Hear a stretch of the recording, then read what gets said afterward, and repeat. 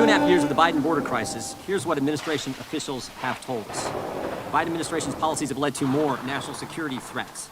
Biden administration policies make it less likely that enforcement actions will be taken against criminal aliens.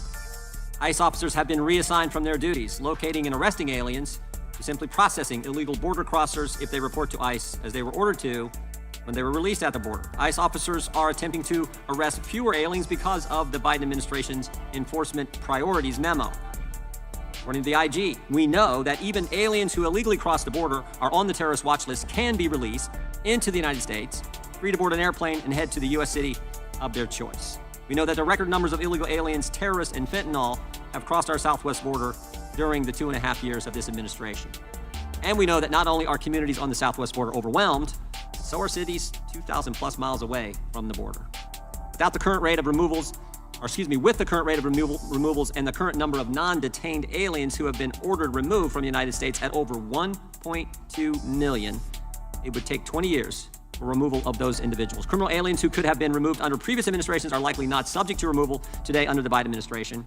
And we know that Border Patrol does not specifically check the home country criminal history of aliens it encounters at the border.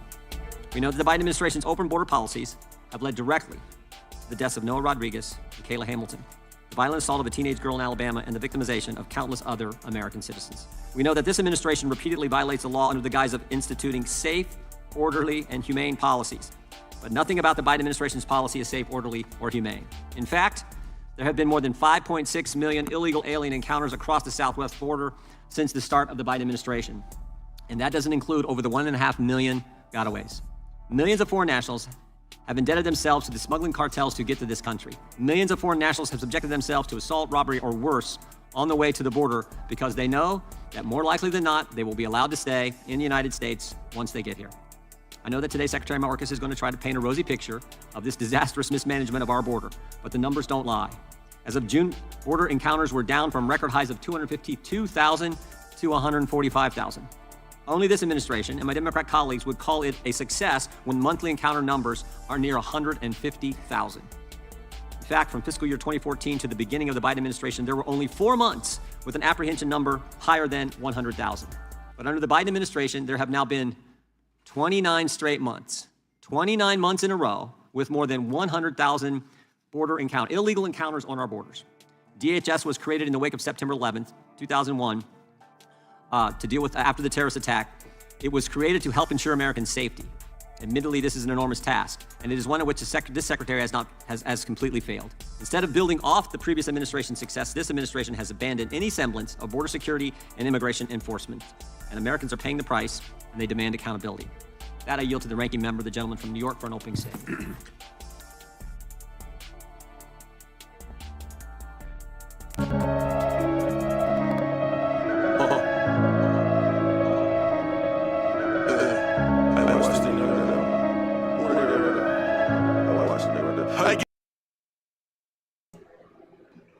Good afternoon.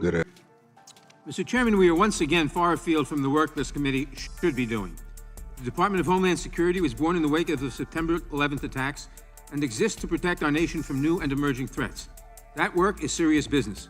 And in years past, under the leadership of chairmen of both parties, when we welcomed the Secretary of Homeland Security into this hearing room, we took our responsibilities seriously. To be sure, some of the questions we posed in those past hearings were tough. Debate is often heated when we discuss important topics like immigration and the security of the nation. But our work on both sides of the aisle was grounded in a good faith effort to advance the mission of the department and to keep our country safe. How times have changed. A few weeks ago, desperate for votes on the debt ceiling deal, Speaker McCarthy promised the extreme MAGA wing of his party that they could pursue the impeachment of Secretary Mayorkas. As Representative Marjorie Taylor Greene put it, if she was going to vote for the debt ceiling bill, she wanted some, quote, dessert. As she so eloquently put it, everyone loves dessert, and that's impeachment. Someone needs to be impeached. Like many of her colleagues, she seemed not to care who was impeached, so long as they could engage in the political exercise of impeaching somebody in the Biden administration. Okay, I'm going to try it like this. I'm going to just overtalk him a little bit, turn him down. Seemed like when I jumped to my main screen there, it kind of messed up. Thank y'all for joining me this afternoon. We're going to play some catch up on this that's going on in progress. They eating Mayorkas up right now up in this daggone room, man. I decided to bring it to y'all. You know what I'm saying? We can sit back and talk about it. You know what I'm saying? I'm not going to be doing a lot of talking through this one. I'm going to be basically in the chat typing with y'all. This one here is juicy. The stuff that he is not prepared for the position that he holds. We have another one sitting here. And always pay attention to who's asking the questions, how are they asking the question, what is their agenda for asking that question, and why are they trying to deflect? You know what I'm saying? You can tell the ones who's asking the real questions and the ones who's trying to deflect. That's very important for you to notice. You know what I'm saying? But yeah, they grilling Mayorkas on this border patrol. I want to thank everybody who came in this morning and hitting the like button and sharing me out. Can't handle the truth. Thanks for the share. 6'9", good afternoon. Sanjia, good afternoon. D Truth, what up, bro? Good afternoon, man. I'm working on a couple of different screens here, trying to catch up here. Brown skin Cynthia, thank you for joining me today. Let's see. Margie Williams, good afternoon. Mookie, good afternoon. For those who's coming in, Nanya, you can't hear me.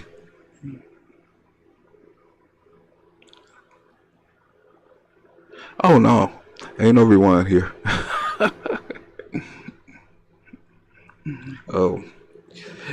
But this is Mayorkas, and they is grilling the hell out of him about this border. Listen to what's going on in our country right now. This is some crazy shit right here. I meant to come to y'all early, but it was so many of these I'm trying to catch up on, and then so many going on in progress. It's getting crazy up out here. So we're gonna jump into this one, which is the border crisis and Mayorkas. Yeah.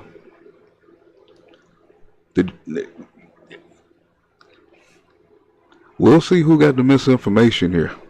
That's why I told everybody to pay attention to who's asking the questions, how they asking the questions, what is their purpose for asking the question. You know a real question when you hear one. Let's go. This is nearly as many people as President Obama deported in his entire 8 years in office. These are not the policies of an open border or an administration not executing our laws. They are the opposite. As we have discussed, drugs are in fact coming into this country. However, as every expert seems to agree, they are coming largely through ports of entry. And according to CBP's own data, they are being brought in overwhelmingly by U.S. citizens. And lastly, no, the Secretary did not lie to Congress. Nobody believes that Secretary Mayorkas knowingly and willfully misled Congress during last year's testimony. And any assertion to the Congress is flat out false. Thank you for being here today, Secretary Mayorkas. I hope the good men and women of the department will not be disheartened by what they hear today. I have confidence that they will not let these baseless attacks deter them from their commitment to the work that is so essential to the safety of our nation. And with that, I thank the chairman and I yield back. Gentleman yields back without objection. All of the opening statements will be included in the record. We will now introduce today's witness, the Honorable Alejandro Mayorkas. Mr. Mayorkas is Secretary of the Department of Homeland Security. He was sworn in on February 2nd, 2021. We welcome our witness and thank him for appearing here today. We will begin by swearing you in. Would you please rise and raise your right hand? Do you swear or affirm under penalty of perjury that the testimony you're about to give is the truth and to correct to the best of your knowledge, information, and beliefs, so help you God? Let the record reflect that the witness has answered in the affirmative. Mr. Mayorkas, you know how this goes. You've done this several times. You get approximately 5 minutes for an opening statement. We know we got your written statement last night. I read through it, but we'll look forward to your remarks, and then we'll go right into question. Thank you very much, Mr. Chairman, Ranking Member Nadler, distinguished members of this committee. I'm immensely proud to be here to discuss the work of the United States Department of Homeland Security. Every day, members of our extraordinary workforce, 260,000 selfless, dedicated, and talented public servants across the country and around the world, make sure that travelers reach their destination safely, protect our shores and harbors, keep fentanyl and other deadly drugs from entering our country, help families rebuild after the devastation of a natural disaster, protect our ability to safely and securely turn on our computers, faucets, and lights, and secure our border despite the broken and outdated immigration system in which we operate. These heroic men and women are meeting challenges that have grown more complex and dynamic throughout the 20 years since our department was established. As the threats have evolved, so too has our department, innovating and advancing as we secure our homeland and keep the American public safe. We are leading an unprecedented effort to interdict the flow of fentanyl into our communities, which has escalated for more than 5 years. We seized nearly 2 million pounds of narcotics last fiscal year. Operations Blue Lotus and Four Horsemen alone stopped nearly 10,000 pounds of fentanyl from the U.S., led to 284 arrests, and yielded invaluable insights into the transnational criminal organizations wreaking this death and destruction on our communities. When our department was created after the tragedy of 9/11, foreign terrorists were our primary terrorism-related focus. While that concern certainly persists, the most prominent terrorism-related threat we now confront is from lone offenders and small groups already present here and radicalized to violence based on ideologies of hate, anti-government sentiments, false narratives, and personal grievances. Thanks to support from Congress, we have developed grant programs and distributed more than $50 million in funds to help communities prevent acts of targeted violence and terrorism. Our approach to managing the borders securely and humanely, even within our fundamentally broken immigration system, is working. Unlawful entries between ports of entry along the southwest border have consistently decreased by more than half compared to the peak before the end of Title 42. Under President Biden's leadership, we have led the largest expansion of lawful, safe, and orderly pathways for people to seek humanitarian relief under our laws, at the same time imposing tougher consequences on those who instead resort to the ruthless smuggling organizations that prey on the most vulnerable. We secured the first increase in Border Patrol agent hiring in more than a decade, and our campaign to disrupt and dismantle human smuggling networks has resulted in the arrest of nearly 14,000 smugglers. We have taken bold and decisive action to counter the cybersecurity threat from nation-states like the People's Republic of China, Russia, Iran, and North Korea, and from cyber criminals around the world who target our critical infrastructure and seek to hold schools, hospitals, police departments, and other institutions vital to our daily lives hostage for ransom. We have seen the recent devastation that increasingly severe and frequent extreme weather events have brought to Kentucky, Florida, Vermont, Oklahoma, New York, and many other states. Our department, through FEMA, is working with partners across the federal government to support communities impacted by unprecedented natural disasters and help them strengthen their long-term recovery and resilience through grant funds, technical assistance, and on-the-ground support. This and so much more. The DHS workforce does all of this with honor, integrity, and the resolve to safeguard our people, our homeland, and our values. They perform bravely despite public attacks on their character and service, despite unfair and inadequate pay, and despite, as frontline agents repeatedly tell me, threats made against them and their families. These public servants deserve better. Supporting the men and women of DHS has been my top priority since taking office. We have expanded departmental efforts to solicit and incorporate feedback from personnel across all components and all levels, work to ensure that every employee works in a high-quality facility, made new resources available across the department for employee mental health and well-being, and, earlier this week, facilitated long-overdue pay fairness for TSA personnel. Our department and this Congress need to work together as partners to address the threats and challenges America faces. We must fix our broken immigration system, fund the continuing protection of local communities, disrupt and dismantle transnational criminal organizations, and implement the latest technologies to advance our mission. Americans are safer today on the border, in the air, at sea, across the country, and around the world because of the Department of Homeland Security. Serving with the personnel of DHS is the greatest honor of my life. I look forward to continuing to work together on their behalf, and I look forward to your questions. Thank you, Mr. Secretary. The chair now yields to the gentleman from California, Mr. McClintock. Mr. Secretary, what is the maximum number of illegal migrants you believe we should admit into this country? Congressman, it is our responsibility to enforce the laws that Congress has passed, and that is indeed what we are doing. Individuals who do not have... So is there a limit? Yes or no? Congressman, individuals who make a claim for relief under our laws and who Well, do not you've succeed. already released more than 2.1 million illegal immigrants into this country since you took office. That's a population the size of the state of Nebraska. While the Border Patrol has been consumed by taking names and changing diapers at the border, 1.5 million known gotaways have illegally entered the country as well. That's an additional illegal population the size of the state of Hawaii. So once again, I would ask you, what is the limit, or is there one? Congressman, last year we expelled or removed approximately 1.4 million people who did not have a legal basis to remain in the United States, the largest number in recent history. Well, actually, you testified that 72,000 illegal migrants were removed in 2022. But in 2019, there were 267,000 removals. So removals are down under your administration by more than 75%. Meanwhile, in 2019, there were 400 down. Well, actually, you testified that 72,000 illegal migrants were removed in 2022. But in 2019, there were 267,000 removals. So removals are... D-Truth, do you need a rewind on that one again? For the people who was in the room yesterday, we see how this go. I believe D-Truth is one of those people that keep feeding us propaganda to keep us thrown off. As you just heard those stats that was just called, how are you going to blame 45 for this border? Let me go back again. 10 seconds.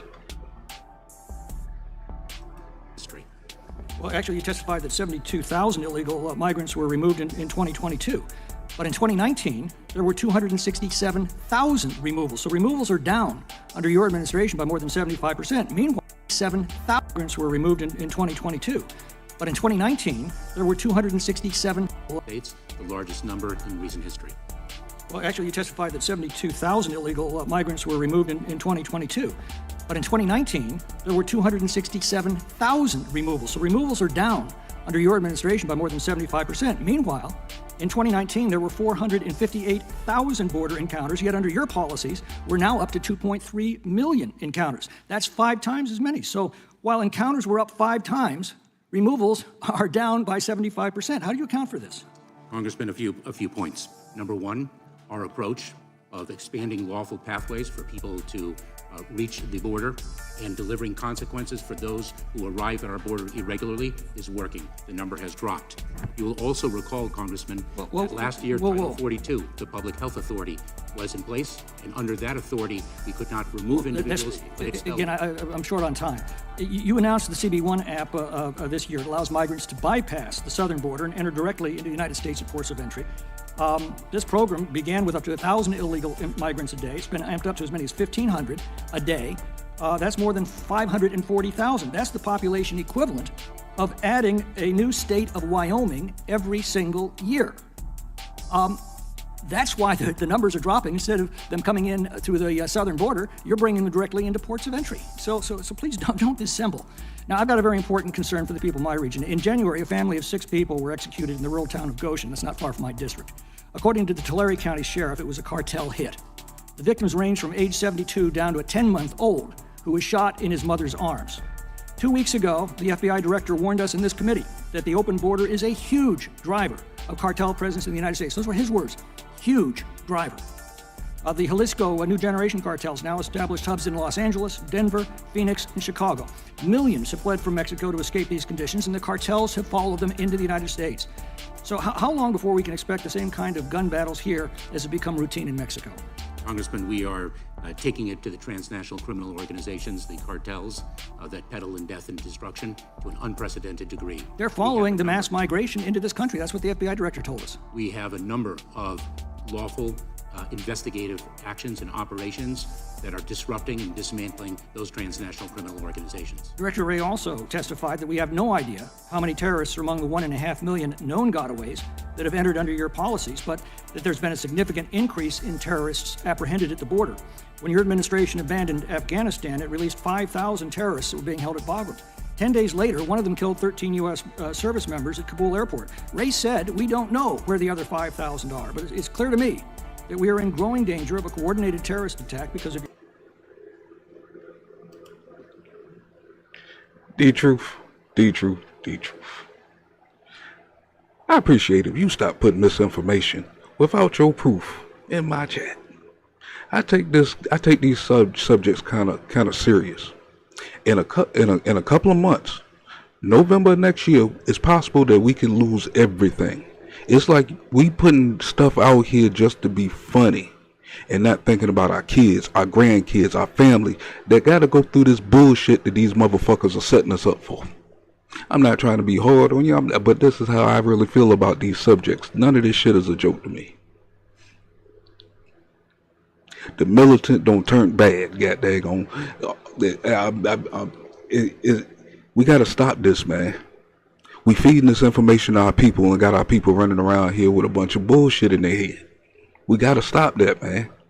Let's get down to the facts. There's no need to keep throwing stuff out there that's not backed up.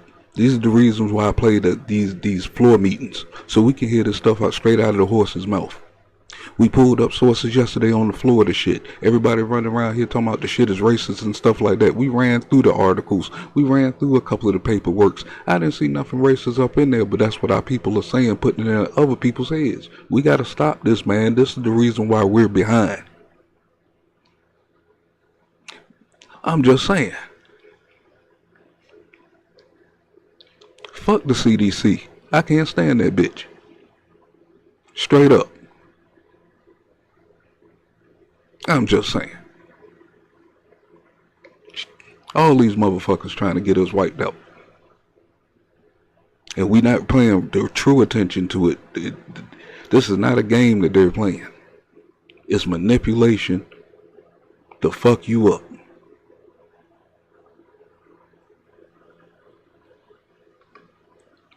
But with that being said, just to let you know where I'm standing at on this, you know what I'm saying? I want to get down to the real facts. I'm tired of everything getting blamed on somebody who haven't been in the office for 3 years or so. Only had 4 years to serve, when most of these people in charge now been sitting there for 40 years cooping up god on a master plan to take over the freaking world. I don't see how everything keep getting blamed on Trump. It ain't even funny no more. It's too many people coming out speaking too much good stuff that he done did in the past. No matter if it's rent, not paying rent for 8 years in one of his buildings, the business loans that they ain't got to pay back, all kind of stuff, man. You know what I'm saying? Put that stuff out there. And these were black people that he helped. I'm just saying. As long as we keep down throwing shots at him, we're going to fall for somebody even more worse than Joe Biden. DeSantis. Got daggone that Newton might jump in the race or something. We might end up with one of these motherfuckers when we don't know what their true agenda really is. Veneswamy. I think that's how you say his name. I'm starting not to trust that guy. There's something weird about him. His aura on him. It looked like a wolf in sheep's clothing to me. You know what I'm saying? We need to get down to that instead of, I mean, I understand Trump is running the polls and shit right now, but maybe that's a good thing. Majority of the people is seeing something that a lot of people are trying to deflect us from. And it seemed like it was pretty good when he was in office, unless you was brainwashing to thinking that he wasn't doing nothing good. When you can look at the accolades. Matter of fact, I might pull up the accolades one day. I think I said that word wrong at first. Do not make a clip of that. But I'm just saying, I had to get on my best friend yesterday because of that stuff, man. Hey, and that was my best friend. I was a lot harder on him than I did on you, though. D-Sizzle, what's going on, bro? You know what I'm saying? That's just how I'm feeling about this content. We got to stop making jokes. Stop blaming everything on that. On 45, when all these people don't have more than 40 years in fucking service in the damn government. Come on, somebody. Tamara, good afternoon. Good afternoon. Thank y'all for joining me today. This is Mayorkas getting cooked on the Congress floor right now. I mean, boy, I had to start this over from the beginning. I caught it in the middle, and I was like, oh no, got to go back to the start. They is cooking him, and there's so much stuff that he can't answer. We're not paying attention to that because we're looking at the former president. Why? This is now. That was then. I thought a lot of the executive orders and all that stuff was destroyed of his. So we shouldn't be blaming nothing on him if he came in there and this dude signed like 30 bills going into office. So, with that being said, I ain't going to hold y'all up too much longer. Got daggone, let's get back to this gray head guy. My fault. Mr. McClintock? Mr. McClintock. Boy, I don't know how he got through school. Joke the hell out of him.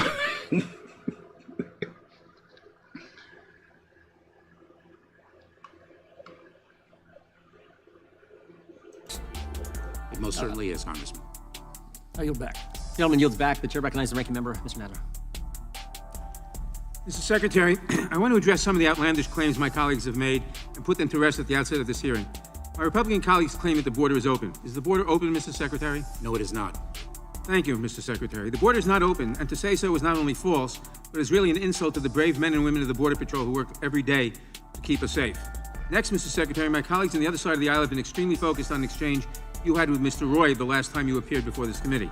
They claim that you lied to the committee about whether we have operational control of the border. The Homeland Security Committee even wrote about it in Phase 1 of their investigation into potential impeachment.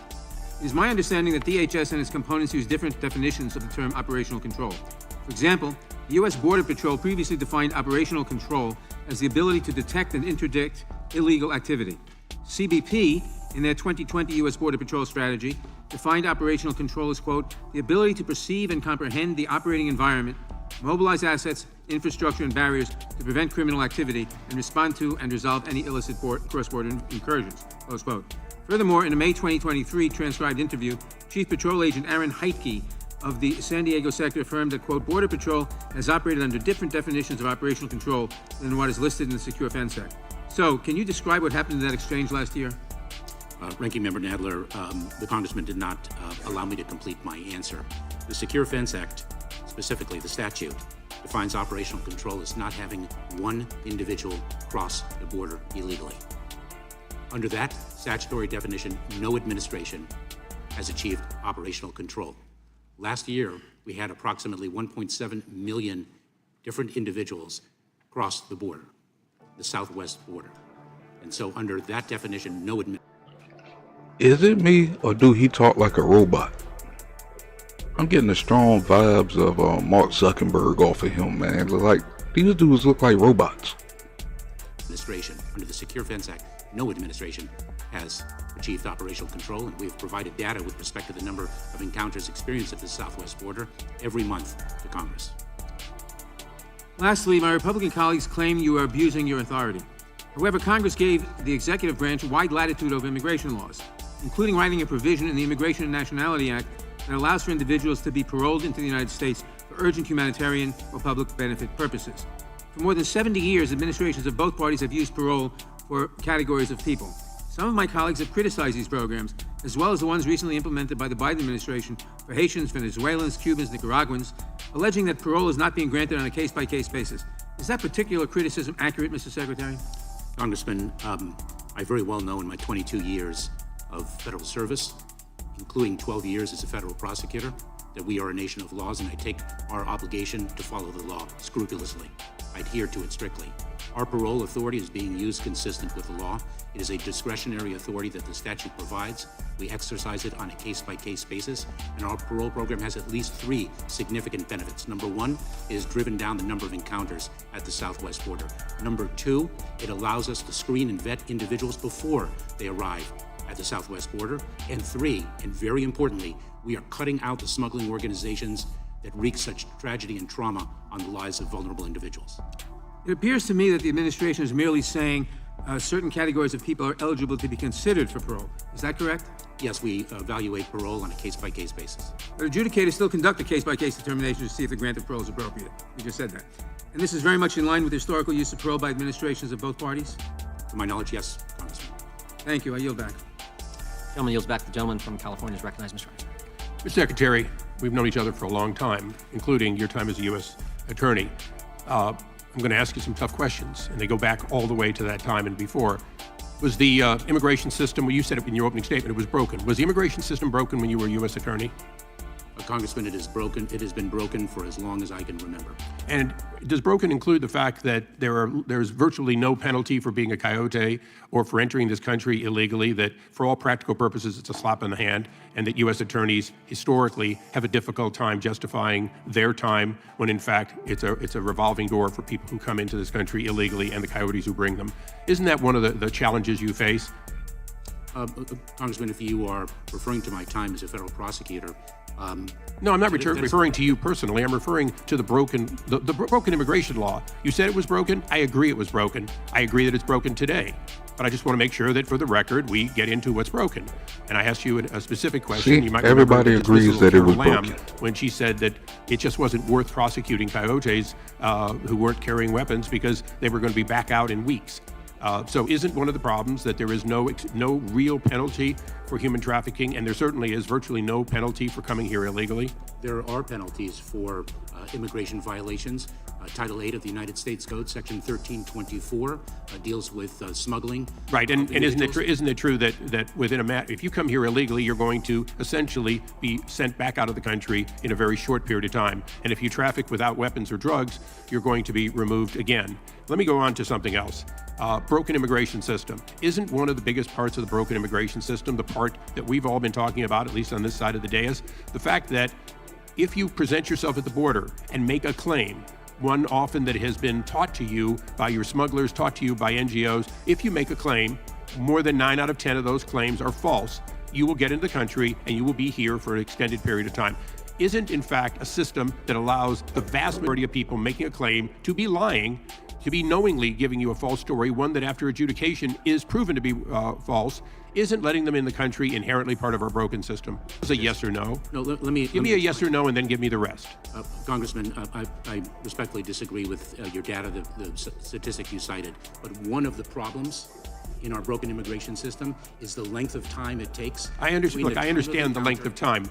Isn't it true that most countries do not simply admit and release people waiting and tell them to come back when they...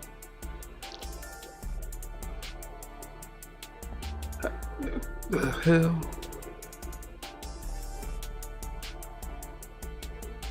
Why am I buffering? Okay, it looked like I'm back now. What's it called? I had no issue at all yesterday. But ain't he's in charge of... Can't he make changes if he's in charge? I'm just asking.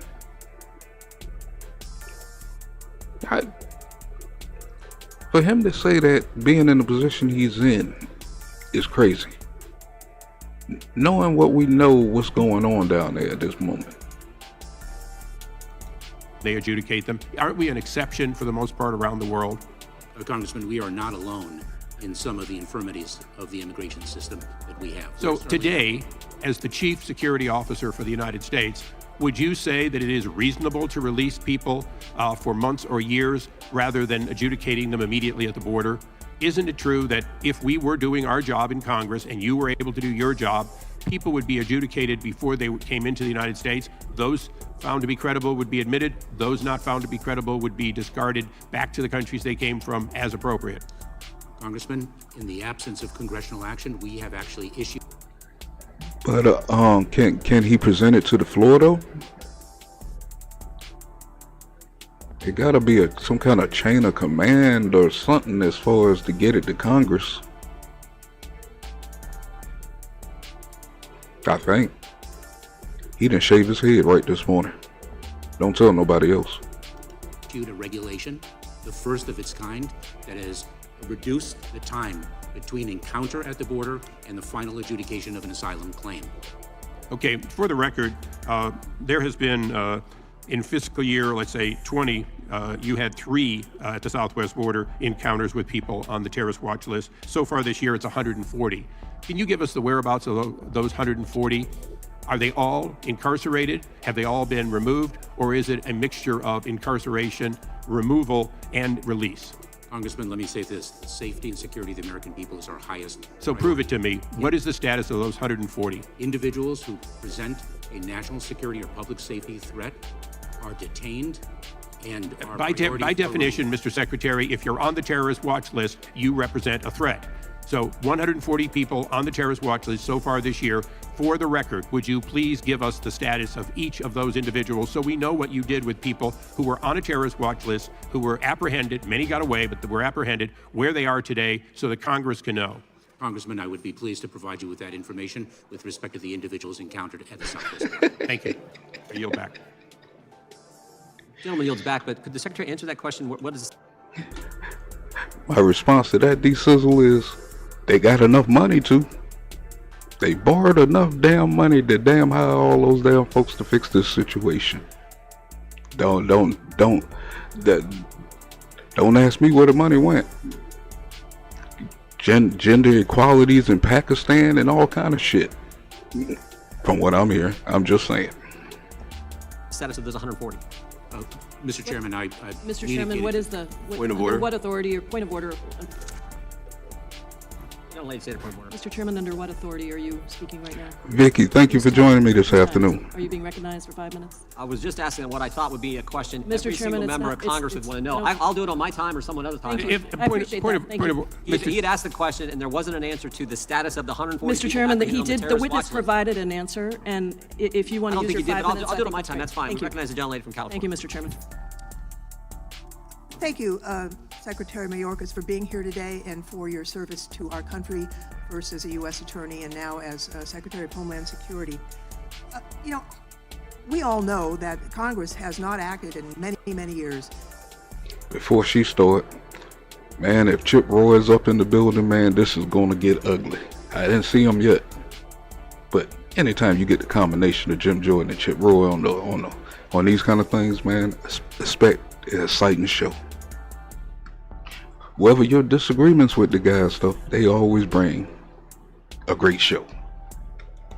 To update our immigration laws. In fact, it's been really, if you want to take a look at it, we're still operating under the outlines of the 1965 Act, which no wonder it doesn't work that well for the United States of America in 2023. So I'd like to ask first, do you agree that it would be better to have a legal framework wherein people could actually enter the United States with visas and the like, and instead of a mishmash of asylum claims and the like at the border? Congresswoman, I do. I see other countries with systems that are more advanced than ours that actually can match the need for labor with the supply for labor. And in fact, Canada is one of those countries immediately to the north. I would just note that the Canadian government has now opened up an official government effort to poach the most educated and the most talented postdocs and doctors in the technology field in Silicon Valley. 10,000 of the best and the brightest applied on the first day. So that is a loss to our country.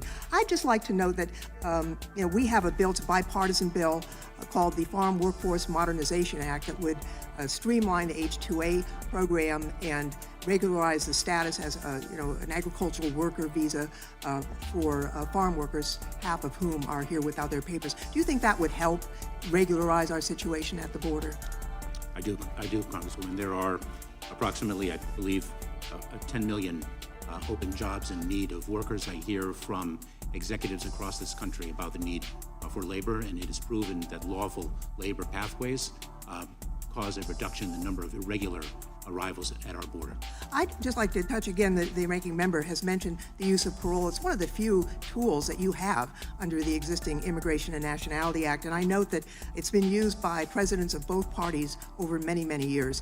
President Eisenhower oversaw parole of over 30,000 Hungarian refugees escaping communism. President Ford and President Carter oversaw the parole of hundreds of thousands of Vietnamese fleeing the communist. Parole for people fleeing communism in Cuba and fleeing communism in Nicaragua and now fleeing communism in Venezuela. Would you say that?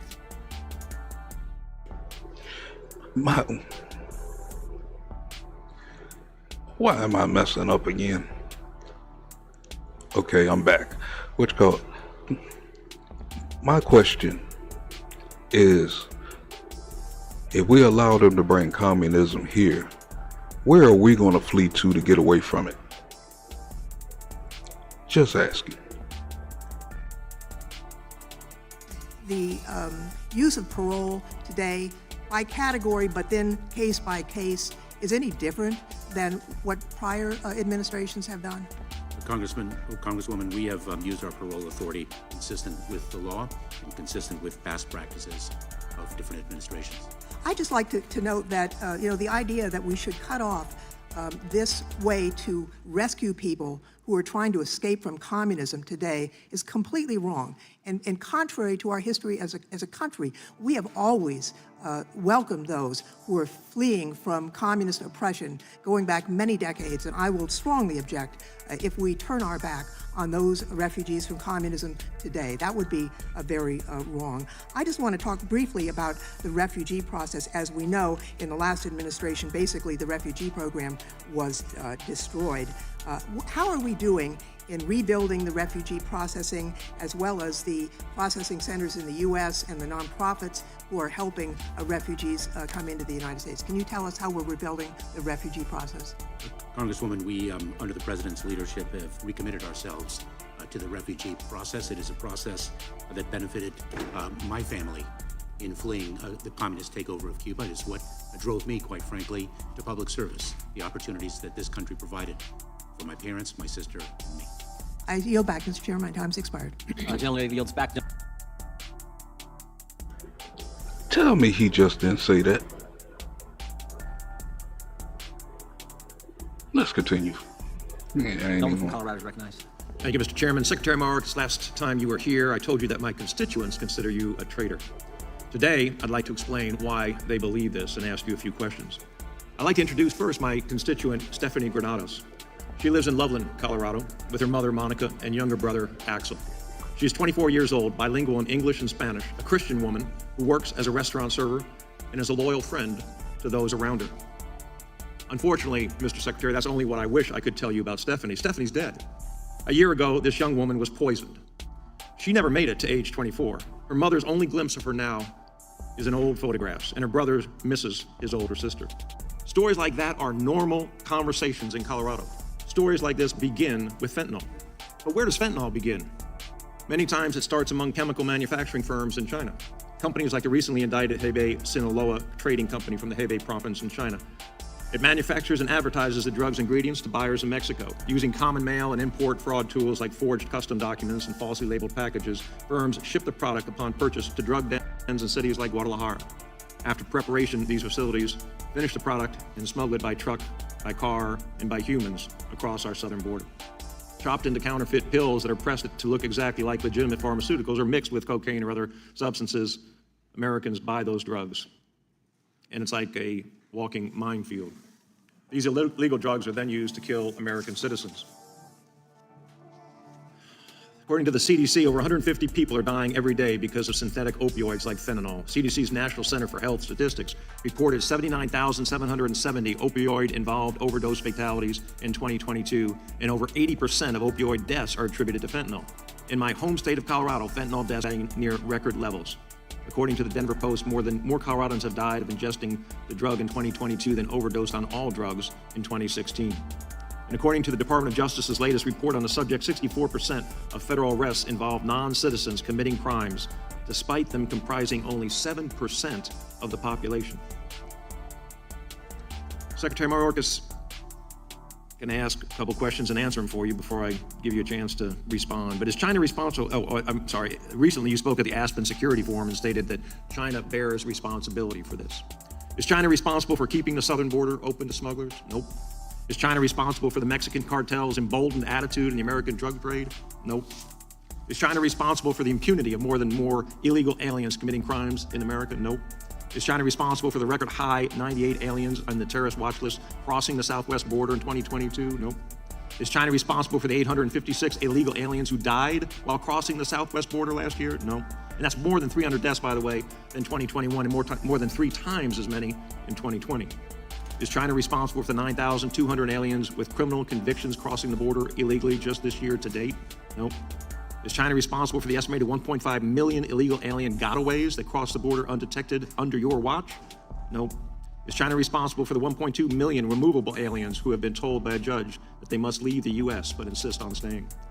Secretary Mayorkas, it is your responsibility to secure our border against fentanyl trafficking. The fentanyl killing thousands of Americans every year is a direct result of your dereliction. When people die of fentanyl poisoning, it is your fault. What would you say to Stephanie Granados' family if they were here right now? Congressman, we grieve the loss of any life as a result of the toxicity, the devastation of fentanyl. The challenge of fentanyl is not new. It has been escalating for more than 5 years. I believe there were more than 50,000 overdose deaths from fentanyl in 2020. This is a scourge that all of us have to work together to combat. And we in the Department of Homeland Security, with our federal partners, are taking it to the traffickers to an unprecedented degree through innovative operations targeting criminals. And I stand by my statement at Aspen that China does bear responsibility because many of the precursor chemicals and the pill press equipment that are used to manufacture fentanyl does originate from there. This is a complex problem. We are taking it to the criminals, and I look forward to working with you, Congressman, to address this challenge, which has been only building over many years in this country. I yield back, Mr. Chairman. Yields back. Gentlelady from Texas recognized. Good morning, Mr. Secretary. You have repeatedly been before us and indicated your humble beginnings and the passion and commitment in which you serve America and take very seriously your job here as Secretary of Homeland Security. On that basis, I have a number of quick questions that I'm going to ask for a sense of urgency and rapidness so that I can assure that all have been answered. First of all, I want to make clear that this is an oversight hearing, not an impeachment hearing. This is a hearing to address the questions of the work that has been done. And so to that end, just as a factual basis, there's been a lot of hollering about the entry on the border. It's always I'm asking for a black son of a gun to say something that stupid. How much do you really care about black people at this point? This dude should be impeached. If you care about your black people, you should care that these immigrants are getting pushed into their communities, taking their communities over after by y'all orders to burn the motherfuckers down because Black Lives Matter. I'm just saying. We gotta wake up, we gotta open our eyes a little bit here. Think about what I just said. They moving in, and we got proof that they're moving into our communities, getting money that cities said they didn't have from the jump. They getting this money, 53 millions and shit and all kind of shit that I'm hearing, reopening schools and all that for these immigrants and stuff in black people's community. That is totally disrespectful, goddamn. The dude need to be impeached. This should be an impeachment hearing. So, with that being said, let's listen to this old cornrow head ass woman. brief question. We know that the federal government ended Title 42. Have crossings gone down?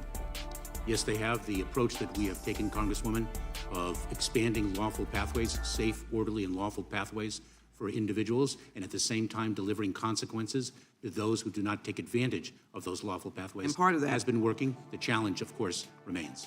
My numbers suggest 70% that they've gone down, and it also suggests that the Biden administration has put in stricter requirements for asylum. Is that correct? We did. We are delivering consequences for those who do not take advantage of the lawful pathways. But you still believe in the humane infrastructure of America that started with the Statue of Liberty and realizing people flee persecution, political dynasties, if you will, that cause violence and a forcing of leaving. Is that part of our thinking here in the country? Congresswoman, our laws, our refugee laws, our asylum laws are one of our proudest traditions as a country of refuge. So would you say, having been asked this over and over again, that the United States, the President of the United States, the Secretary of Homeland Security, and all of the hardworking men and women at the border have operational control or have a form of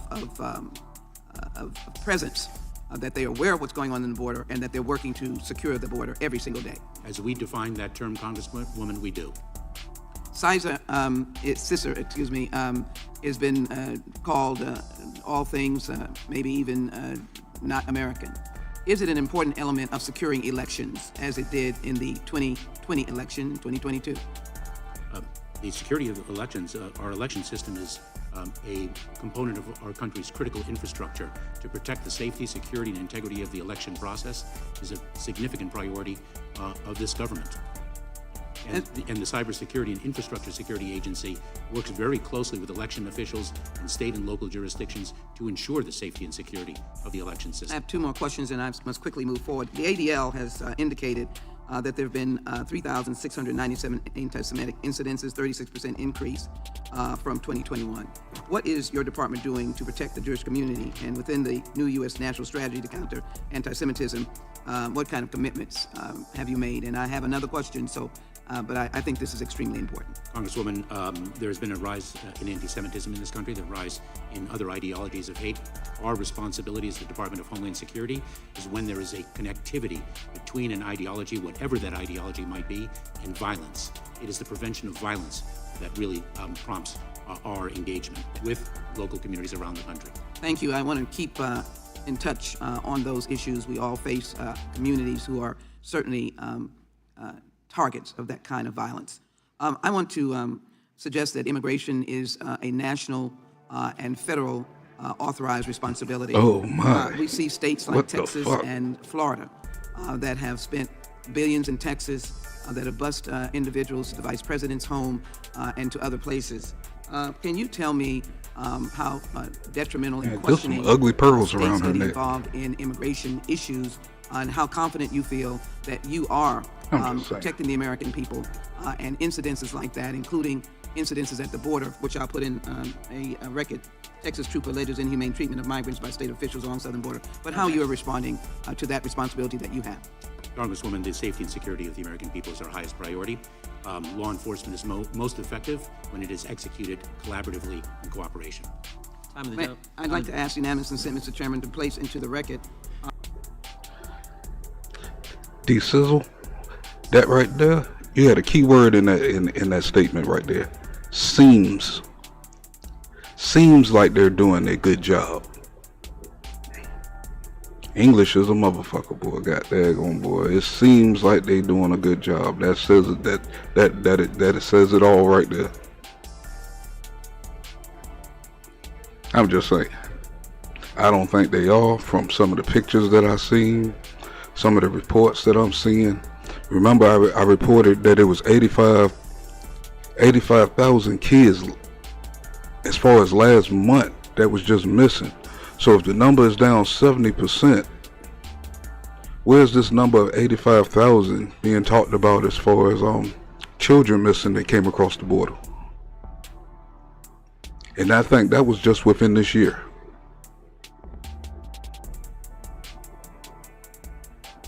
They throw out numbers, but they not really putting a whole lot around it.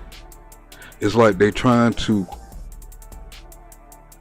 feed off of what they think we already know by what propaganda machines you listen to. You know what I'm saying? But I could be wrong. You know, they could be down 70%. And it's being misreported that up in these, because they've been known to give us old pictures of events and stuff like that. These pictures could be a couple of years old or something.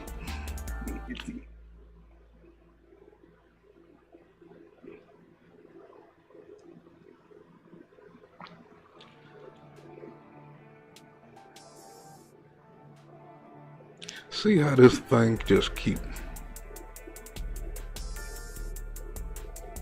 As soon as we get on these topics, this thing starts buffering. Yesterday I had no issue whatsoever. the CBS News, July 18, Texas trooper alleges inhumane treatment of migrants by state officials along southern border.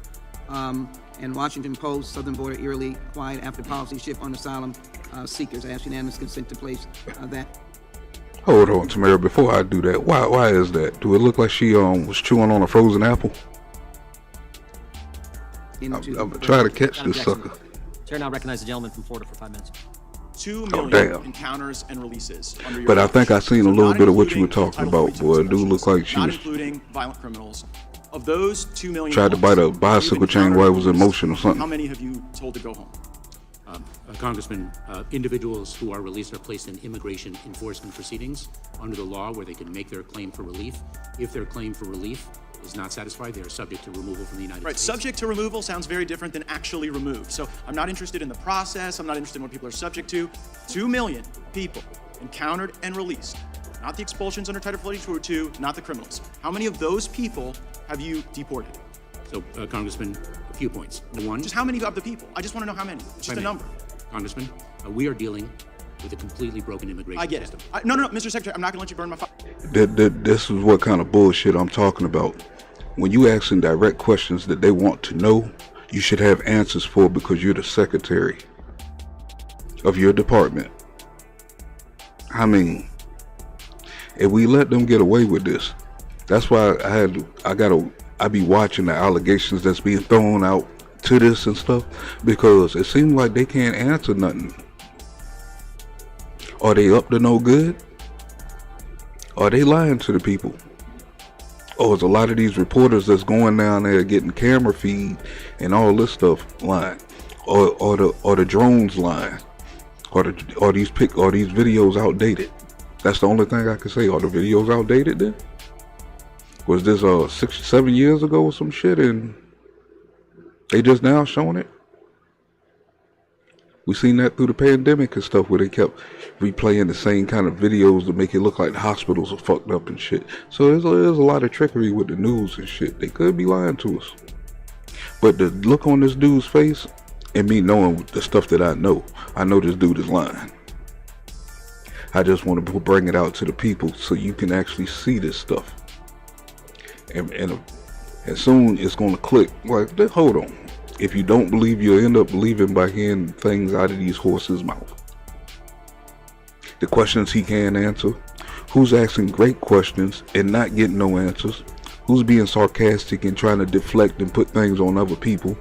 You know what I'm saying? This is where you get an idea of all these people before they start getting in a lot of these races and things like that in your cities and your towns and things. So,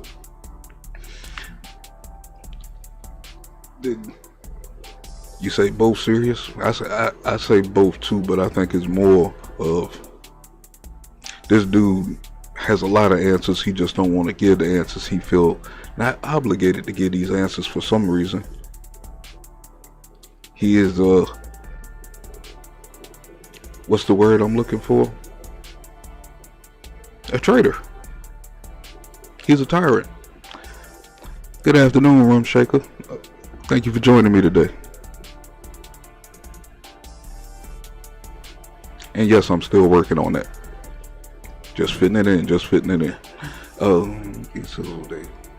did why the protest keeps. Heck yeah, they kept showing the same thing. White Black Lives Matter members got their whole fucking up the streets.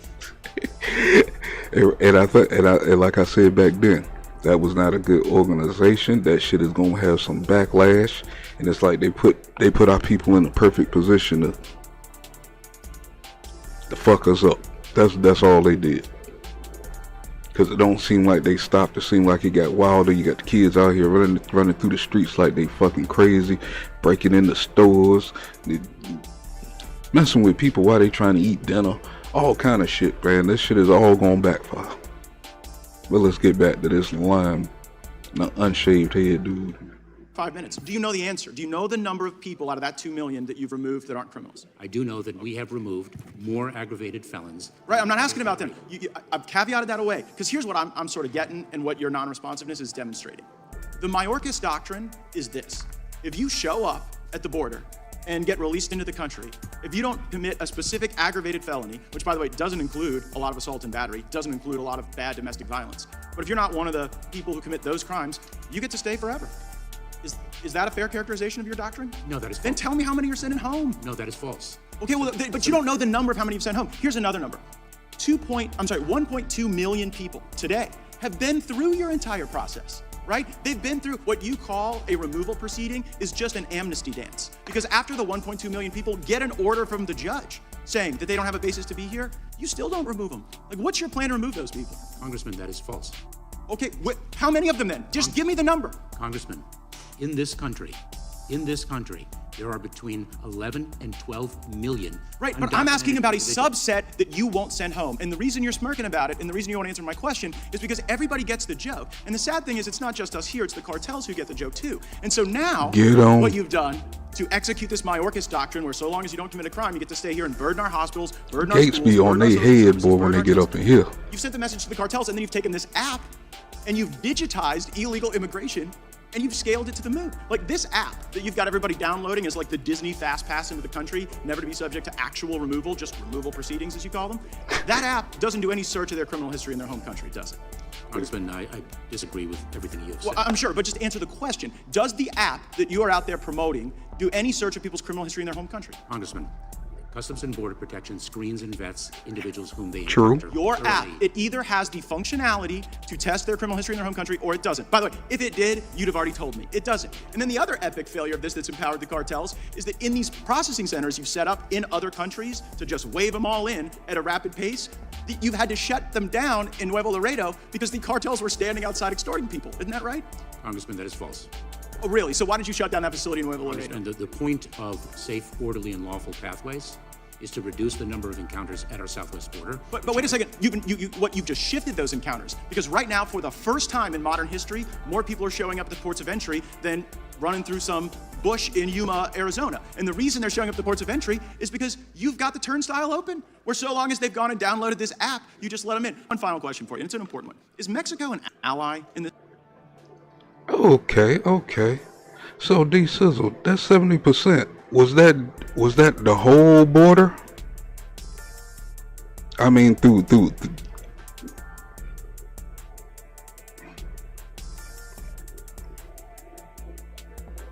man, I should have reset it before the show.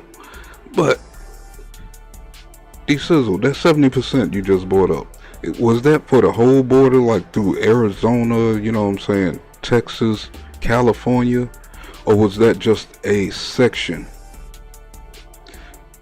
Because that's what I was trying to say earlier, because they run a lot of games.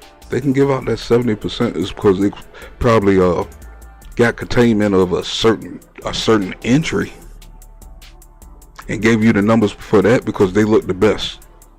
You know how they work. I'm just asking, yo. You know what I'm saying?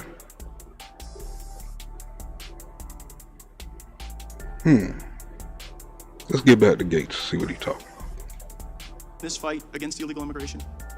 Yes, it is. So, I mean, it's hilarious and somewhat troubling. He that you say damn that, sure because, didn't. like, I'm looking at the El Chapo trial where President Nieto took a $100 million bribe from the Sinaloa cartel. Do you think that the subsequent presidents following Nieto weren't offered a bribe by the cartel or didn't take? You have said.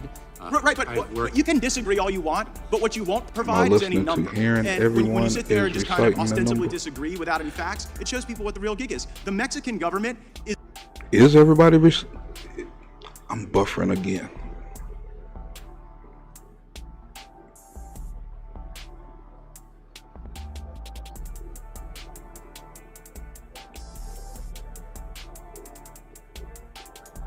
Okay, look like I'm back. Which cut? Yes, all the borders. Okay. I'm gonna take that as a note. Just taking notes. This is how I come up with my truth. You just got to take notes, and they eventually tell on themselves. So if it's 70% and it's all the borders, that's what I'm gonna lock in as my mental note. Cause you know I don't really write notes down, so when y'all see me going, I'm really going straight off the head.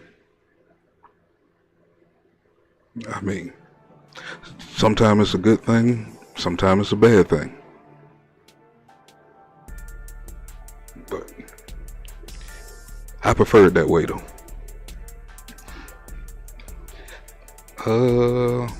Let's get back to Gates and see where he's going with this. Is captive to the cartels. They are doing the bidding of the cartels, and based on your response today, so are you. It do look like something is weird though. At DC, you know when I say something ain't right, something ain't right. Thank you, Mr. Chair. Welcome, Mr. Ambassador. Appreciate your service and appreciate your testifying today. Last week, Director Wray sat in the hot seat. By the way, is it still warm, or did you bring some hot holders? Tell you the truth, I don't remember hearing that story. Questions of this committee. Thank you, sir. Director Wray testified that a lot of the animus that has been conjured up against government in this Congress particularly, but around the country, have given white supremacists the belief that their actions may be justified. And it's hurt morale at his agency, and it's jeopardized the lives of some of his agents. A situation in Cincinnati where a man went out, he didn't kill anybody, but he tried to, he was going to go to the Cincinnati base, and there have been others. Has your division of government Homeland Security been affected, the employees' morale been affected by these white supremacist threats and statements? And have you been, any of your agents and sites been the victim of violence? Congressman, it is the anti-gov. Hey, this stuff takes time, man. This stuff takes time. You know what I'm saying? When I was getting down to it, I was giving you a lot of the info. Look how big that info has gotten since I thought that I was getting to the bottom of it 3 years ago. That shit don't goddamn turned into a hellified hurricane of shit. You know what I'm saying? It's like this shit the hole keep getting deeper and deeper, man. It's like, yo, I was just about to bring him up, D-Sizzle. If Abbott is not in here, something ain't right. Because he was the main one talking the most shit. He was the main one busing people to all our cities and shit. Which is very suspect to me now. What is your agenda in the whole agenda? What is your part? All these people has a part to play in some kind of agenda. And it's hard to call out certain people. That's why I try to overlook a lot of things that y'all are putting in the chat. Because I'm focusing in one direction. I hear this stuff, I see this stuff, I'm aware of it. Some of it. You know what I'm saying? When you told me about what you call Jim Jordan in Ohio and shit, you know what I'm saying? I didn't know that a little bit. Because I felt that wasn't important to the main scale. Yes, that's that's the state. But hey, sometimes you he shouldn't have took the responsibility, is what I said. Is what I'm saying. He shouldn't have took that responsibility if this is going to be his main focus here. That's the only thing I can see that can bring up neglect of your own state. So a lot of them are like that. It's like their states ain't doing well, but they up here talking shit. So I'm taking my notes, man. I'm taking my notes. Thank you, Cold Pepsi. Thank you. Because I've been trying to get down to the bottom of this, man. When March 2020 is when I hit the buzzer. Like something ain't right. All the antennas went up. And this was naturally. You know what I'm saying? Everybody didn't get the same feelings or whatever off the things that I was saying. But still, I've been hitting cold red since March 2020 when that thing started. The pandemic, that is. Like something didn't feel right. All the energy. And I'm pretty sure a lot of y'all might have felt the energy in the country didn't feel right. It was like something bad was coming. And I believe that DeSantis has spent $20 million. Which called that I don't trust that guy. Even though I spoke up a little bit for him yesterday, only for that one subject. You know what I'm saying? Other than that, I don't trust that guy whatsoever. I don't trust Venezuela. Something about his history, as far as his career, don't sit well with me, where I know where they're trying to go with what they're trying to do. You know what I'm saying? I wouldn't want him in office. Like, where the hell you come from? You doing the Obama pull-up, man. You just show up out of nowhere. Who the fuck are you? Who sent you, nigga? So, but let's get back to Lion Mayorkas and his unshaved head. Government sentiments and their connectivity to violence. That is the subject of my discussions with many of our frontline personnel and the threats that they have encountered as a result. Has there been any violence directed at any of your sites? There has, and we have an agency within the Department of Homeland Security, the Federal Protective Service, remarkable men and women in uniform who protect federal facilities and the personnel who work in them. There was a court ruling yesterday, and I didn't get into depth, but I believe it suspended a program that the president, and that includes you, tried to have for border entry and who could come to this country and seek asylum and limit it to some extent, and it was stayed, I believe, by a court. Is that? Why did he look like the daddy from that dude from Back to the Future? The scientist. Correct? Yes, Congressman, it's the circumvention of lawful pathways regulation that we promulgated as part of our process to expand lawful pathways for individuals and at the same time deliver consequences for those who do not use those pathways. Were there similarities to the program that President Biden and you had stayed, that President Trump had also tried to implement or did implement? It is a different program than the one that President Trump implemented, Congressman. Okay. Did it have any parts of it? No, that the and I will not speak much about this, Congressman, because the matter is the subject of litigation. But President Trump issued a transit ban on individuals, and our regulation is not a ban. It shifts the evidentiary burden, it raises it, and creates a rebuttable presumption, which is quite distinct from a ban. Could you say that was a middle ground between what President Trump had and what the court maybe wanted because the court stayed it and didn't allow it to occur? Congressman, I'm not able to comment any further, given the fact that it's a matter of pending litigation. Thank you, sir. I've had a problem, which is more local in nature, I guess. Constituents who've complained that the opportunity to get certified by the Global Entry Program in Memphis, Tennessee has been thwarted. They've been told they need to go to Jackson, Tennessee. And Memphis is a city of over 1 million people. Jackson's a city of about 100,000. Why our folks would have to go to Jackson to get their Global Entry Program is hard for me to comprehend. They said they had to travel there. We've tried to get in touch with the people at Global Entry. I think we got a phone call Friday, but we found it very difficult to get in touch. Phone number that we were given by some people with TSA as a kind of a speedy number, the number we need to get action. My staff said that the phone was hardly ever answered. They mostly stayed on hold. Could you ask the folks, because they come under you at Global Entry, to look into why citizens in Memphis have to go to Jackson? They were told us because some other people have to work for help FedEx. Everybody should help FedEx. But besides that, they need to help the citizens of Memphis get their global entries as well. So can you look into that for me? I will, Congressman. The Global Entry Program is one of 2 trusted traveler programs. Global Entry is under U.S. Customs and Border Protection, and PreCheck is under the Transportation Security Administration. Those are 2 very successful trusted traveler programs that enhance the security of travel in the United States, as well as facilitated that travel. I'd be pleased to look into that issue. Thank you, sir. And are you from Miami? No, I was born in Cuba and fled the communist takeover of Cuba to the United States. You didn't come to Miami at all? I did. We lived in Miami for a couple of years before my father found work elsewhere. Thank you. Well, I hate when that son of a bitch say that shit. Because if you flee from fucking communism, why are you helping this administration bring communism here?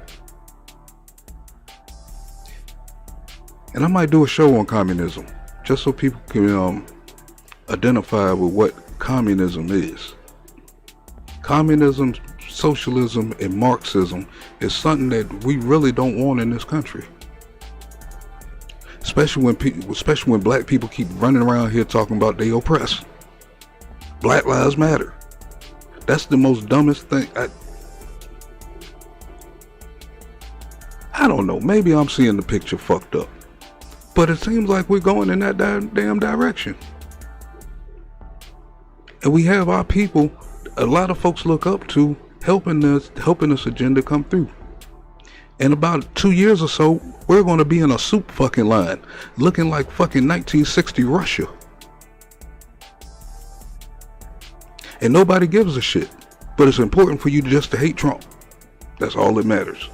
And that person says something racist. That's what's important right now.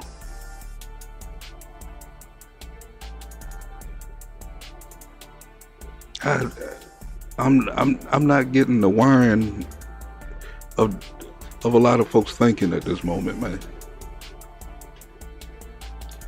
But let's get back to Doc here.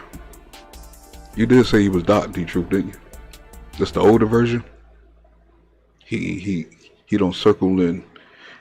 He don't circled around time again and came back to be a congressman.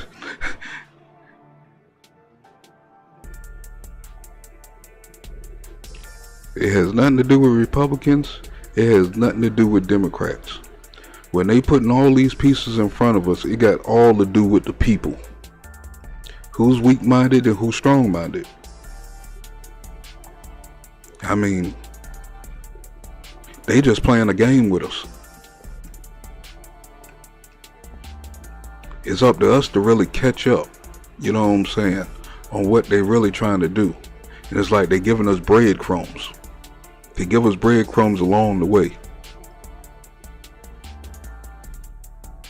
The real hard thinkers are the ones who's jumping ahead of the trail. Because we see where they're trying to take us. If I said that right. Damn, I love when I freestyle. Let's go.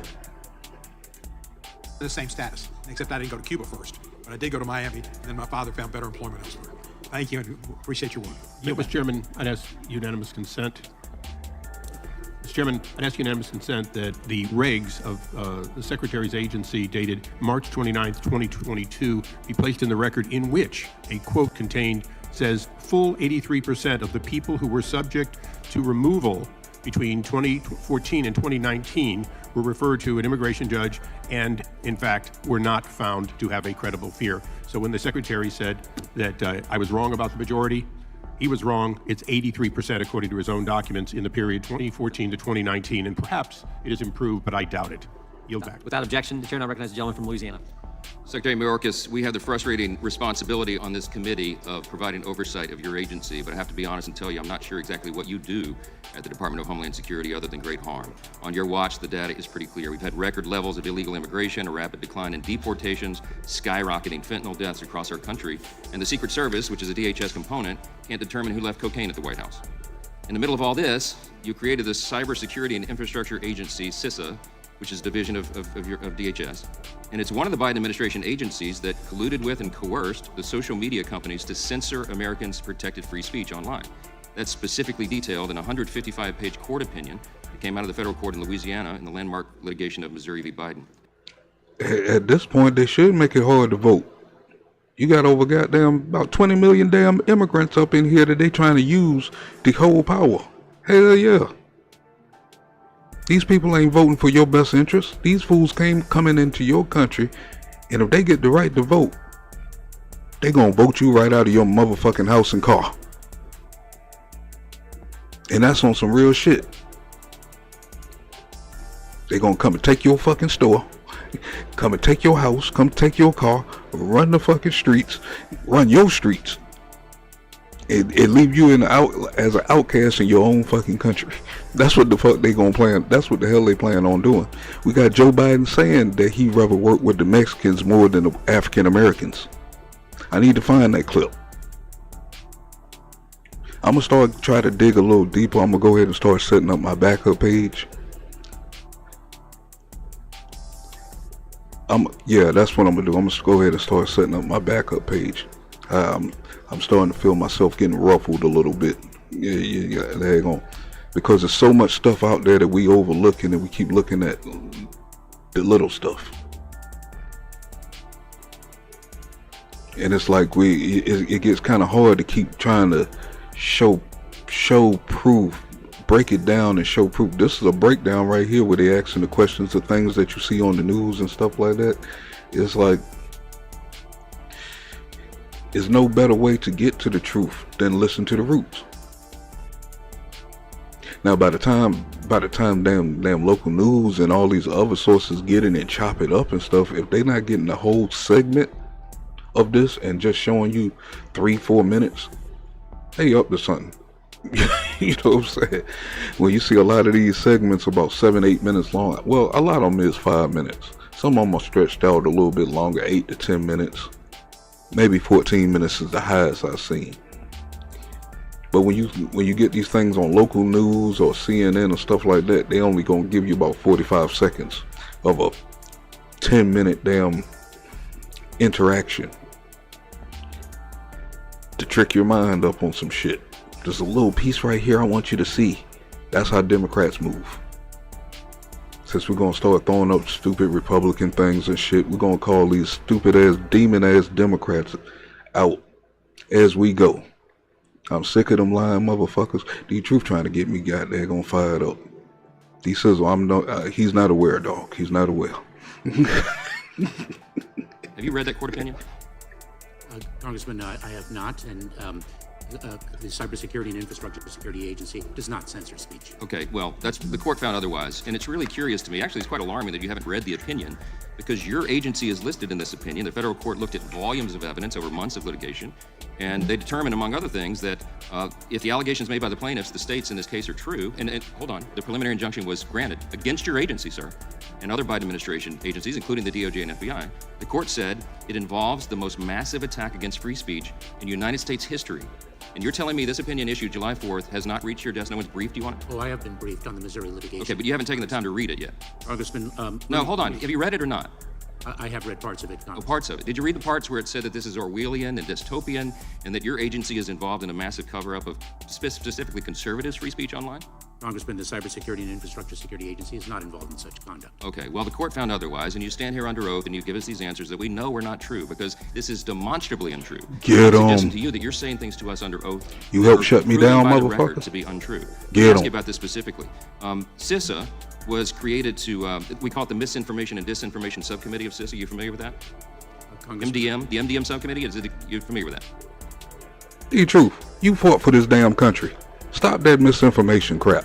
We have freedom of speech no matter what, whether you like it or not. You went and fought for it. I'm just saying. Come on, somebody. Congressman, I am very well aware of the threat of disinformation emanating from adverse nations. Are you familiar with the subcommittee? Just answer the question. I am. Okay. Does it still exist? Congressman, are you speaking of the... Does the MDM subcommittee still exist? I would have to get back to you on that. Okay. All right. Kind of a big deal in your agency. I'm kind of shocked that you don't know the answer to that. Can you define what misinformation is? Congressman, misinformation is false information that is disseminated to... Excellent. Who determines what is false? It's hard to call it out. We got misinformation in my chat. Congressman, our focus... No, who determines what is false in your agency? If you're going to pull something off the internet and collude with a social media platform to make sure Americans don't see it, who determines what's false? Congressman, we don't do that. That's not true. That's voter suppression right there. Hiding information from the people. That's voter suppression. That is not true. That is not what the court has found. This is not a Republican talking point. This is what the documents show. We've had people testify under oath that say agency. Information is false information that is disseminated to... Excellent. Who determines what is false? Congressman, our focus...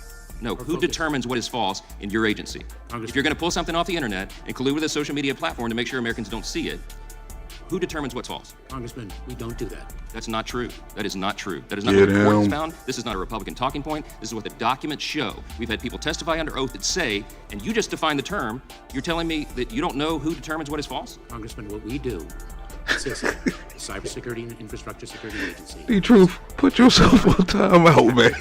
Adverse nation states use to weaponize disinformation. Okay, what is disinformation? What is disinformation? Disinformation is inaccurate information. Who determines what's inaccurate? Who determines what's false? Do you understand the problem here? So when can we jump on the head of these lying-ass newscasters we see every fucking day? That's what I want to ask y'all.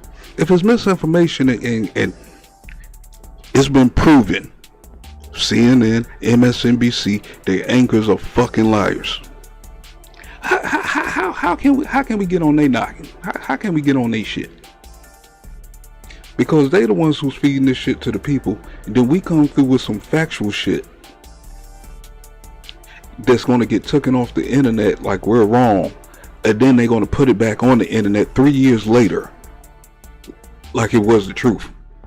Like a lot of that stuff they was hiding about Biden and shit throughout the years when he was running, they hid all that shit. Now all of a sudden it comes back out. Man, I'm talking about Fox News too. See, this is what I'm the truth will make you an example, because this is what they do. You know, I'm talking about all of them. Ain't no need to separate. There ain't no Democrat, Republican in this damn room. We looking for the fucking truth. All right. So you can't deflect and keep throwing up Trump, keep throwing up Fox and all that. Matter of fact, I'm gonna block the Fox News word too. God dang, we're gonna stop using that shit for an excuse and listen to what's going on at this moment.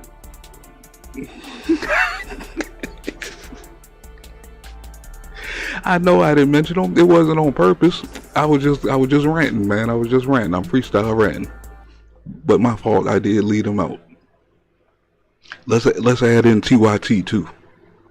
And it looked like Anna is starting to wake up a little bit. I'm glad. Because, I mean, I used to be a fan of TYT. I used to be a fan of CNN. I used to be a fan of MSNBC. I used to watch them all the time. I didn't even like Fox News. Because somebody told me it was racist. But when somebody tell you something, you always got to go investigate for yourself. I don't see where it's racist, but I can see where they lie a lot. I can see where they withhold a lot of information. But racist? No.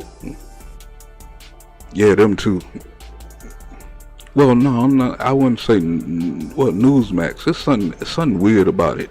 I barely watch them. I catch them every now and again, just to see what angles they're going at. But you know, I deal with the Epic Times, and along that line, I want straight reporting. I deal with the reporters. None of these channels are actually reporting. They just telling you stuff. So I go towards the Epic Times and anything up under them. You know what I'm saying?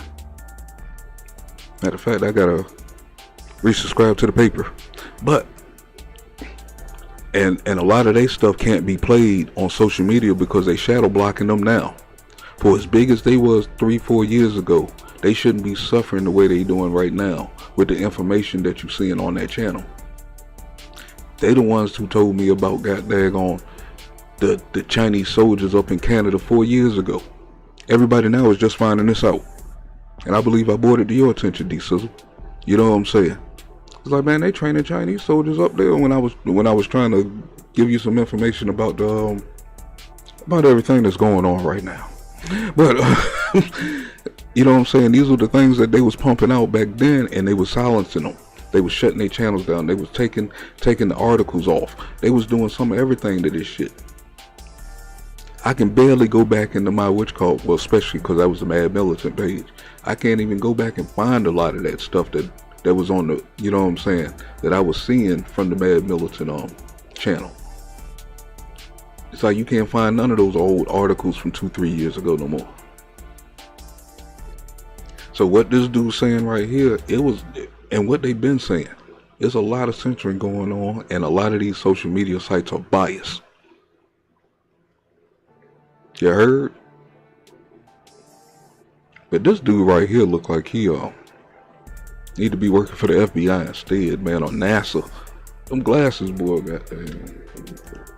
The reason the framers of our Constitution did not create an exception for quote-unquote false information from the First Amendment is because they didn't trust the government to determine what it is. And you have whole committees of people in your agency trying to determine what they define as false or misinformation. That is not true. Well, then what is true?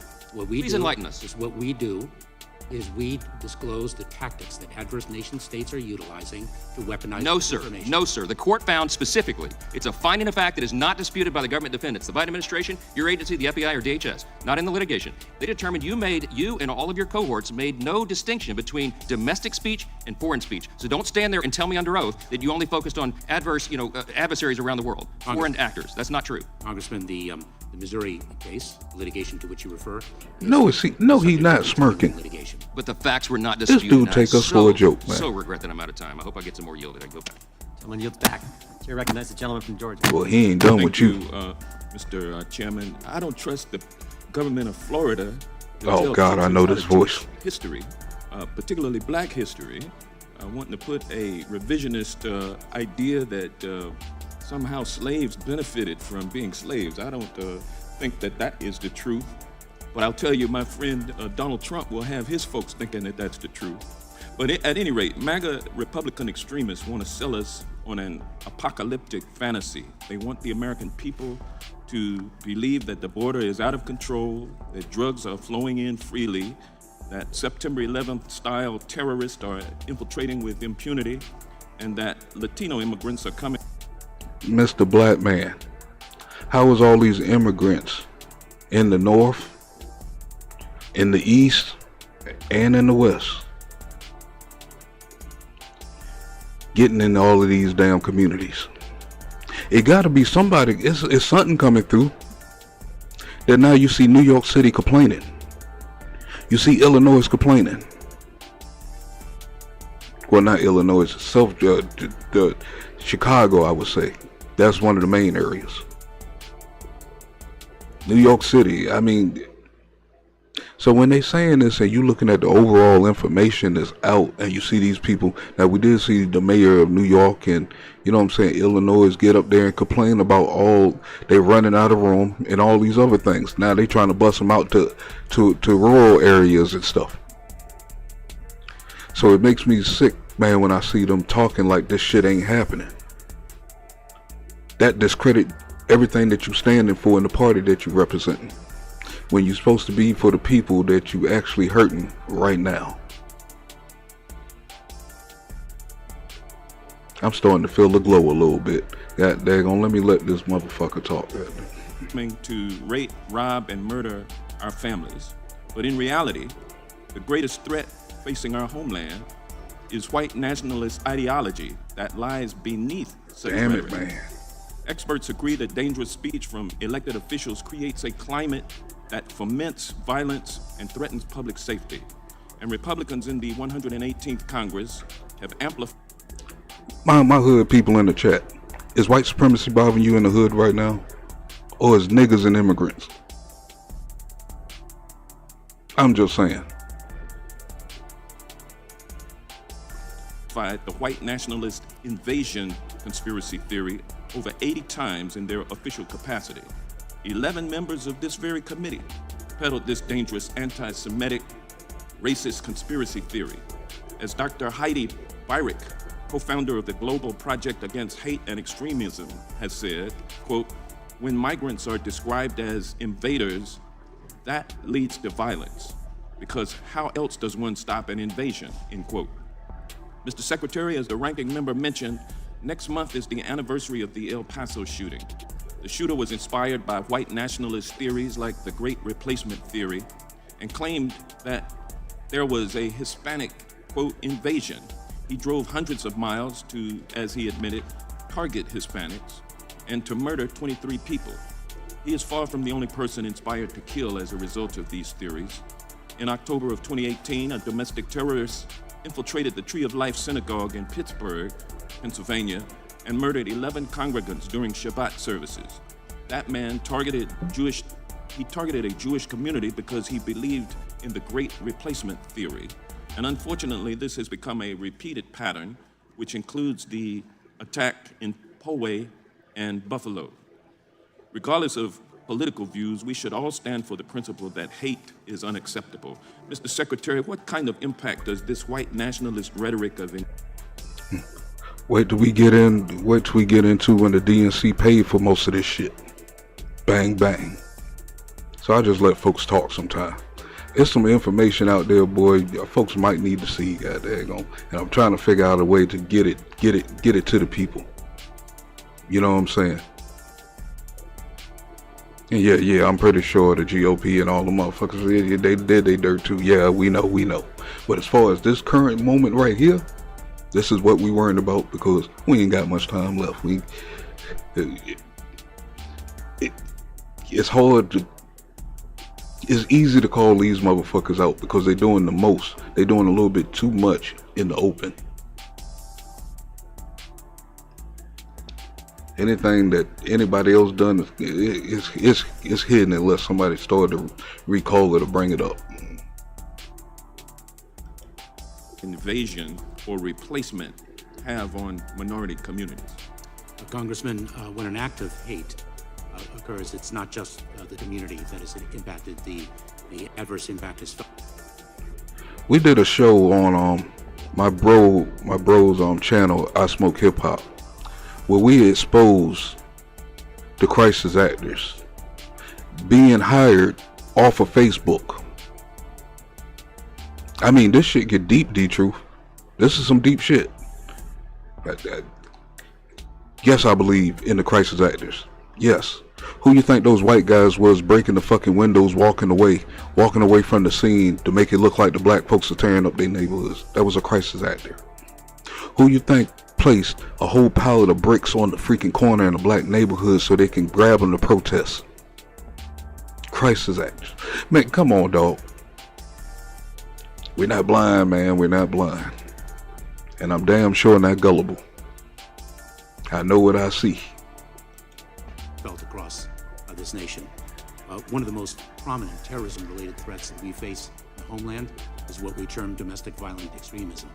It is... And it's white nationalist extremism, is it not? Congressman, there are diverse ideologies that underlie the acts of violence. White nationalism is one of them, but we do not focus on the ideology itself. We focus... Matter of fact, you might can look that up while we talking about this. Facebook Facebook hiring protesters. Try in that direction. And I'm pretty sure a couple of content creators will come up and, you know what I'm saying, and they got the stuff on the screen.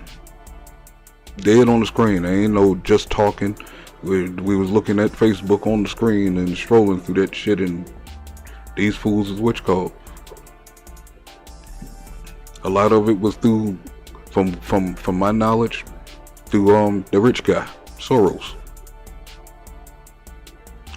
A lot of this is funded between him and what you call homeboy. Dag, I keep forgetting his name. The other bald head guy. Damn. Brain freeze. My bad.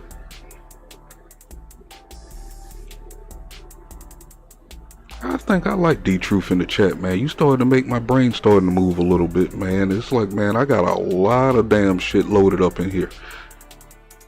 That's just, this is what I do most of the day. D-Sizzle will tell you, man, I can sit back and watch this stuff all day long. Go to sleep listening. You know what I'm saying?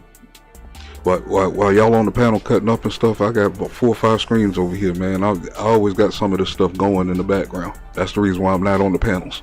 You know what I'm saying? I'm in 2-3 spots at one time. On its connectivity to violence and our effort to prevent that violence. We see a diverse range of ideologies of hate, anti-government sentiment, personal grievances, false narratives fuel acts of violence. In this country, it is the connectivity to violence. Well, when elected officials repeat great replacement rhetoric, including the language of invasion, are they putting a target on the backs of immigrants and people of color? It certainly fuels the threat landscape that we encounter. And what kind of dangers does this rhetoric impose on law enforcement? We have seen the number of ambushes of law enforcement officers increase year over year recently, and I could provide that data to you. Thank you. My time is up. Now that you brought that up, yes, they do. And that's what made me start calling this stuff out, because it didn't look right to me that a black person would go up into a Trump rally when this dude has already been promoted as being racist, so the news say, and you go up in the middle of his fucking rally screaming a whole bunch of black stuff around a whole bunch of white folks. That was probably untrue, and you get your ass beat up out of that motherfucker. Those are the paid actors right there. And then they report just that little part on the news. Anybody in this chat at this moment, go back 2-3 years ago and listen to one of his speeches. Go listen to 2 of them. Tell me anything that he said wrong, or he has been saying wrong. Yes, he took a Sharpie and drew it across the map in the wrong direction and shit. But okay, that's about the only thing I noticed that he did wrong. You know what I'm saying? That was the dumbest moment of his time. One of the dumbest. I'm pretty sure he got a couple of other ones that I didn't catch. But a lot of stuff that they were saying, it just doesn't fit the guy when you see him speaking and the things that he's talking about that now we're getting a full picture of. And believe me, D-Truth, man, I was a pro-black militant, hardcore, off with your motherfucking head. But when you start to see a lot of truths start to come at you that you can identify, or you start to see where you have been brainwashed in certain directions, it's not hard to really start calling the stuff out at that point. You know what I'm saying? These motherfuckers are liars, man. And this black guy has let me down too. The ones who haven't let me down are the ones who ain't talking.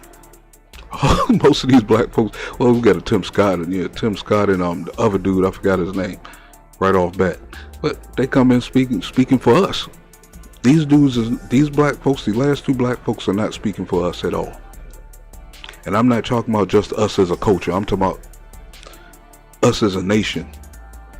They can give a shit.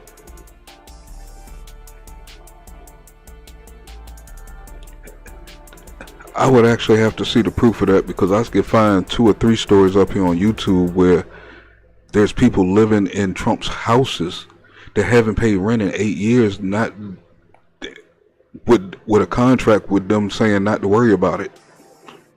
You know what I'm saying? A lot of that stuff do come off, you know what I'm saying, when you see it for the first time. 100 black people kicked out of this building. We see motherfuckers get kicked out of the projects all the time. Mistreating the community, mistreating the house junkies a motherfucker, all kind of shit. So, if these are black people like the black people that I don't know and have seen in my life, yeah, I would have kicked their ass out too. If it was my building. Then I'd probably be called a racist. My damn self, because I kicked some disrespectful black folks up out of my damn shit. I'm just saying. About to expire now. You'll get back. Gentleman yields back. The gentleman from Arizona is recognized. Thank you, Mr. Chairman. Secretary, who must take responsibility for the creation of the Disinformation Governance Board? You as the... I wonder did he place them in another spot, because the stories that I'm hearing, the business loans that black folks don't have to pay back. Like I said, the houses and stuff that people are living in. You know what I'm saying? That's not paying rent that's under Trump. You know what I'm saying? It's a lot of things. Mike Tyson. You know what I'm saying? I'm starting to see Mike Tyson getting pissed off because people keep talking bad about Trump. I'm not trying to piss off Mike Tyson. I'll let y'all piss him off. He might not be smoking weed that day, boy. Y'all be in trouble. Secretary of Homeland Security or President Biden? Congressman, the Disinformation Governance Board, which has been mischaracterized. Did President Biden tell you to do it, or did you guys decide to do it? Did you take responsibility for creating that?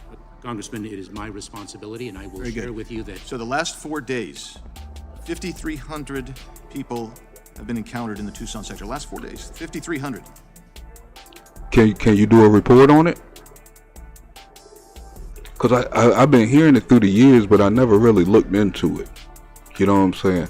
Because at one part I did believe it. But then after, you know what I'm saying, after a while, it's like, hold on.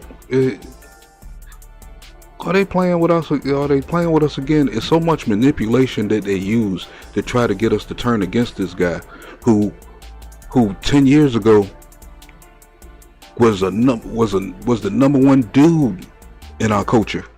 You see him in all the rap videos. You've seen him in a lot of black things. And then all of a sudden, like they said, when he came down the escalator, everybody hated him for some reason. When I remember black people coming up, just listening to music and which called everybody wanted to be like Donald Trump. I don't understand the flip-flop. I don't like flip-floppers. That shit ain't cool, man. In the last week, over 9,000 in the Tucson sector. That's not my made-up numbers. That's from Sector Chief Modlin. Who must bear responsibility for that? You or President Biden? Congressman, our approach... Is it you or President Biden? Who made the policies let's get there? Did President Biden tell you to open up the border, or did you?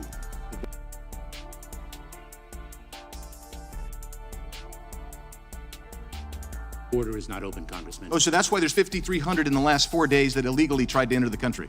Congressman. And that doesn't include the gotaways in that sector, which is the #1 sector, 3-1. And you're saying it's somebody else's fault, it's not open. Well, let's talk about this then. Recently retired CBP Chief Raul Ortiz has testified under oath that the U.S. does not have operational control of the border as required. Is it your responsibility or President Biden's responsibility to make sure there is operational control?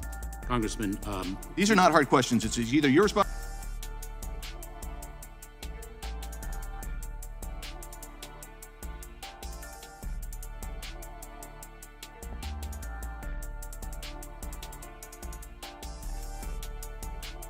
Responsibility of President Biden's. Whose is it? Congressman, the men and women of the Department of Homeland Security work tirelessly. So look, I'm going to tell you, I get down to the border. I love the CBP agents. You know, they keep saying, we just...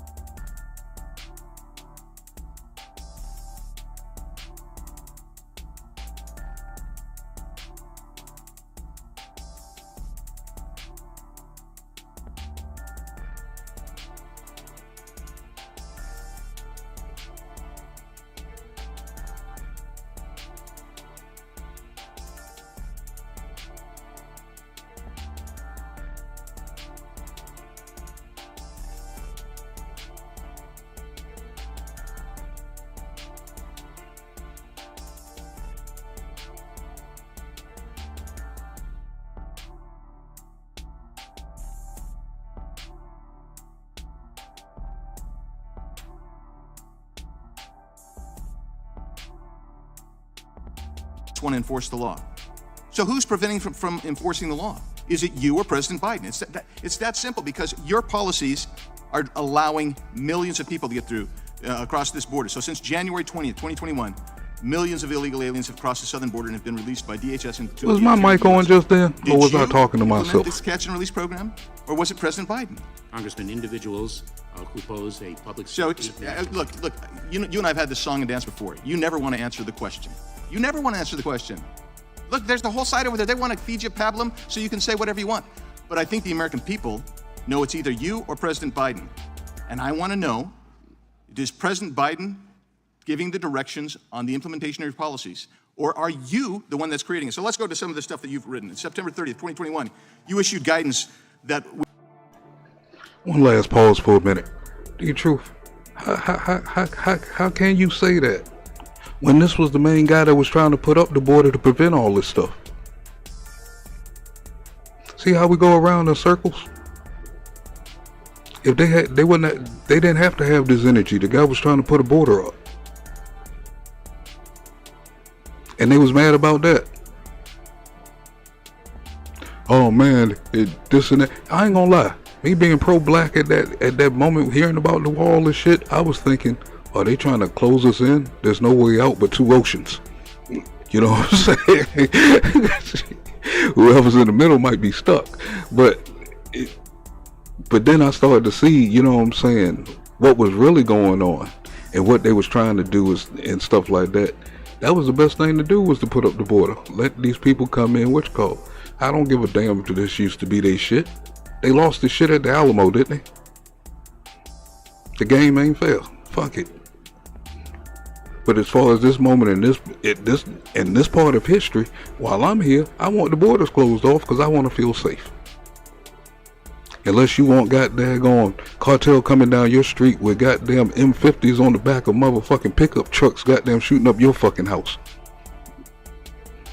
I'm just saying. We had a senior DHS official come and tell this committee that Is there your such thing guidance as from an September 30th, M50? 2021 led to ICE officers not submitting, quote, through their chain I think of I just command made up a cases as they cowboy, would I have think. submitted previously, close quote. It was under your name. Did President Biden tell you to write that memo, or is that your policy? Congressman, the memo that you referred to is the enforcement priorities memo. Is that yours? Oh, Is okay. that your policy Thank you. then, or is that President Biden's? I'll use that the next time in my analogy. I'll take it that it must be yours. I guess that's all we can take then. Okay, so since we've been sitting here since 10 a.m., that's the number of drug overdoses due to fentanyl in the country. So my question for you is, who's responsible? Is it Joe Biden as President of the United States, or is it you as Secretary of Homeland Security for the open border where fentanyl's coming across and we have American citizens dying? That's since 10 a.m. Eastern Time. Congressman, the border is not open. The challenge of fentanyl is one that has been escalating for more than 5 years. Look, you cited a figure that was 50,000, and since you came in, it's been more than double every year. Who's responsible for that? Is it you and your policies, or is it President Biden? It's a simple thing. You don't want to answer it because you know it's you. You know it's your policies you're driving in. On October 27, 2021, you issued guidance that restricted the ability of ICE officers to arrest aliens in protected areas such as courthouses where they knew aliens to be. You thus made it more difficult and dangerous for ICE officers to go and enforce the law. These are people who had already had, and generally, many of them have already had their day in court. Did President Biden order you to issue that guidance? Congressman, our policies are driven to protect the American people. Who issued that policy? Was it the president? Were you following the president, or did you create the policy? Congressman, or will you ever give us an answer? That is a policy. Yield back. Disgusting. Mr. Chairman, Gentleman from I have a Georgia. unanimous consent to enter into the record data from the U.S. Sentencing Commission, which shows that 88% of the... Because, D-Sizzle, I believe, and this is what I believe, this is not a fact, I believe that they're part of the agenda of migrating them suckers that come through their border to the rest of the country. Like I said, there's no, when we're talking about this, there's no real Democrat Republican thing to really point out. These motherfuckers are corrupt, and a lot of them is working together. But by bringing these things to you, we can actually point out who is the enemy by the questions they ask and the things that they stating. a lot, like the last dude that went off, y'all say he might have been lying, but listen of his tone of asking the question. He's going through papers, looking at reports from courts and stuff like that. This dude is too. Mr. Johnson is too. I give him that at this moment. But I believe that they're helping distribute a lot of these migrants through the country and those Republican borders that you speak of. The people convicted for fentanyl trafficking crimes are United States citizens, not immigrants crossing the border. Without objection. Chair now recognizes the gentleman from California. Mr. Secretary, welcome to the committee. It's wonderful to see you. Los Angeles, now some 30 years ago, I had great admiration and respect for your integrity and your work ethic then, and I do today. And I'm grateful for you taking on what may be the most difficult job in the U.S. government today. So thank you for being here. My colleagues have a lot of questions for you, but they don't seem to want to give you the time to answer them. I'd like to ask you about the Cybersecurity and Infrastructure Security Agency. In 2016, the Russians intervened heavily in our election to try to elect Donald Trump. They intervened with a massive social media campaign run out of St. Petersburg. They intervened by hacking the Democratic Party and its emails and releasing them through cutouts. In 2020, the Cybersecurity Agency, having learned from the experience of 2016, I think did an admirable job in protecting our elections infrastructure. Its primary sin, although the Republicans won't say it, is that its then director asserted after the election that it was the most secure election in our history. That was the sin of the agency, doing its job and doing it well. As we look forward to the next presidential election, I want to ask you about what you see as the threats to our elections infrastructure or the threats of misinformation, disinformation from whatever source. I'm particularly concerned about YouTube's recent decision. I think, the Republican badgering has had an effect, and this is part of the effect. YouTube recently decided to, quote, stop removing content that advances false claims that widespread fraud, errors, or glitches occurred in the 2020 and other past U.S. presidential elections. So YouTube has now decided it's not going to remove content it knows to be false. Other social media platforms like Twitter have decided to fire those that would be in the business of security or looking for misinformation, disinformation campaigns from whatever sources. So in light of that changed environment, what do you see as the principal threats to our elections in 2024? Congressman, I would identify at least three threat streams.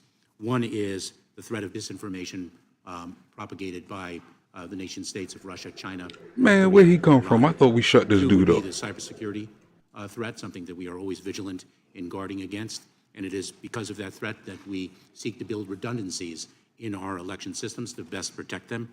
And third is something that we saw manifested last year, and that is the threat of physical intimidation of individuals at the voting booth. Those are three threat streams that I can identify right off the bat. We are very focused on each of them. Of course, the physical security. Take note, look how jittery he is. This son of a bitch lying. All the fucking violence we seen came from the damn Democratic Party. Just call that shit straight the fuck out. They the ones who's trying to chop down people's damn doors and shit. No, that they were supposed to be. That was some FBI shit. Goddamn, matter of fact, that was that Michigan shit I was thinking of. But a lot of this other shit that we seen going on, they try to put it off and put names out there, white supremacists, these people, that people. The only people we seen fucking shit up was Antifa and Black Lives Matter.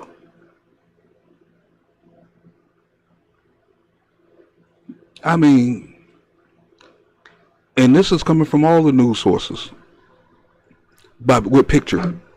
They not saying it, they showing the action, but we know damn well there wasn't no witch card out there.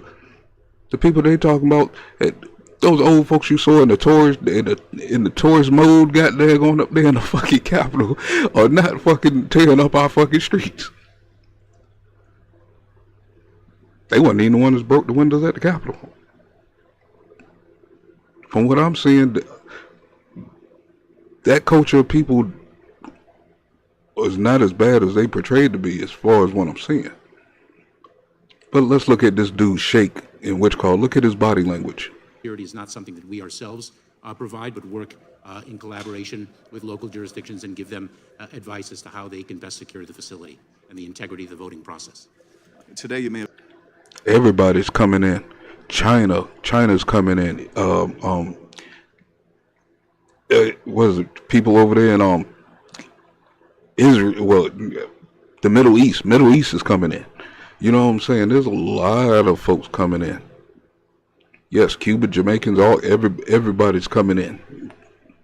And it's not a good thing. These people are coming here to replace you. This administration wants these people to replace you. The American people are spoiled, is what Joe Biden said. We feel that we need to learn how to live with less. I forgot the word that he used, but he also said we need to learn to live with less. That's why the prices are going up on shit. That's why the things are getting smaller that cost more. You know what I'm saying? You can't even get a full bag of fucking potato chips no more. But they want to charge you for goddamn like $3 for a little ass bag. You know what I'm saying? They doing things strategically to lessen our value of a lot of stuff. If I'm saying this stuff right, it don't matter who's coming across this motherfucker. They coming across to replace you. This administration plan for these people to vote for them in the next fucking election, so they can stay in power, which is not a good thing. I wish people would open their eyes. They almost had the 3 in a row a couple of years back. It would not have been a good thing. I don't think we'll be sitting here talking to each other. We would have met each other on social media if that would have happened. That's just my opinion from the things that I'm seeing. That's why we kind of just agree with what y'all say, man, Trump this, Trump that, Trump that. Hey, I believe that motherfucker saved our ass. Because we would be in deep shit right now.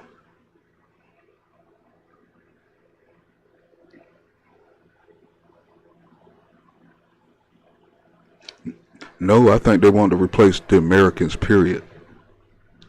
Black folks put their own self in this position by being brainwashed for doing their dirty work. You know what I'm saying?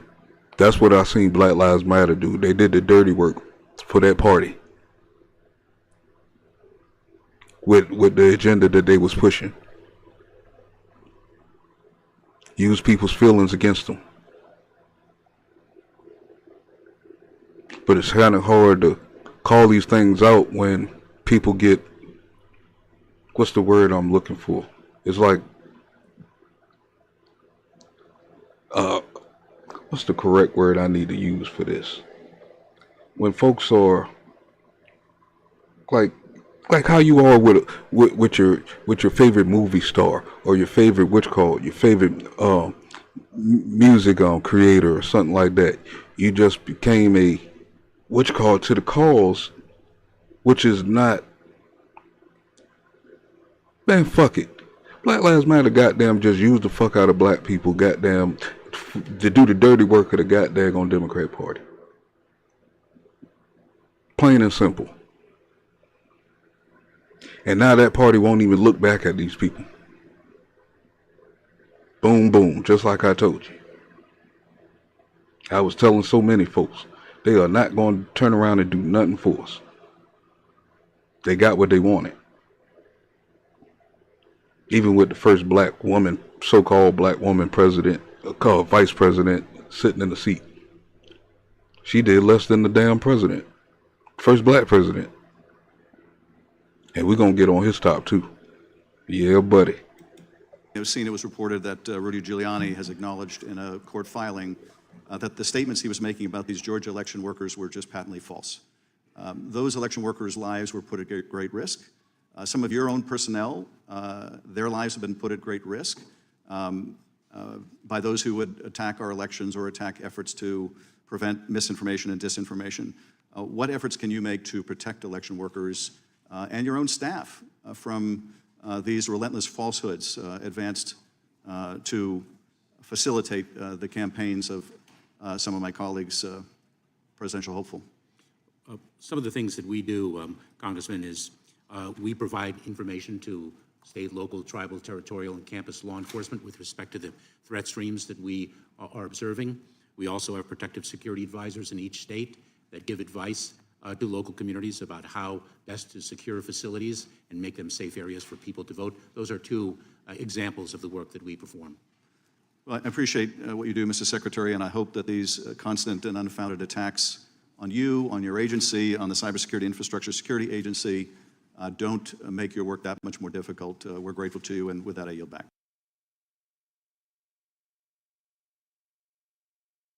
I put it like this, people. People in the chat that's listening, you know what I'm saying, wants to catch a recap. When you see these people ask the questions and favoritism of the witness, you got to question that. Look at the whole conversation. And then look at the last guy, you know what I'm saying, with the glasses. What sense would it make to bring this stuff up? If everybody else is just being cool, we have to learn how to differentiate brain freeze on that word right there. Don't tell nobody.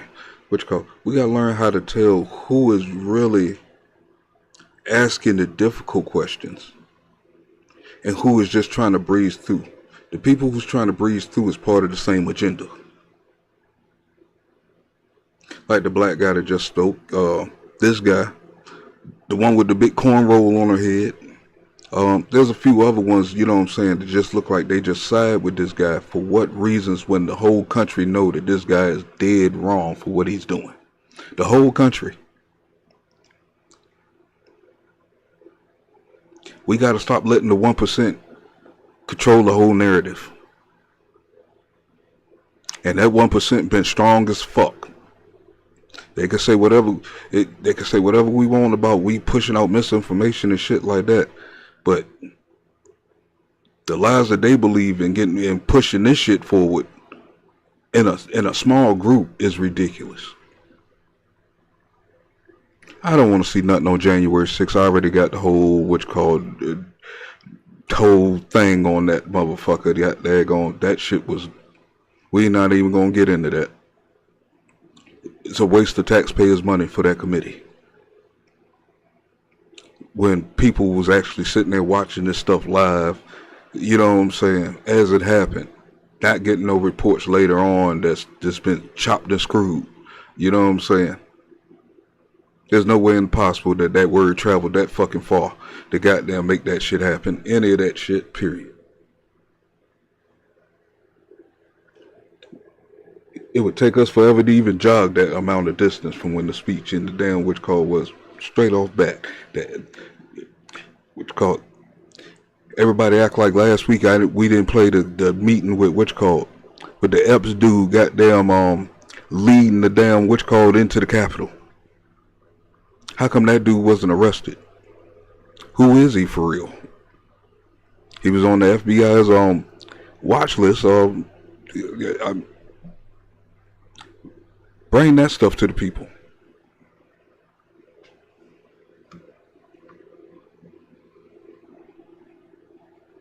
Yeah. I need to start sending y'all the stuff that I know. Even though y'all gonna say the same thing, oh, this is a lie, this is a lie. I don't know who y'all working for. We're gonna start calling y'all out now. We don't know who y'all working for. But man, we're gonna have to start putting y'all in the boat with Mayorkas, boy. Y'all keep talking like this. It's like y'all don't want us to hear the rest of the information when I see stuff like that come into the chat. It's like we automatically supposed to believe that stuff. You're not supposed to believe the first thing that comes to. It's like y'all took that and didn't look at the rest of it. These 40,000 hours worth of video of them walking this dude through like a fucking witch call is not no bullshit. You know what I'm saying? We was taught to hate this guy. He ran up in the Capitol, blah, blah, blah, blah, blah, blah, a whole bunch of bullshit. I'm just saying. Come on, you guys. My bad. Come on, somebody. Matter of fact, y'all think he should get beat up today? Tamara, what you think, man? Should the legendary comedian get beat up today in the ring, man? We put him in there with Muhammad Ali or some shit.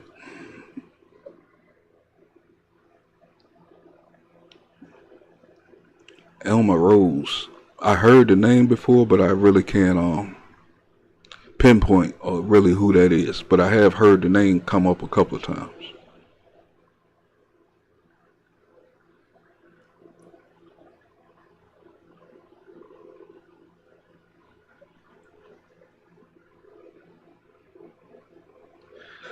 I don't know. There's another report that I got saved of an interview of a cameraman at the Capitol, an independent cameraman. I got his interview sitting here in a cut that I wanted to do a few months back when he had dropped it, and I wasn't for sure, but from the way I'm hearing, I heard it's kind of clear to talk about some of this stuff right now. So I might bring that out. And this was this was a cameraman, a reporter, live on the scene that got arrested. He got his camera, he got his film and everything and shit, and what he seen, what was going on, which was too much of nothing, because he was on the other side of the other side of the building, which makes it even more interesting of the story that he was telling. Is all I got to say. You know what I'm saying? But let's get back to this. I think we're falling behind. Oh shoot. Oh damn, they started right back up, but it looked like a huge recess in between. Gentleman yields back. The gentleman from Wisconsin is recognized. Mr. Chairman, I want to issue a quick correction here as we start. It was mentioned earlier that Congress has not acted in decades in regards to securing the border. This House of Representatives in this session of Congress did act. We passed H.R. 2 to secure the border. How many Afghans, Mr. Secretary, have been admitted to the United States through parole since the fall of Kabul? 2 years ago. Congressman, I would be pleased to provide you with that data. I don't have it. There were 70,192 Afghans that were brought into the United States. They were brought here on parole for 2 years. Will you be reviewing each individual status on a case-by-case basis as this expiration happens? Congressman, you're referring to what we termed Operation Allies Welcome, a program that we are very proud of, that we instituted to provide refuge for individuals, many of whom... Will you be reviewing those they came in on parole, will you be reviewing them on a case-by-case basis? We reviewed them on a case-by-case basis, and when those parole periods are subject to renewal, we will do so. The commander down at Fort McCoy in my state, when I interviewed him 2 years ago, he said they were not interviewed on a case-by-case basis. In fact, in the terror hotbed of the world, Afghanistan, which should have a special immigrant visa process, previous administration used that to make sure to fully vet. Not one of those I typed that out wrong. From Afghanistan. My bad. I was looking at through the the special thing and immigrant typing. visa process. I'll get back to that. Parole. Do you know how much damage was done to Fort McCoy during that period when those 12,000 plus Afghans came in? Congressman, the individuals who were benefited from Operation Allies Welcome were indeed screened and vetted by government personnel. They were brought in categorical parole, Mr. Chairman. There was $145.6 million of damage that was done to Fort McCoy. Did you realize that? Congressman, we're The very place was proud. virtually destroyed. I want to move on. I have a poster behind me. We are seeing all sorts of very serious criminal threats that... All right, y'all, look how he's asking questions, trying to get down to the nitty-gritty. He's just not goddamn rubbing this dude's bald head and making sure everything is all right and shit. This motherfucker is supposed to be the goddamn security in your fucking country. I'm just saying. Mr. Tiffany, let's hear some tough questions. come from across the border. That was 2 weeks ago from FBI Director Wray. In other words, saying the border is out of control. You say it's under control. Who's lying, you or FBI Director Wray? Congressman, we are very proud of our efforts to secure the border. We are relentless in our efforts to strengthen FBI Director Wray said it's becoming more and more of a priority for us, under oath, just 2 weeks ago. Who's lying to us? Director Wray or you? Congressman, we work very closely with the FBI to ensure the safety and security of the American people. That is our highest priority. To illegal border crossings? Do you, the increased fentanyl is not tied to illegal border crossings? Do you agree with that statement? No, it's not effectively managed right now. And until it is, the cartels are they're the winners of this. Cartels are the winners. Sheriff Mark Daniels, under questioning here a few months ago before this committee, I remember that. Down on the border of Arizona, he said the open border has led to a significant increase in the amount of fentanyl coming into this country. Do you agree with his assessment? Congressman, we have taken it to the cartel. Do you agree with his assessment? He said the amount of fentanyl has went up significantly as a result of the open borders policy implemented by this administration January 20th of 2021. Is he lying to us? Did Sheriff Daniels lie to us? Congressman, I respectfully disagree with Sheriff Daniels, whom I know well. So Sheriff Daniels is lying to us? That is not what I said, Congressman, and let me... Someone's not telling the truth here, Mr. Secretary. Someone's not telling the truth. It's either Daniels or it's you. Congressman, we have interdicted more fentanyl at the ports of entry than in the prior administration. Mr. Chairman, I'll go to close here. The most urgent lethal threat in America was in this man's testimony. There's one person in America who can reduce the number of fentanyl deaths in America. And by the way, the term fentanyl overdoses is used. That's not the case anymore, is it? It's fentanyl poisonings. We've had them here, the Rackwell family from my state of Wisconsin. When you hear of fentanyl poisonings here in America, there's one person. That's a good question I want to ask. How come it seems like anybody who is saying anything that might be a, you know what I'm saying, a good response, who's telling the truth, even if, what did he say, Arizona? If we go watch Arizona news, that's what they pumping out, exactly what he said. Why do it always seem like they're lying, they're joking, the game is over, and all this? Actually, y'all making it kind of easy for us to determine who's who by commenting in the chat. Because anytime y'all say that, it's going to make us believe that person even more. I'm not sure, how did they convince y'all that this dude was lying? Show me the proof of what convinced you to make this dude lying. I can see where he's telling the truth. I can start to pull that out. But show me why he's lying. Show me why any of them is lying. Or how are they lying? Like we haven't been paying attention to this stuff for the last 3 years. Person that can do something about it, and he sits right before us today.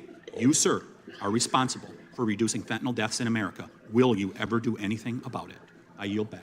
Gentleman yields back. Mr. Chairman, I got a unanimous consent request. Gentleman from Louisiana. Two things, actually. Wanted to enter into the record a report, a Fox News report, April 27, 2022, which details the testimony of Mr. Mayorkas. They created the Disinformation Governance Board within DHS to combat alleged disinformation and misinformation terms that he's not able to explain here. And the second document is the public statement on the Hunter Biden emails with the 51 former intel agents that has now been debunked, but they also refer to misinformation. So it's an important term. Enter those into the record. Without objection, the chair now recognizes the gentleman from California. Thank you, Chairman Jordan. The House Judiciary Committee is responsible for helping to ensure the rule of law. Unfortunately, the chair of this committee ignored a bipartisan congressional subpoena. The actions of the chair have undermined the credibility of all congressional committees in seeking information from witnesses and damaged the rule of law. Now, Secretary Mayorkas, thank you for your public service. I'd like to discuss with you the history of the southern border. In September 1969, a few years before Watergate consumed this presidential administration, the president launched Operation Intercept, which basically shut down the southern border. Less than 3 weeks later, that operation was stopped because it largely failed to address the issues at the border. Secretary Mayorkas, who was a Republican president in 1969? Congressman, I have to think back sequentially in reverse chronology, but I'm sure you know the answer He resigned. immediately. I'll give you a hint. This Republican president resigned. Congressman, I know the president, President Nixon. Thank you. After Nixon resigned in 1974, his vice president became president. But the issues at the border continued, and in 1976, the president stated, quote, 80 to 90% of the heroin that comes in the United States today comes across from our southern border, end quote. Secretary Mayorkas, who was the Republican president in 1976? The vice president to Nixon. I'm sorry? He was the vice president to Richard Nixon. Gerald Ford, are you? And one thing I did notice, this era that they're talking about, my two brothers up in the chat, go back in time a little bit. Go back into the 70s. Look at that administration. Look at what went on in the 60s. Look at that administration in the 70s. And look at what they was trying to do at that point and compare it to what's going on now. With the same order. In the same order. I started noticing that like not too long ago. This ain't nothing that I was stuck on or something like that. It's like, because I didn't really know about a lot of the 70s politics and what was really going on. You know what I'm saying? I'm just really now getting into it. And it looked like we're repeating history. It do look like an agenda that they're pushing and they're using black folks like like it was coming out of the civil rights movement at that point. You know what I'm saying? 68, 69, going into the 70s, going into Nixon and a couple of these other guys at that time frame, and it seemed like they did the same kind of neglect that Biden is doing on a whole lot of fronts. I could be wrong. I could be looking at it wrong. I'm just saying. Just something, it might make sense to y'all or something. Yes, that's correct. Yeah, And then, Congressman, I'd prefer not to answer questions of history right now. My focus is on right, the I'm work going of to help you with Homeland it. Security. I'm going to help you with this. In the 1980s, the Republican president had promised morning in America again. But the issues at the southern border continued, prompting him to order a partial shutdown of the border in 19.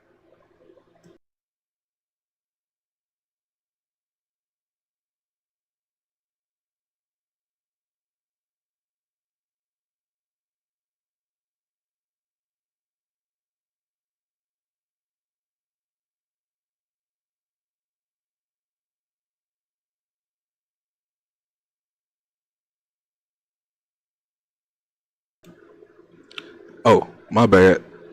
Don't tell nobody else. But I was just I looked down at my notification just then. Shout outs to Bullets Gotti. He just dropped the news that Sinead O'Connor just died. Let's give a moment of silence for the great music artist.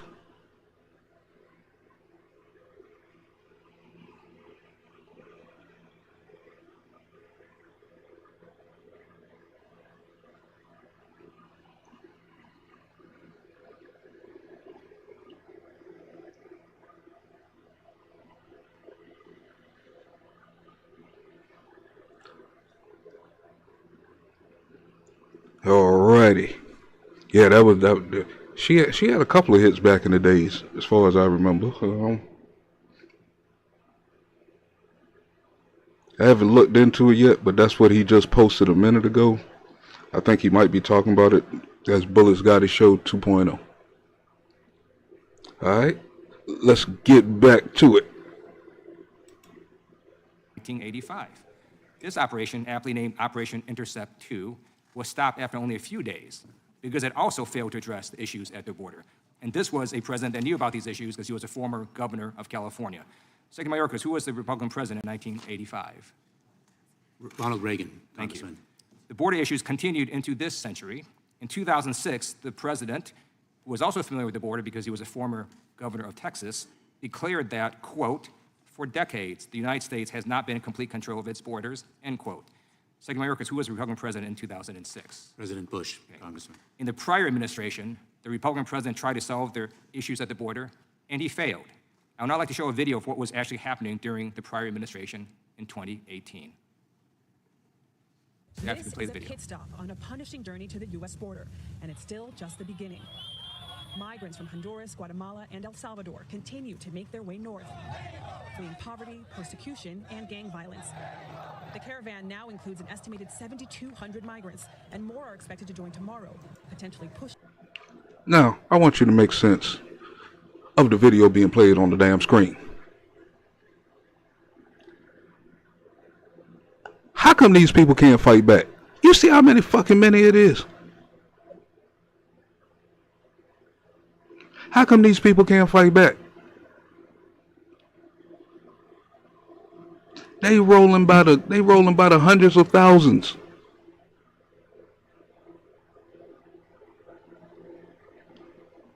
So they don't want to stand up in their homes, so they get to come here and be weak? I'm just asking. Because I don't think American people would allow anybody.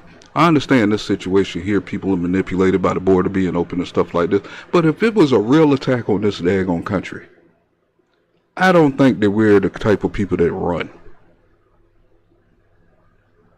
Or if anything is going on, we don't look like what you call, even though we looked as submissive as fuck the last couple of years. Even other countries are saying we look like sissies. But god daggone, the America I know that I grew up in, I know ain't gonna be running. So I mean, what is these people's? Why? It's too many of them, man, to goddamn not to fight back. It's not one fuck it motherfucker up in this damn group. It's not one rebel. Man, they coming to chill on your beach, kick your ass off, take your spot by the damn pool, because all we do is sit back and motherfucking complain. The number past 10,000. In May 2019, the situation got even worse. Politico published an article on June 5th, 2019, that was titled, "Border Arrests Rose to Nearly 132,000 in May as the border surge continues."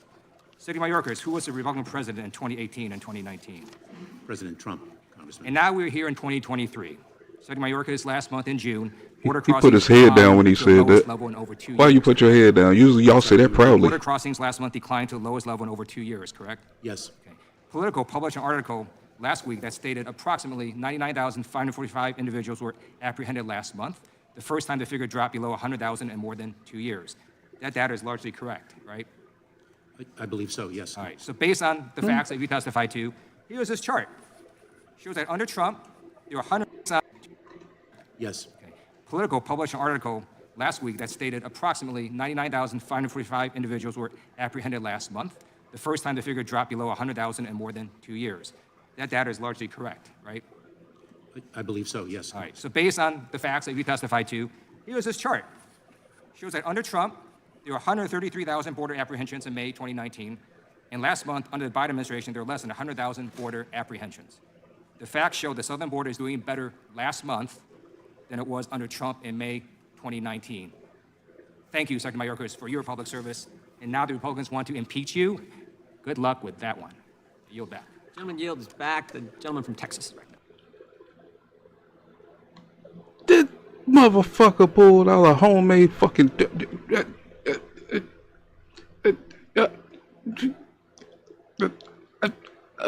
I'm not even gonna say nothing. Let's go. I can't believe he just did. That was your example? Nigga. My kids was making charts like that in kindergarten.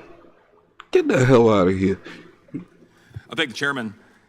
Secretary Mayorkas, on April 28th, 2022, I ask you, quote, will you testify under oath right now? Do we have operational control, yes or no, end quote. You responded with, quote, yes, we do, period, end quote. I then asked, we have operational control of the borders? You responded, quote, yes, we do, period, Shit. end quote. Followed up. I Let's said, get to the nitty gritty. I read to you the definition of operational control. I actually held up this chart. Operational control as defined under the Secure Fence Act. Put it up for plain reading, plain as day. All right, Chip Roy, you got a chart too. Of the same statute. Well, no, which you ain't got a defines chart. You operational got, control. Means the prevention just of all putting unlawful entries in the putting United up States, rules. including entries by terrorists, other unlawful aliens, instruments of terrorism, narcotics, and other contraband. I said to you, do you stand by in your testimony that we have operational control in light of this definition? You responded with, quote, I do, period, end quote. Earlier, you testified I didn't give you a chance to finish. Yet you specifically, when asked and held up a statute defining exactly what operational control meant under the Secure Fence Act, you said, quote, I do. I believe that was purposeful. I believe you want the American people to believe we have operational control of the border when we very clearly do not. Less than a month later, in Homeland Security, bang, you bang. testified, quote, under that strict definition, this country has never had operational control. This year, House Homeland Security, then Border Patrol Chief Raul Ortiz testified before the Homeland Committee that DHS did not have operational control of the border, either by the statutory definition or not. Now that is an honest answer. In the Senate Judiciary Committee, shortly thereafter, you testified with respect to the definition of operational control, I do not use the definition that appears in the Secure Fence Act. In the Secure Fence Act provides statutorily that operational control is defined as preventing all unlawful entries in the United States, and by that definition, no administration has ever had operational control. If you will recall when you testified here in front of me when I asked that question, when you very clearly stated we do have operational control, when presented with the actual definition of operational control, you didn't hesitate, you said, I do, and you in fact then referred back and said, I believe that my predecessors would have said the same thing. I asked Chad Wolf that question in this room, and Chad said, well, no, we didn't use that framing to say we have operational control. We're striving to achieve operational control. But you didn't do that. You looked straight at the American people, straight at me, straight at every person on this committee, and said, we have operational control. Why? Congressman, 2 points. One, you did not let me complete my answer. Two, hold on. Let's give you your second point. You got time right now. Answer the motherfucking question. Two, the Secure Fence Act I'm just saying. defines operational control as not a single individual crosses the border. I'm aware. I read it, and I read it to you, and you read it, and in fact, you said, I do. You didn't hesitate. You didn't say, I do. I need to explain what I mean by I do. You said I do over and over again, and here's the problem with that. This is a pattern. Did you lie another time when you said on September 24th, 2021 at a press conference, quote, we know that those images painfully conjured up the worst elements of our nation's ongoing battle against systemic racism when responding to the alleged whipping incident by the Border Patrol agents who report to you. When in fact, on October 22nd, 2022, it was reported that 2.5 hours before. Here y'all go, D-Sizzle and D-Truth, man. This is y'all kind of factual stuff, man. The whipping of the border jumpers. That's y'all kind of shit right there, right? That kind of lie. For that press conference, Marcia Espinoza, Assistant Secretary of DHS Public Affairs, emailed you and CC'd other DHS leadership, alerting you all that the photographer who took the images did not see any whipping occur, invalidating the initial claim. And it wasn't until May of this year that you corrected the record to say, well, let me just correct you right there because actually the investigation concluded the whipping did not occur. Don Rosenberg, in this very room, testified a few weeks ago that you lie. It is a perpetual pattern, and the fact is, there are real people that are impacted by that. We have now had, since you testified, we have had something like 200 people a day dying from fentanyl deaths, which would amount to 90,000 people. I showed you before. Now, people in the chat, y'all just heard them say it wasn't true. Even the witch call, even they have Mayorkas saying it wasn't true. So what D-Truth just put up in the chat is false. And they've been lying to us the whole show, man. I ain't gonna lie.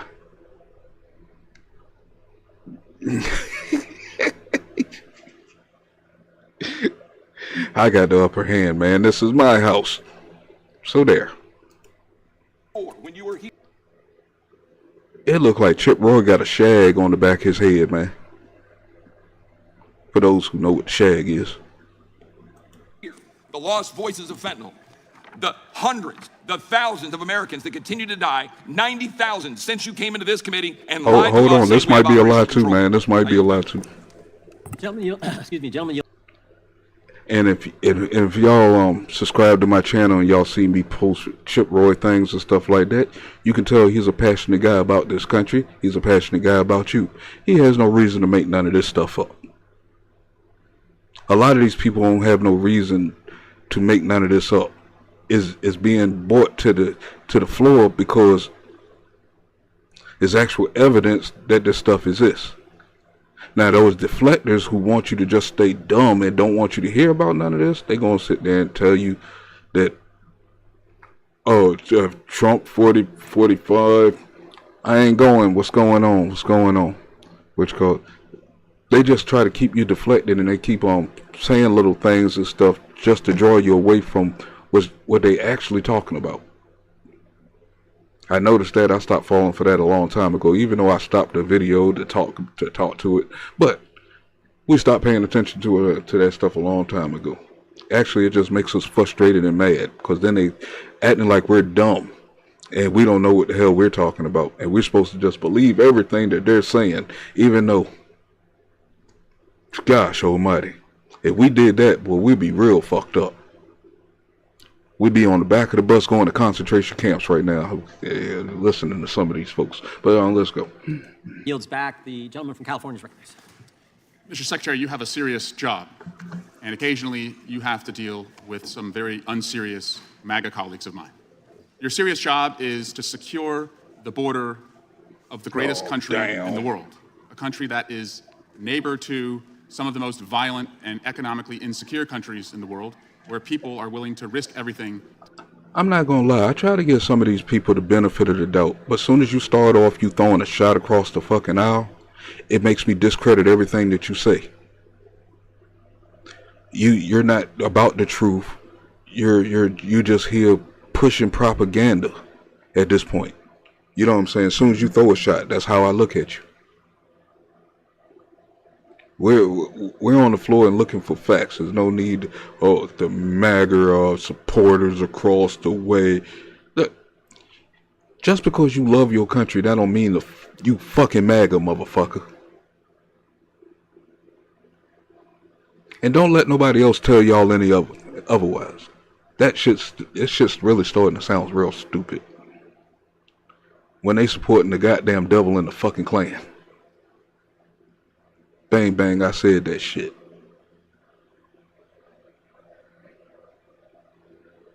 I'm just saying. A lot of this stupid back and forth, man, is really taken away from the people to get the real knowledge. I just don't understand. To come here. And somehow you have to secure the border, but also make sure we're not pushing little girls back into the river so they can drown. It's a hard job. If it was an easy job, we wouldn't have asked you to do it. But you were asked to do it because you're qualified, you're competent, you care, you show compassion, and you show up every day and you deal with this. I say the other side out of respect. Fuck them. I can start calling the son of a bitches for what the fuck they are. That's how strongly I feel about that shit. And remind you, I got about 5 years of fucking anger build up for this shit.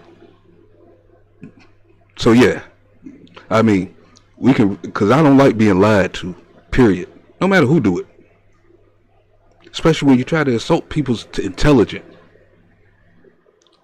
They act like black power can't evolve. Like I'm not supposed to still care about my people with more passion. You know what I'm saying? Just because you see the world in a different view. They take that wrong, god daggone. That should infuriate you even more. I'm just saying. I can't stay stuck in one place. especially when you see majority of niggas don't care about their fucking self. I'm trying to save black folks. Fuck them niggas. Somebody just woke the militant up. Let's get this motherfucking party going, goddammit. Fuck Swalwell. Let's get him. Frankly, sir, I think sometimes you're too nice, because if I had a chairman who failed to honor his own lawful subpoena about 500 days after it was submitted to him, I would say, catch me when you're serious. Come talk to me when you're going to follow the law about whether you think I follow the law. But that's not who you are. You take your job seriously, even in front of a lot of unserious people. In fact, the chair that you were sitting in, you may not know this, but the last person who sat in that chair was called by the chairman an anti-vaccine, anti-Semitic witness in RFK Jr. So you have brought immediate credibility to the chair that you're sitting in by just being here. They're not serious people. They chide people for their pronouns. They obsess and display in this committee and other committees of private citizens' non-consensual nude images. We're not talking about serious people. We're not talking about people who are on the level. And so what do we want to do? We want to acknowledge the seriousness of your job and hopefully one day in the majority give you the tools to deliver on what we believe ultimately can put us in the most secure place, which is comprehensive immigration reform. And in the spirit of that, I want to... Hold on. Didn't they have power for 2 years before this last midterm election? So why didn't he put the laws in then? These motherfuckers beat around the damn bush and shit and think we don't know what they're talking about. Clark Kent looking motherfucker. Let's go. I ask you, because I believe in that and my colleagues believe in that. In January, DHS established a new set of I think he left his processes glasses at home. Cubans, Haitians, Nicaraguans, and Venezuelans that drastically reduced encounters of those nationals at the southern border. This freed up department resources to combat drug trafficking and other cartel crimes. Democrats applauded the measure, while Republicans scrambled to find a new way to turn it into campaign fundraising emails. Last Congress, Democrats proposed increases to funding for CBP personnel to patrol the southern border and investments in technology to interdict smuggling through ports of entry. Again, my Republican colleagues failed to support common sense measures to secure the homeland. My colleagues on the other side of the aisle, they don't have solutions. They want the chaos. So, Mr. Secretary, they have put forth proposals to defund the CBP One app, which has helped alleviate strained manpower at the southern border. What impact would that have on our homeland security? Congressman, the CBP One app is one element of our approach of building and expanding lawful pathways for people to reach the United States in a safe, orderly, and lawful way, as well as delivering consequences at the border for those individuals who do not use them. The CBP One app, number one, reduces the number of irregular encounters at our southern border. Number two, and critically, cuts out the smuggling organizations that impose such tragedy and trauma on vulnerable individuals purely for the sake of profit. And three, allows us... If it do all that, why is the fentanyl rate up so fucking high?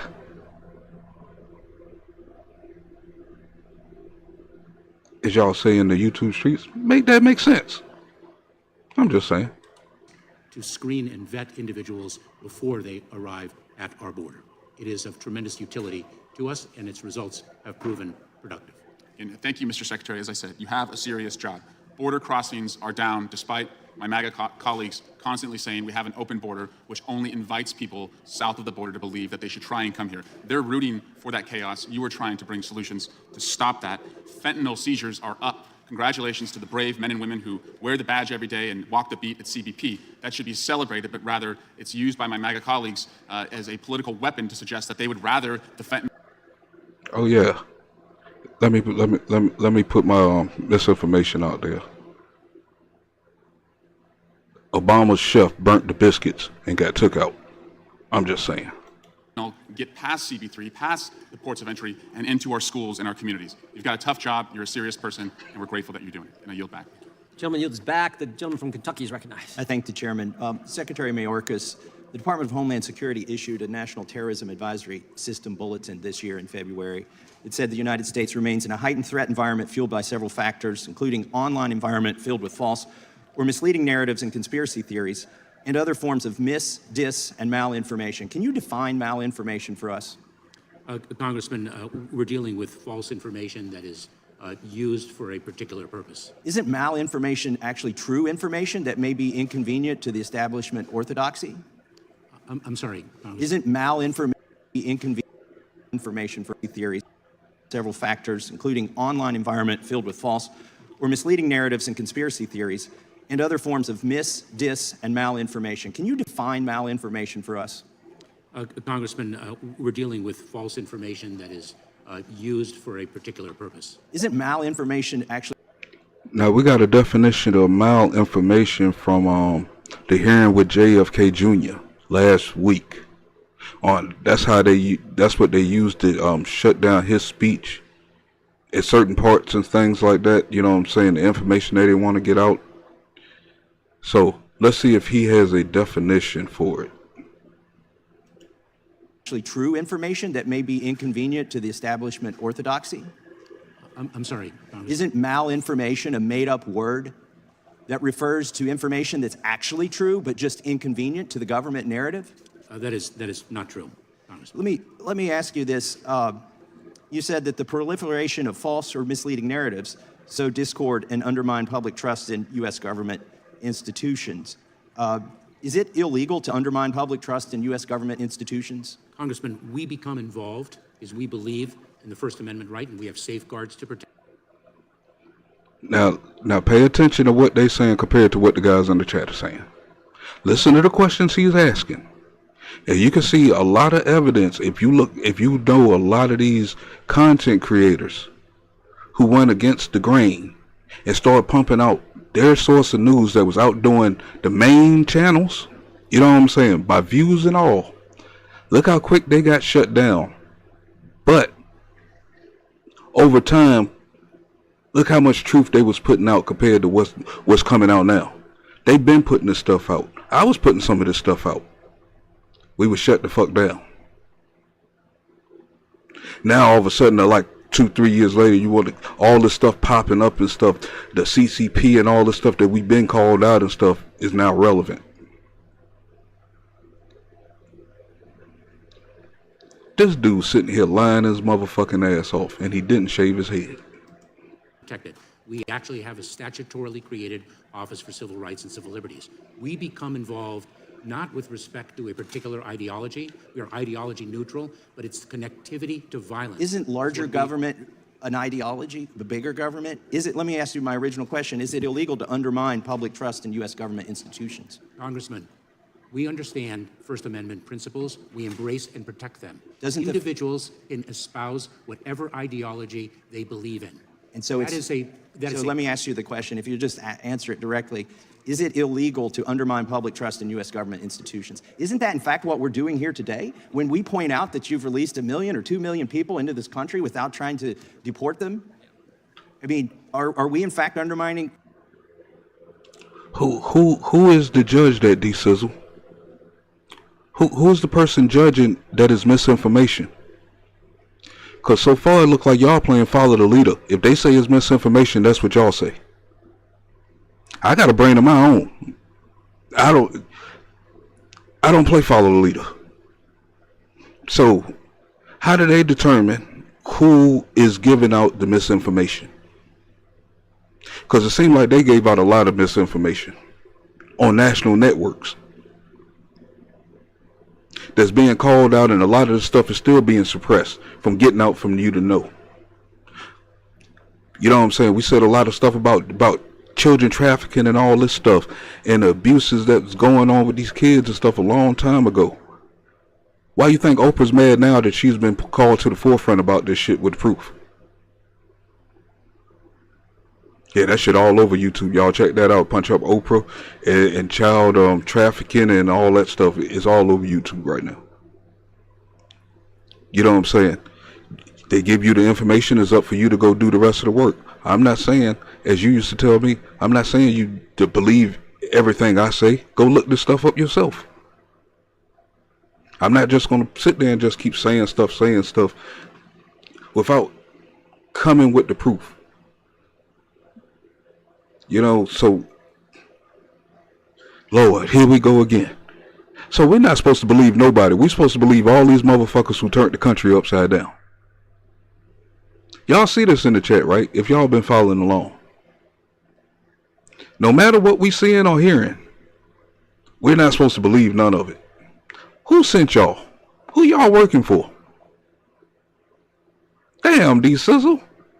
You doing the people like that, man. Come on, man. It's two sides to every story. Y'all want us to fall with the most gullible side, period. And sit here and be on the back of a fucking goddamn truck and shit on the way to a goddamn concentration camp. That's what y'all want. I just don't understand, man. If y'all give me a reason of understanding of why y'all believe in everything opposite of the proof that's coming out at this point, let me know. I understand y'all got different information than me, but please tell me why your information is more credible, is what I'm trying to say. I'm not saying mine is credible. I'm just playing these videos and what's called, just reacting off the things they say off the knowledge that I have. I'm the only person in the sector that's doing this. So, where y'all getting y'all's information from to make y'all believe that what y'all saying is true?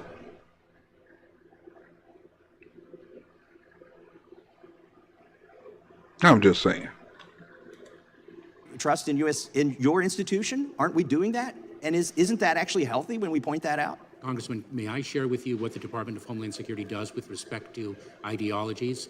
I need to ask we you do- another Answer question the since you haven't goddamn answered any of these yet.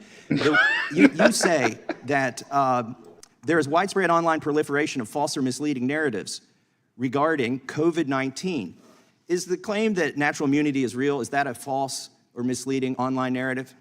Congressman, we do not evaluate particular ideologies or particular narratives. Our focus How about is the on- claim that vaccines don't stop the spread of the virus? Was that a false or misleading COVID narrative? Congressman, what we do is we are involved when there's a connectivity between an ideology, Bang, bang. That's what we'll say it.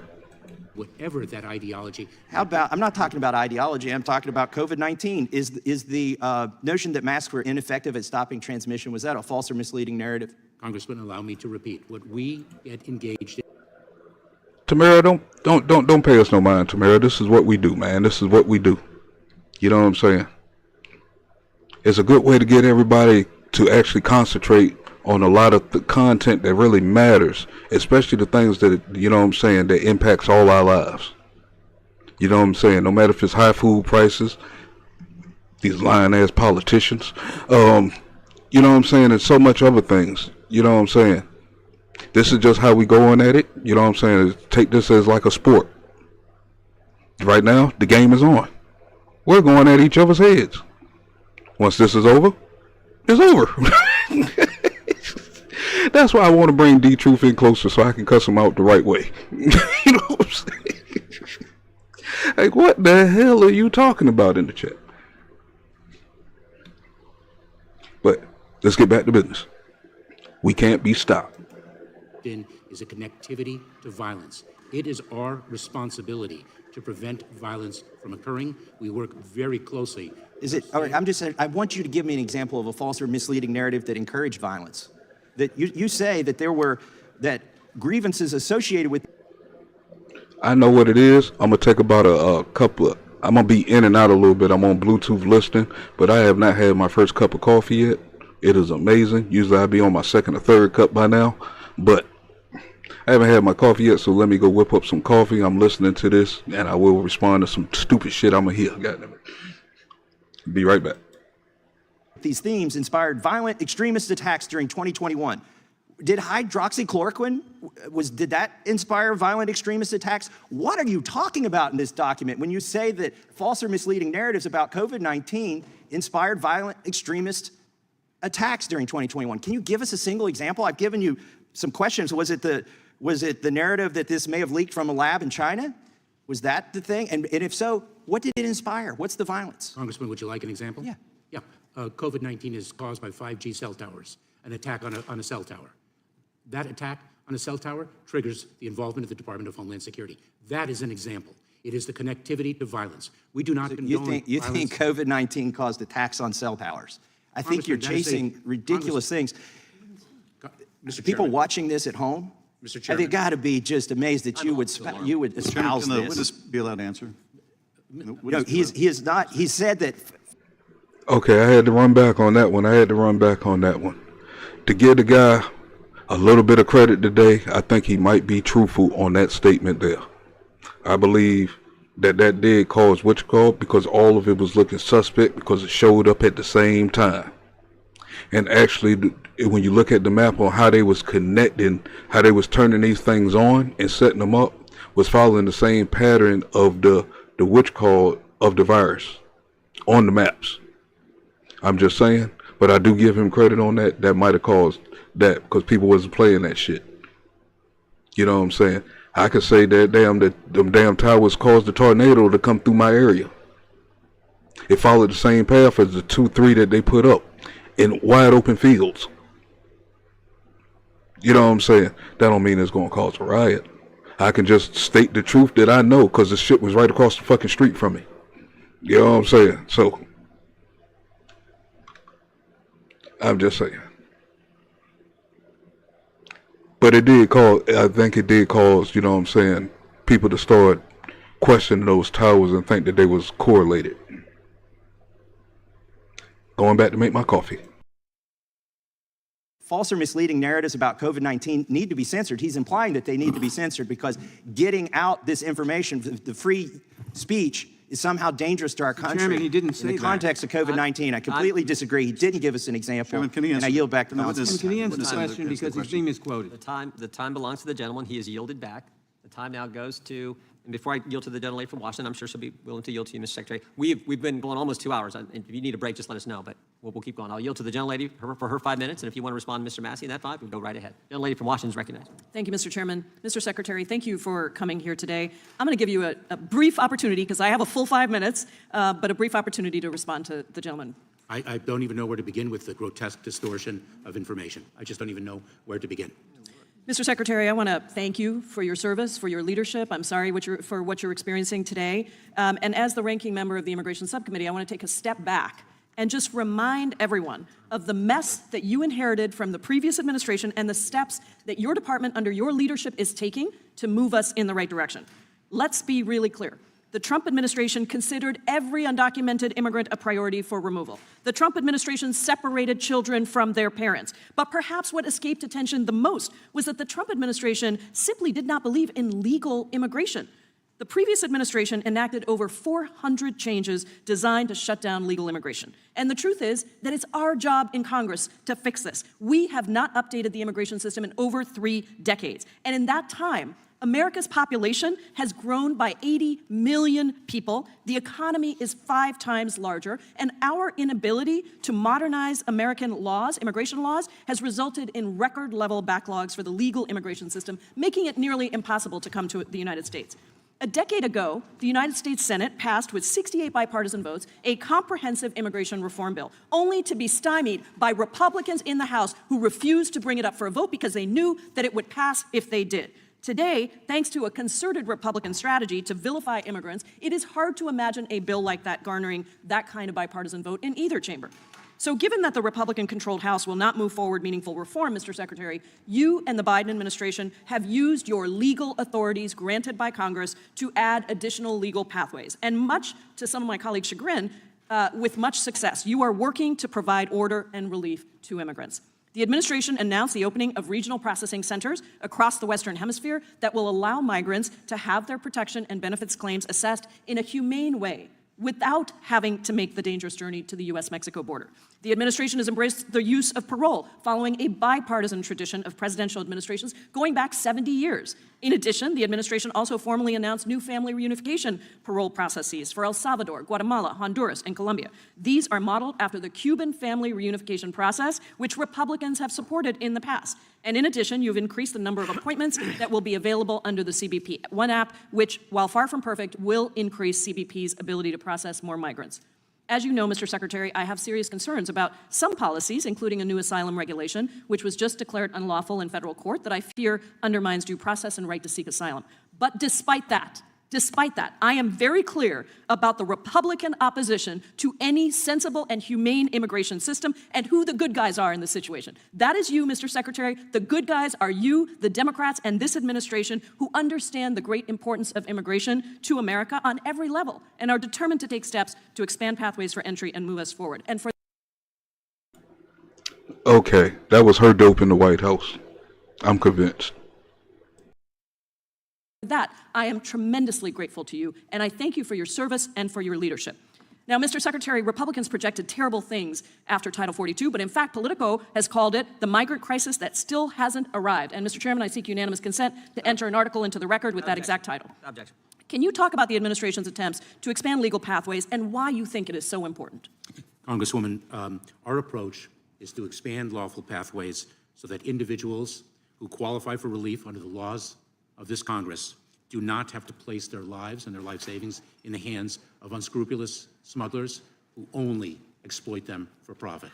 To bring greater security and strength to our border and to allow our agencies to screen and vet individuals before they arrive here in the United States. Those are 3 very significant benefits of our lawful pathways. I know you and I disagree on the other element of our approach, which is to deliver consequences for those who do not use those lawful pathways. I thank you, Mr. Secretary. I hope we always hold up the Constitution, and I thank you for your service. I yield back, Mr. Chairman. Gentleman is back. The chair recognizes himself. Mr. Secretary, you know what the number is, don't you? The number that Mr. Gates was trying to get a response from. You know what that number is, right? Congressman, I would be pleased to provide this committee, you, Mr. Chairman. You don't know now? You don't know what that is? I mean, again, just to read, because what Mr. Before Jim Jordan go in on this dude, he goes in on everybody. But I'm calling out my team members. Y'all left me on my show to get jumped by these 2 dudes in the chat, man. We're going to have issues later on. We're going to talk. We're going to have a talk, man. There you go. These dudes are trying to jump me. That's the word of the week. They trying to jump me. And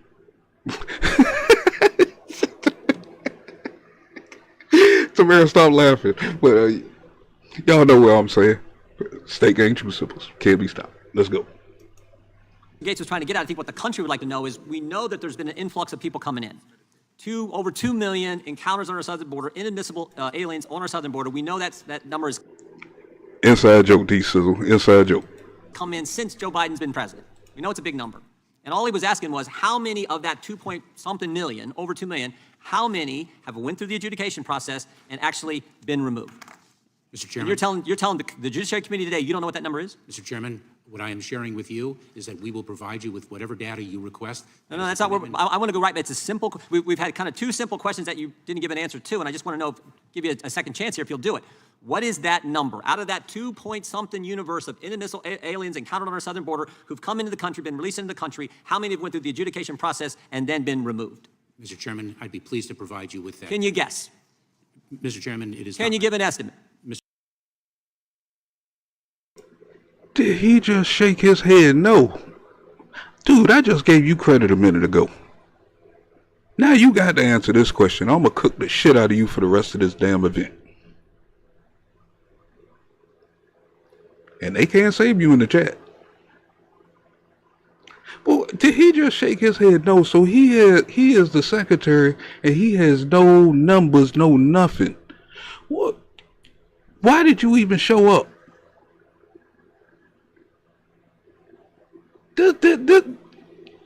And y'all gonna make an excuse for him in the chat. I know y'all is. Let's go.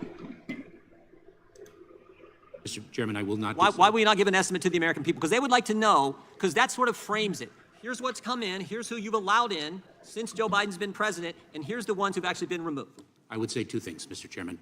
Number one, I will provide that data to you. We will do so. Well, you're not real good at that because you've said that other times here, and you don't give us the data. I mean, we asked information about the disinformation. Okay, this was the part that I came in and started watching where I was just like, fuck it, I need to go live with this shit. This shit looked like it was juicy. And this shit has been juicy. But it's amazing. Even John Kerry the other day, John Kerry. I think his first name is John. But Mr. Kerry, when he didn't have his numbers, it took less than 3 or 4 minutes for those numbers to be sitting in front of him. Where's the secretary's secretary? I'm just asking. Oh yeah, it's all in fun. It's all in fun. But I do get mad on my topics and stuff, man, and I do talk a certain way. It's natural in me. It used to get me in a lot of trouble back in the days and stuff. I'm just glad there's being some use now, you know what I'm saying, and a good use, you know what I'm saying, instead of just out there just fighting and shit, you know what I'm saying. So, cause I could say some shit that could piss a motherfucker off, you know what I'm saying. I don't mean they're gonna win a fight, but they just get pissed off and get their ass whipped. But this dude has no numbers for nothing. He got support.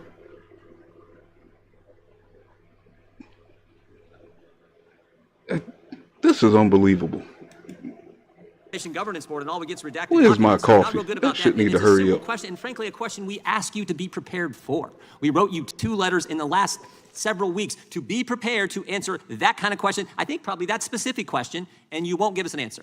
And so the fact that you won't is bad, and the fact that you don't know is just as bad, because it's the one question the country kind of would like to know what's really happening. When you say all these pathways and things and you're just border secure and all the things you say, we'd kind of like to know what's really happened with the 2-point-something million people who've been released into the country since Joe Biden's been president. How many have went through the adjudication process and been removed?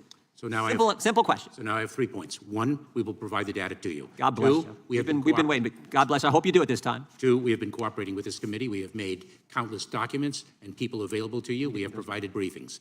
Yeah. And here's what those, by the way, just so you know, I'll let you finish with your third point. Here's what those documents look like. Here's the one you sent to us on when you formed. It's policy and responsibilities in the department's information manipulation mission. That sounds scary enough. Information manipulation mission, and it's all redacted. And this is the kind of stuff you gave us when we were trying to figure out who was responsible for putting together the Disinformation Governance Board. And I think my colleague, Mr. Johnson, was asking. And now we're asking a simple question about a number. And the fact that you won't give it to us or don't know it is, I think, a concern for all of us. I would say both sides, because the Democrats probably want to know too.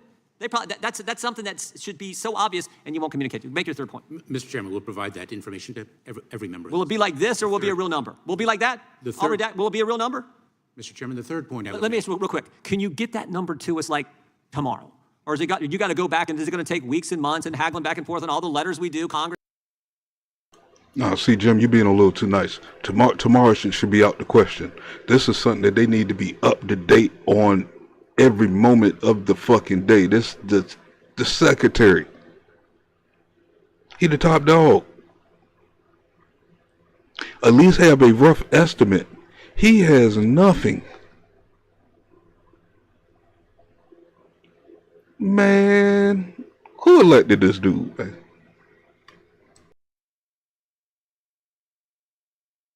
Congress writes letters to agencies and we haggle back and forth, all that dance we have to do? Or can you just get us the number? Mr. Chairman, we'll provide that data to you as promptly as possible. My third point would be the most fundamental point of all when we speak of immigration. We are dealing with a fundamentally broken system. We have between 11 and 12 million. I got 50 seconds. So I appreciate that. You've said that before, so I got that point. Don't mean to cut you off, but I got to get this. Now, in your testimony, you said you've arrested 14,000 smugglers. Seems like a big number to me. What happened to those guys? Those individuals, Mr. Chairman, are, if the evidence so supports, prosecuted for smuggling. You've referred them to DOJ. You've arrested them. You've given them over to DOJ. What's happened to them? Have they been indicted, taken to trial, found guilty? Are they in prison somewhere? What's the status? And that is a huge number. 14,000 smugglers. I mean, God bless you for getting them, but I'd like to know what happened to them. Very, very pleased to provide that data to you. Let me provide some examples. You just told us a couple minutes ago you work closely with the FBI. We'd like that information too. That's important. Have you arrested any of them multiple times? Congressman, I'll provide that information for you. You think that's a possibility? Some of those smugglers you've arrested more than once? Congressman, when I prosecuted immigration crimes in the 1990s, we saw individuals who had repeated violations of criminal laws of the United States and repeated removals from the United States. I've prosecuted. My time has expired. You think a smuggler, you catch someone smuggling people, smuggling drugs, that guy would be prosecuted, and you'd think you would, again, know that answer too, but we hope you get those answers to us. I yield now to... Unanimous consent request, Mr. Chairman. Gentlelady from Washington is recognized for UC. Thank you, Mr. Chairman. I wanted to ask unanimous consent to enter into the record a New York Times article called "Burning Cell Towers Out of Baseless Fear, They Spread the Virus." This is a conspiracy theory linking the spread of the coronavirus to 5G wireless technology that spurred more than 100 incidents in just 1 month. Objection. The chair Thank now you, Mr. Chairman. The chair now... Like I said earlier, I agree with a little bit of that, but still they don't explain a lot of other things that's coming off that thing, the cancers, the heat. Have y'all ever went past one of those towers, man? Even in your car. It's like your car just heat the fuck up. All right, Tamara. I mean, I fell back off of it a little bit, but something still didn't seem right with them things, man. It's either spying or something. It ain't got nothing to do with the virus. Something was weird about this thing, about those towers. And why was it so important that we be in the house at a certain time on a curfew so they can come through and put these things up? Luckily, I was in the country and I heard these motherfuckers when I was standing outside when it was the lockdowns and shit. I could be standing on my porch smoking a cig or something. And it's like 2 o'clock in the morning, all you hear is rumbling. And out here, you know that the rumbling means there's something heavy on the road. You know what I'm saying? Because I'm off-road. So it's like, what the hell is going on out there? And then, you know what I'm saying, if you don't go out for 2 or 3 days, like to a major store or something, do lockdown and shit, by the time I came back out, we had a big-ass tower sitting at the fucking corner of my motherfucking street. It's like, where the fuck this come from? And it's like they was doing this everywhere. Like they needed everybody to be in the house to put these motherfuckers up or some shit. That's what made it drew suspicion. Besides other things that was being said about them. And these are things that we were seeing and knowing personally. No conspiracy. Recognize the gentleman from California. Thank you, Mr. Chairman, and Mr. Secretary, welcome. Thank you for your good job. I really believe you have a thankless job, but you've done a hell of a job. When I became ranking member of the Homeland Security Border Subcommittee, I made it my priority to visit every major port of entry on the southern border. I visited, met with men and women in uniform, both blue and green uniforms. Wanted to see what their job was about, what the challenges were. But Mr. Secretary, let's talk refugees. Hey team, give me an update on the block. Anybody going live? I understand. I've been live for about 3 hours now. This one, it looked like it's still going. And we're running through this at 1.5 speed. And this thing is still going and I'm not even halfway through yet. So this one might get split in half, probably bring it back later on this afternoon or something like this. But this one, I'm gonna run it for a couple more minutes. Give me an update of what's going on the block, man. Is Truth lined up? D-Truth, what's on your schedule? Money Boy, MIA. Yeah, he's collecting info, but hey, see what's on his community wall. But y'all keep me updated. Anybody get any notifications pop up and stuff? I don't want to clog the whole time slots and stuff and split this up because it looks like a long one. Jeez. COVID-19 has changed the world. Today, we're probably seeing the biggest movement of refugees in recent history, if not in the history of the world. Title 42, when Title 42 was about to be lifted, everybody was expecting total chaos at the border. A week before that, a few days before that event, I went to San Isidro, myself and the border port director visited Mexico. We met with Mexican officials, federal, state, local, as well as Mexican stakeholders, interested in making sure everything went well at the border. Everybody expected chaos. Title 42 was lifted, no chaos. Everything went unexpectedly well. I think you were the architect of that policy, carrot and sticks. You made sure that people had a pathway, had incentives to come legally, and you also put criminal sanctions on those that would break those laws.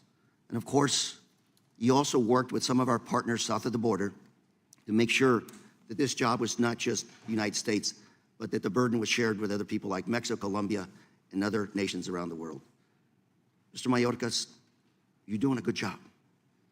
So my question to you today is, how can we, U.S. Congress, assist you in doing a better job for the United States? Congressman, thank you. We are taking the actions that we think will strengthen the security of our border, uphold our values as well.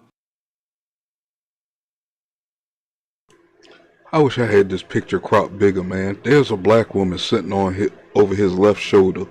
They're sitting over there looking at that dude that just asked that question like, motherfucker, are you serious?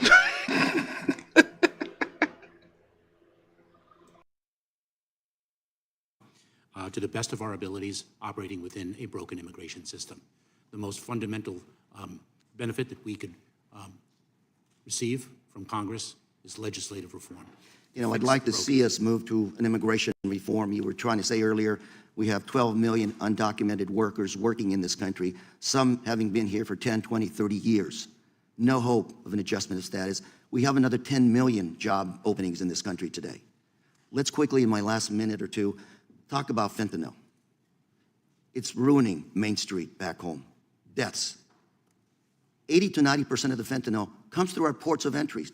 Yet right now, you only have enough funding to maybe inspect 2% of the vehicles coming through our ports of entry. Does that sound about right? Congressman, we have harnessed advanced technology, most notably the non-intrusive inspection technology, to be a force multiplier for our personnel. We rely on funding from Congress for not only that technology, but also the personnel who operate it, the extraordinary people of U.S. Customs and Border Protection, both our Border Patrol agents and our Office of Field Operations personnel, and so, Mr. Secretary, if we wanted to stop more fentanyl from coming into the country, I'd say you need more personnel, more technology, more of those drug-sniffing dogs that are so effective. You need more funding. We want to go from 2% of inspections to 4 to 6 to 10% of those vehicles being inspected. You need the funds. We do, Congressman, and it is a two-part challenge. It is addressing the supply, which your question. Oh gosh, here go another money hustle. Goddammit, they're gonna hit your damn pockets. This country, the scourge of drugs has been a long, enduring one. I will say, I prosecuted many narcotics trafficking cases in my time as a prosecutor. The toxicity of fentanyl is something I've never seen before. Mr. Secretary, thank you very much for your good work. We want to partner with you to make sure we protect America from those negative elements coming into this country. Mr. Chair, I yield. Gentleman yields back. The gentleman from North Carolina is recognized. Thank you, Mr. Chairman. Mr. Secretary, let me focus on CISA a moment and something very specific. Jen Easterly, the director of CISA, testifying before an appropriations subcommittee here in the House earlier this year, said, quote, "We don't flag anything to social media organizations at all. We are focused on building resilience to foreign influence and disinformation," close quote. Is that true or false? that CISA does not flag anything to social media organizations at all. I believe that is true, Congressman, and I will verify that, but I believe that is true. We do. Do you know, are you familiar with organizations at all? I believe that is that CISA does not flag anything to social media organizations at all. Look at his response, y'all. I believe that is true, Congressman, and I will verify that, but I believe that is true. We do. Do you know, are you familiar with Brian Scully? Do you know who that is? I do not, Congressman. He was I think the MDM. That's the most craziest looking responses. person Boy, he looked responsible for nervous MDM, as you call it. on a He lot of testified these about questions. switchboarding, That CISA was engaged in Certain people switchboarding ask him. in which, for example, it was essentially an audit official to identify something on social media that they deemed to be disinformation aimed at their jurisdiction. They could forward that to CISA, and CISA would share that with the appropriate social media companies. Now, that was a quote from his testimony. That sounds like flagging to me, flagging to social media companies, and all of his testimony was of similar import. How does that reconcile? All right, I'm going to put you to work, D-Sizzle. What's CISA? I'm going to run and grab my coffee and let this play. But what the hell is CISA? Because when we saying what we get took down for and stuff like that, people think we are fabricating what it is. We just not following the rules and shit. No, these social media sites are biased. That's why I refuse to go back to Facebook. Because if I go back there talking like this, they're going to run my ass up out of there. You know what I'm saying? And it used to be that way for Twitter too. So Instagram and all that, I'm not too sure of. I don't really mingle around on too many of these apps. But Facebook for sure. They was the ones who had me brainwashed from the get-go. Shit. Reconcile with what you just said, Ms. Easterly correctly answered before the Appropriations Subcommittee. Congressman, a few points on switchboarding. No. Would you Yes. Would you reconcile those two statements, please? Yes. I don't really have enough time to go off on a dissertation. Yes, I will. Okay. If you'll allow me. Quickly, thank you. That practice, my understanding is that practice was in 2018 and 2020, is no longer employed by CISA, and what it amounted to was serving as an intermediary between election officials and social media companies. We were not making a judgment back then in 2018 or 2020. I get your point. I get your point. And I know you're going to elaborate, and I appreciate that. But I think the point you just said, and I'd like to inquire further about, you said it's no longer the practice. When did it stop? I'd be pleased to provide that information to you, and I will defer to the Director Easterly, but we will provide that information to you. You do not know when they stopped doing it? I do not. You have said in your testimony here today several times that we are taking it to the cartels to an unprecedented degree, dismantling those criminal organizations. Those are two things you said. Have Mexican drug cartels become stronger or weaker during your tenure as Secretary? Congressman, we are taking it to the cartels to an unprecedented. You already said that. In fact, I just repeated it to you. Have they become stronger or weaker on your watch? Congressman, the cartels have been a challenge for not only this country, but many countries around the world. Are you not able to say whether they're stronger or weaker on your watch? We, through our efforts have weakened those cartels by the investigations and prosecutions that we have conducted with our international The cartels partners. are weakened under your tenure? Is that what your testimony is, sir? When we disrupt a cartel, when we arrest an individual with our partners, we have weakened them. That is what the men and women of the Department of Homeland Security are dedicated to doing. How much revenue have the cartels received during your tenure? Congressman, I don't have that data. Do you have no estimate about that whatsoever? That you bear in your mind what revenues Mexican drug cartels have received during your tenure as Secretary? And y'all don't find this, y'all don't think that this is impeachable. This dude comes to Congress totally unprepared to answer any of these questions. And if Jim Jordan has stated earlier correctly, they notified him a few times to come prepared. And they gave him a list of questions to be prepared for. Yeah, he might be doing his job, but he damn sure don't know how to answer a question. Congressman, the cartels are very profitable. They were very profitable 3 years ago, and they were very profitable 6 years ago. Are they I making will tell you more this, or less revenue under your tenure now than under previous and administrations? I will tell you this, that we are unrelenting in our More or, attack I against the understand your cartels. efforts, sir. What I'm talking about are your results Are they making more or less revenue under your tenure than your predecessors? We have arrested more criminals involved in cartel activity than in the Sizzle, stop the bullshit, man. There was only goddamn in some areas it was just one sector just to put up. These motherfuckers don't need no more goddamn money. If these motherfuckers want to come across the border, you need to take a handful, let them over to help put up the fucking board so they peoples can't come over. That's what the fuck they need to do. Some of these are small sectors that need to be put up. The border needs to be fixed, and no more money should go towards it. All these serious, you see that shit, right? I'm telling you, boy, the human mind is not weak on most folks. I'm telling you. No Jedi mind tricks going work on me over here, man. prior. Do you not know whether they're making more revenue, or are you simply evading my question? Congressman, I believe I answered your question that I do not have that data. Are But I drug will say deaths this. due to penetrating the southern border of the United States increased or reduced during your 30-month tenure over prior periods? The cartels outside of the United States have also stretched their jurisdiction to other countries around the world. How does your record on achieving operational control compare to other administrations? Worse than any other? No, Congressman. The approach that we are taking, expanding lawful pathways. You've had and larger delivering- numbers of entries in violation of that statutory definition, have you not, sir? Congressman, the approach that we are taking of expanding lawful pathways and delivering consequences for those who do not use them are proving results. It continues to be a challenge, as the border has been in the absence of legislative action, but we are achieving results. I yield back, Mr. Chairman. Gentleman yields back. Mr. Secretary, we'll go a few more rounds if that's all right, then we'll get a break. Mr. Chairman, I have a unanimous consent. Unanimous consent from the gentleman from Florida. Yes, from Reuters, U.S. suspends asylum appointments in Texas border city after extortion reports. From U.S. News and World Report, I believe the people has already paid for it. These motherfuckers are sending money to goddamn parts unknown for transgender equality, all kind of other shit to do with other people's nations and shit. A lot of America's money is invested in the other countries. I wouldn't fund it. The money is already out there. Matter of fact, it's way more than enough money out there. Enough that damn we about to go bankrupt. Well, we've been bankrupt. Goddamn. It's enough money out there to pay these motherfuckers. If not, you can use the National Guards to help put this sucker up. Rotate some goddamn infantries or some shit to help put that shit up.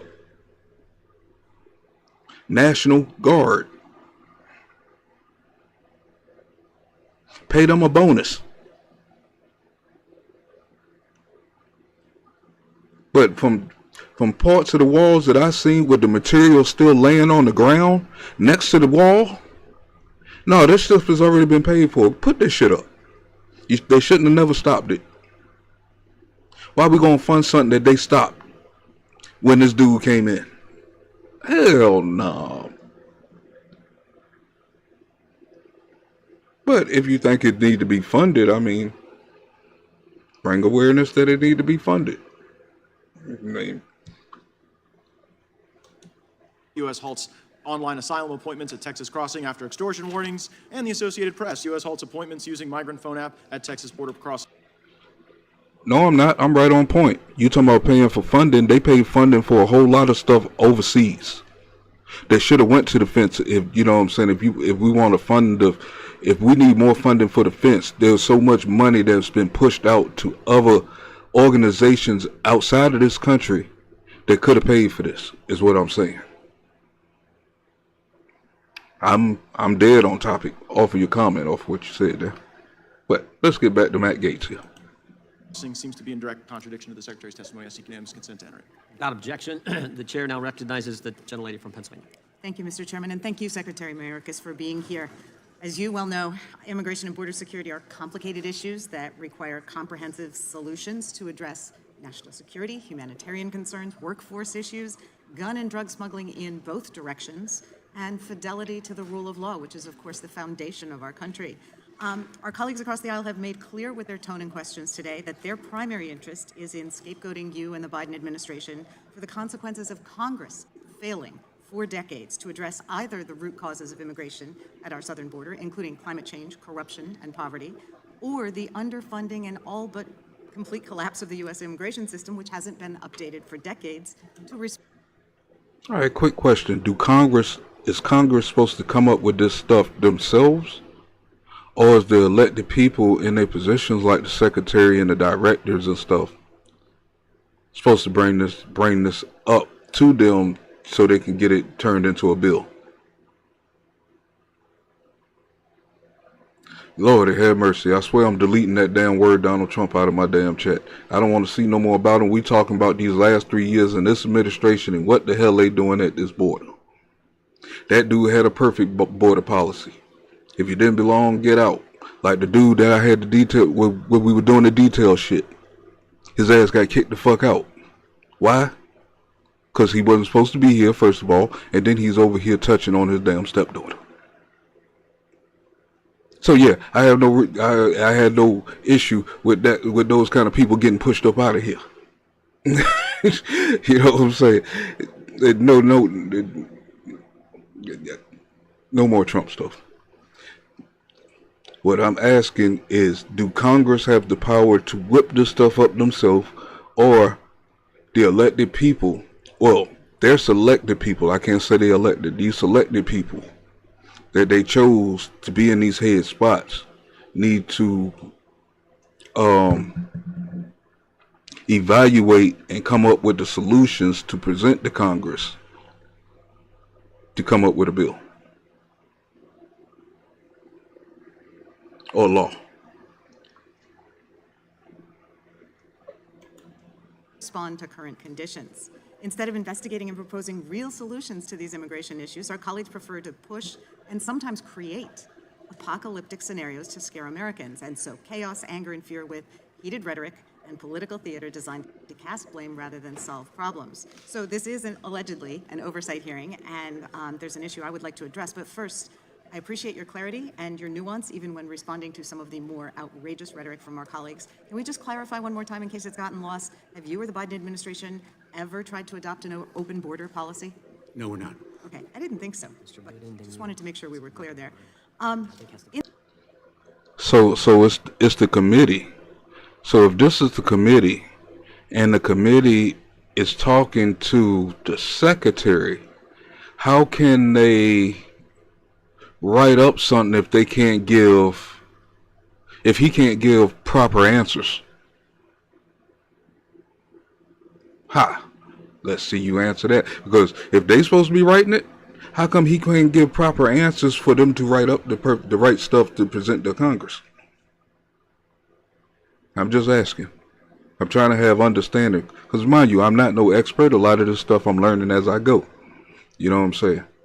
What I do know, I'm going to stand strong on and battle with the guys in the chat.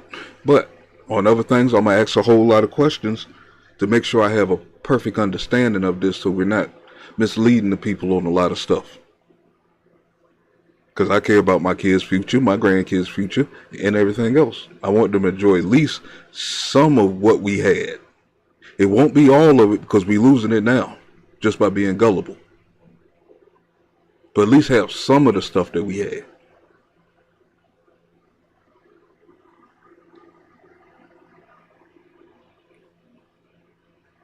That's not answering the question. We need to put you on the witness, put you at the witness desk. You answering questions like them. So if they're supposed to write the law, if they're supposed to write out the witch code, what was that we just said?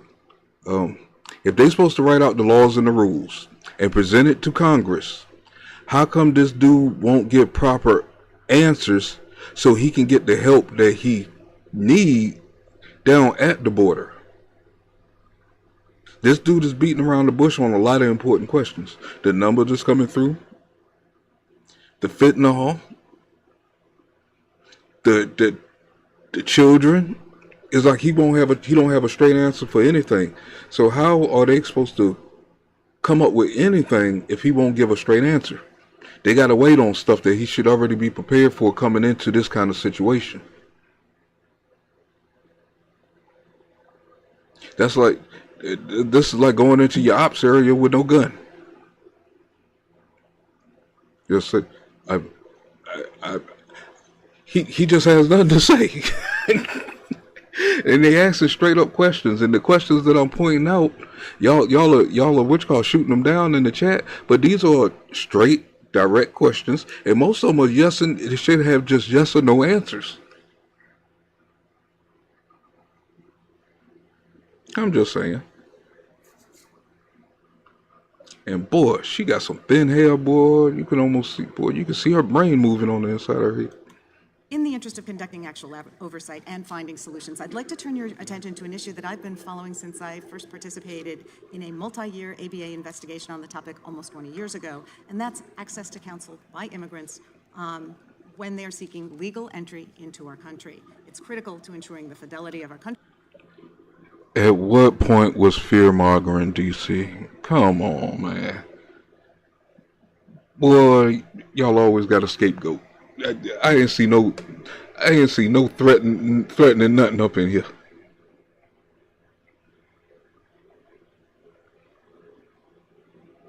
No threatening, no fear-mongering.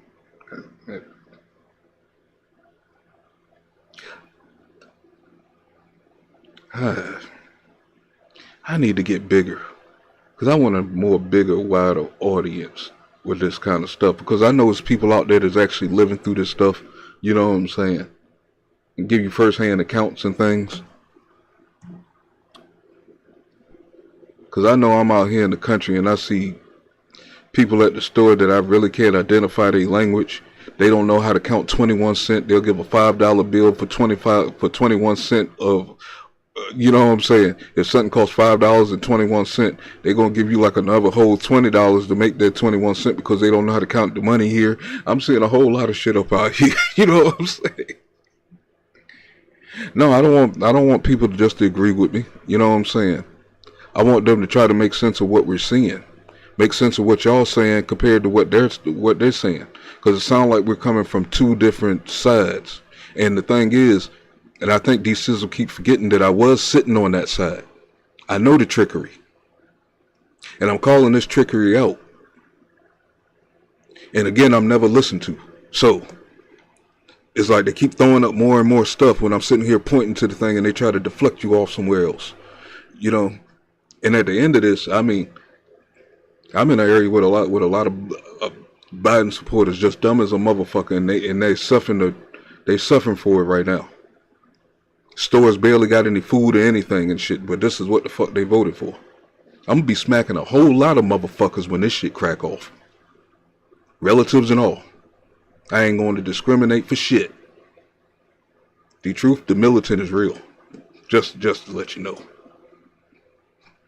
And I mean every goddamn word I said. Yeah, buddy. Let's continue on. Entry to the rule of law, as well as improving functioning of the asylum system. Studies have consistently shown that access to counsel is It's like I critical told to y'all so. navigating our laws. But those seeking Just smacking asylum are people. often I told you so. unable to access counsel, even if they can afford a lawyer, or volunteers are willing to take their cases. And this past spring, when your agency launched expedited asylum screenings at Border Patrol facilities, a commitment was made to provide access to such counsel to all immigrants. But according to recent reporting by advocates, that promise has remained unfulfilled.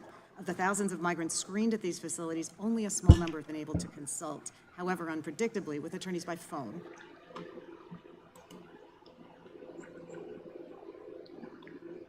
Oh damn, this shit shut off. Okay, let me mute, make sure nothing come in there. I don't know why it did that. And it's in the middle. Oh, stream ended 48 minutes ago, so they did end. So how far in are we? Because they haven't had an intermission yet.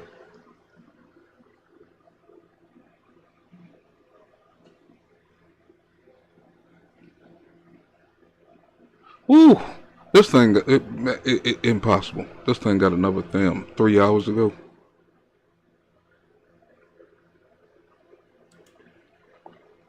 Oh, okay, I'm back on track here. I know it ain't no side, and that's just this is how I'm trying to really give the information of no side. But you have to call out you know what I'm saying? No, are we really rolling with that? You know what I'm saying? Or are we not rolling with that? I've been saying there's no side.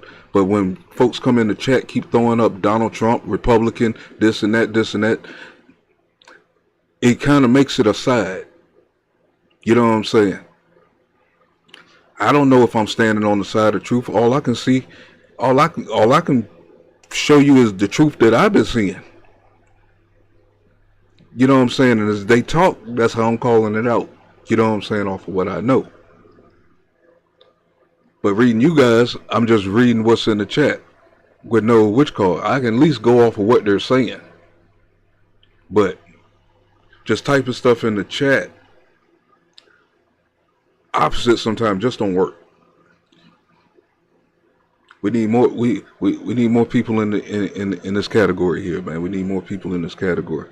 There's one other dude that do this. You know what I'm saying? They be sitting back, Chinese guy and stuff. I think I post them every now and again on my wall. You know what I'm saying? He was doing a different one earlier, but we definitely need to start a category for this shit of reactions on this stuff, because just like how we're split, it's worse on the outside of us. You know what I'm saying? People don't know what to believe.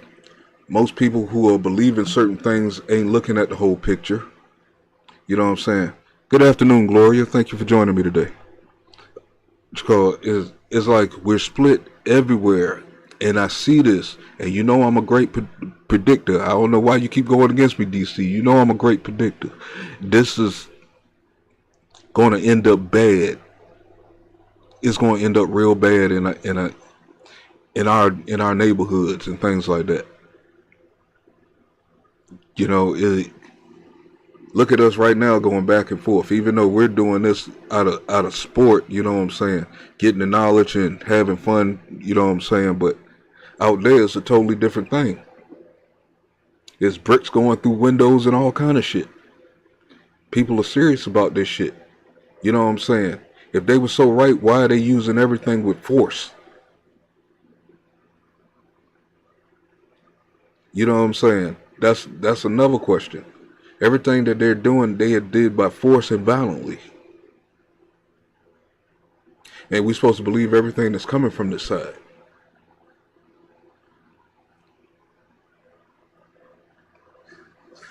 I'm just freestyling off the brain. Don't pay me no mind. Or pay me some mind, you know. But I'm just evaluating how this thing is going. And it's like it's not going to end up good for the people. And we got to get to the bottom of this shit so we can start spreading the word on what's real and what's not real. Somebody told us that our former president lying about everything. And that's what we're pushing, no matter if we have the proof or not. I don't know if he's lying on a lot of this stuff. I let the actions of everybody else let me know that if he was lying. So far, the guy don't look like he was lying about a lot of this shit. These people's actions are showing exactly what he said they was going to be doing, which is even more odd. I have to look at that too. How you going to predict all this shit?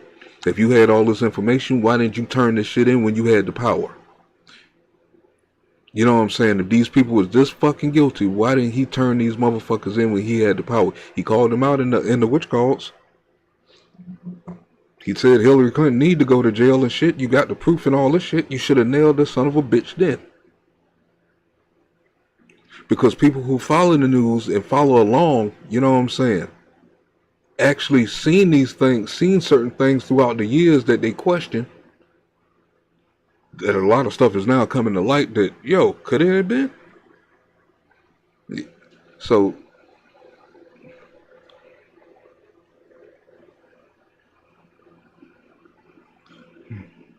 hey, if he didn't win, that means they cheating machine failed.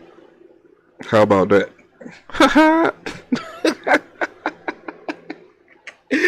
And if they challenged it, their ass would have got caught. How about those apples? But the second time around, they got that shit right, though.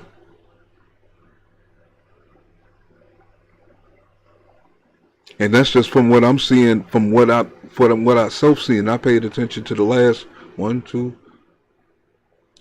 last three. I ain't going not much. The guys in here steady telling me that I'm lying about everything that I don't seen throughout the years and stuff and drawing attention to it. That's about it. These guys are Trump haters. So everything opposite of everything other than that, you know what I'm saying? If it has anything connected to the Trump guy, it's automatically a lie with these guys, and you have to watch folks like that. You know what I'm saying? Hey, you have to watch folks like that. Yeah, how were they so convinced that he was lying? I watched a lot of his speeches. It looked like he told a lot of truth to where we at right now. I mean, shit. This motherfucker sold us to China. That's a crime family. All kind of shit he said goddamn 3 years ago. And we blew it off because somebody on TV news told you that this guy was racist. And then another guy said, if you don't vote for him, you ain't black. So, if we don't go for that, then goddamn everything we saying is just wrong. I mean, we can't point out the obvious shit that's just what's called. A blue cow can walk across the street and we can say, did you see that blue cow? And they'll say it's a goddamn conspiracy. I mean, for real. We at that point right now, man. Like, it was a blue cow that just walked across the street. He's sitting right over there. I'm telling you, it's a blue cow that walked across the street. And you're going to sit here and tell me it's a conspiracy. Damn. But, I mean, do y'all want to continue on? Anybody got anything lined up? I ain't going. You going live or anything? D-Truth, you got anything scheduled?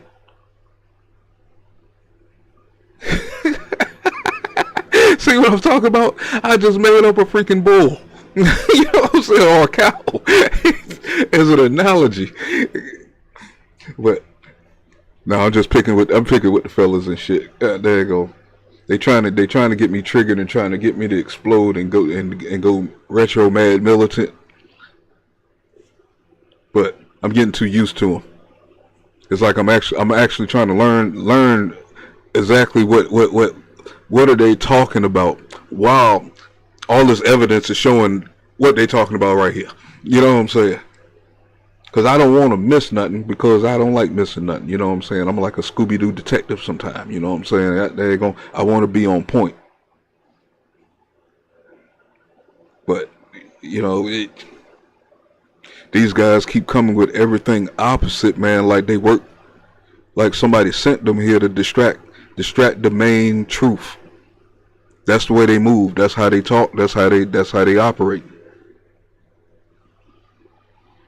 It's like it's plenty more people up here that's talking about this stuff. They can go mess with them, but they decide to come in my chat and spit this one. I'm telling you that this is a conservative channel. That's why I'm fussing them out. Not a Republican channel, a conservative channel. That means you're sitting in the middle and you're looking at both sides and you weighing the options. Not right, not left, and all this. Democrats did this and Jim traitor this, and if he's a traitor, I'll find out on my own. Believe me, I will find him if he's a traitor. So calling a lot of this stuff out is irrelevant if it ain't on topic. Like, I called out DeSantis already. On the back end, I called out DeSantis. You know what I'm saying? For my own reasons. I'm also calling out goddamn witch call that should be here in this damn Congress, and he should be right here on this one right here. For all the shit that he said in the fucking news. Damn, his name slipped off the tip of my tongue already. Brain working too hard. DC, what's his name that I called? Well,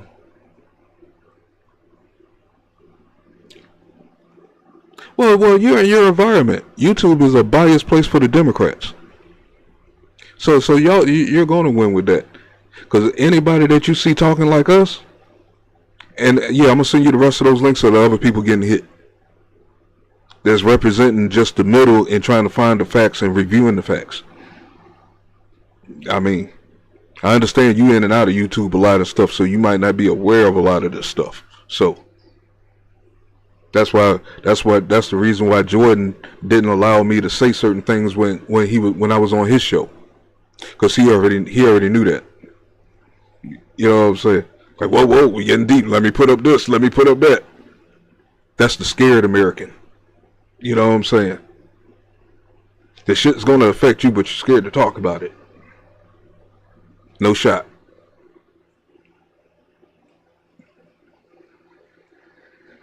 Like, we could have been to the bottom of a lot of this stuff a long time ago as a group, man. We probably been ahead of the game. Shit.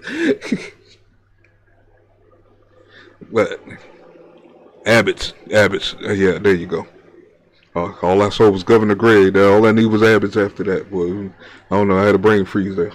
Yeah, there you go. Yeah, he needed to be hearing this. All the shit that he pushed on the fucking news and shit, talking about the borders and shit. His city is getting overcrowded. He's about to start busing people to D.C., put them in front of Biden's house, send them to New York City and shit. That motherfucker. He need to be up in here asking the fucking questions. Why is Jim Jordan the only representative of Texas? No, Chip Roy. Not Jim Jordan. Chip Roy. Why is Chip Roy the only person that's representing Texas up in here? Like I said, I'm paying attention to the whole. I'm paying attention to the whole board. Don't get me wrong and stuff. You know what I'm saying? So I'll let y'all mess with me, that Republican shit like that. I'm paying attention to the whole war board, because that's exactly what this is. That's how their pieces are moving. Like it's a real war going on. Checkmates and all. Chess. He says, well, you the chess player, man. How your tournaments been going? You been in any tournaments lately? But I'm just saying. So y'all want to continue this on? Did anybody else have anything else coming up? Because we're at about the halfway mark on this. It looked like it's 2 minutes and 53. Yeah, 2 hours and 53 minutes to go.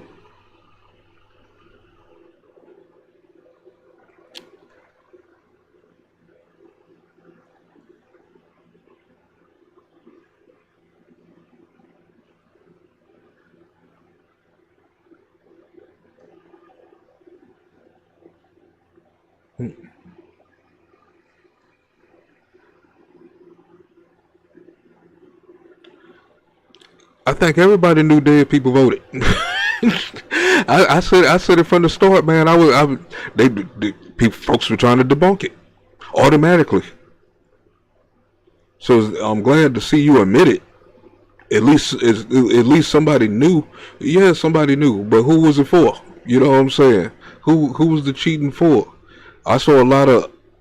I was hearing a lot of news and shit going around that, but again, we wasn't allowed to talk about that stuff. They'll shut you automatically down. I've seen thousands of channels go down of just normal content creators just talking about the news, talking about what they saw in the election and all. You know what I'm saying? That's what we talking about. They messing with our freedom of speech. You know what I'm saying? Because the conversation is just a conversation. Why are you so scared of the conversation? All of a sudden in America, you're scared of somebody speaking. The last time I remember something like this, I think it was 2 Live Crew in front of Congress about they fucking lyrics or some shit. You know what I'm saying? They trying to pull the same shit on this country boy right now. And it's like I'm glad a lot of us didn't play into it.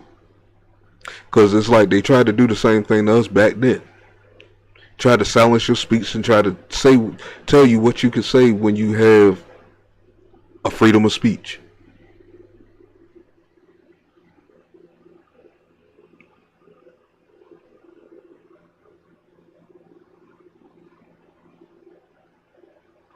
Yeah, they did find dead people. Man, I don't know. I don't understand what is y'all's hatred for this guy. Because, I mean, the evidence that I was seeing came from unbiased sources that's pointing to everything connected to the administration before him and this crime family, and that little woman that got the hot sauce in her purse. I don't even want to say her fucking name. I can't stand the woman. You know what I'm saying? So what? That's a show we need to have. And no, this don't need to be no phone call. The logos and everything up on the screen. We want to know, what is the real hatred for this dude? Everything can't go against this dude. And nobody's really seeing it. Anybody in the chat see what that guy actually did to which car? Because I tried to understand it myself. I tried to research it myself. And I keep coming up empty. You know what I'm saying? They try to say he evaded his fucking taxes. He only paid $750. Was it that, or was his math that good that he only came up $750 short?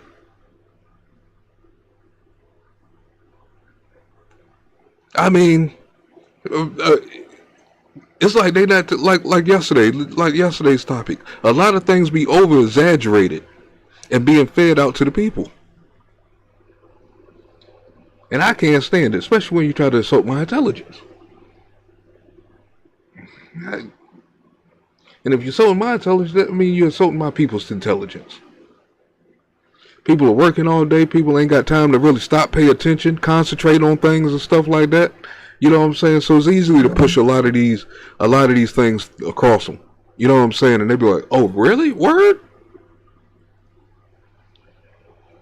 But I'm going to start deepening my content more, man, because there's people on the streets that's being asked questions and stuff that they have no answers to about some of the same stuff that they bringing up in the chat with the real answers to this stuff. You know what I'm saying? I keep forgetting about them things, and that's more of a funner content that people can sit back and laugh and have fun with.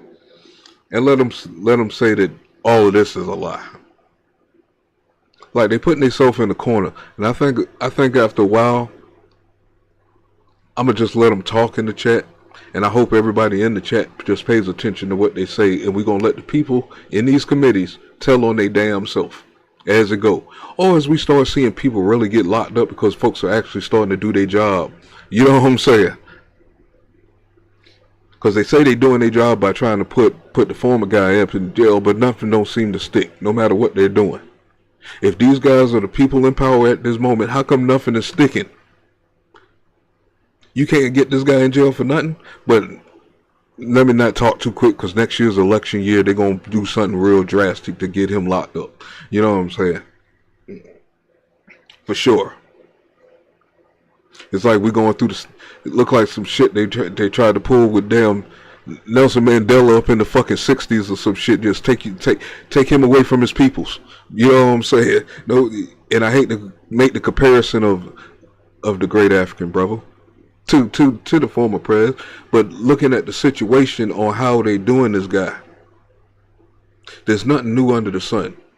These folks and these elite people who's been trying this shit for hundreds of fucking years has a certain agenda. There's nothing new under the sun. Some of this shit is the same playbook. A different generation, but the same playbook. But Tabasco, and I just bought some Tabasco barbecue sauce, man. I bought the jalapeno one and the damn honey. Man, yo, look for that shit in your grocery store. Tabasco barbecue sauce, man. It's like I'm ready to light the grill. Make me a steak. Steak gang. Donald Trump been twice impeached. I know. He's been twice impeached. But was they legit? We can say that. We could tell the people that, yeah, he's been impeached twice. Can you basically break it down, and was it legit reasons of why he got impeached? Was it a good enough proof? What did the board look like as far as the people who's trying to impeach him? Was it a bias? Which call? Just like they do us when we go to fucking court, man. Hey, we got locked up, man, because it was 8 white people and only 2 black people on the jury. You know what I'm saying? It's like. That's why I'm surprised why we're not seeing the bullshit, seeing through the bullshit. They treated that motherfucker like he was black. still doing it. I'm just saying. 3:30, 4:15. Let me try to get through this. I'm gonna get through the next 25 minutes or so. So it could be locked in at a day of 2 hours and 2.5 hours. And I'm gonna try to finish that up either told me what? Y'all still going. But I was trying not to pay y'all no mind while I freestyle out the mind. But yeah, I'm gonna try to get through this next 20-30 minutes here so we can get about halfway through. It's getting afternoon. I know things about to start cranking up. I'm hungry. I haven't ate breakfast, haven't ate no lunch. I'm just drinking my damn coffee, talking shit, reviewing some content that matters, tripping with the fam, man.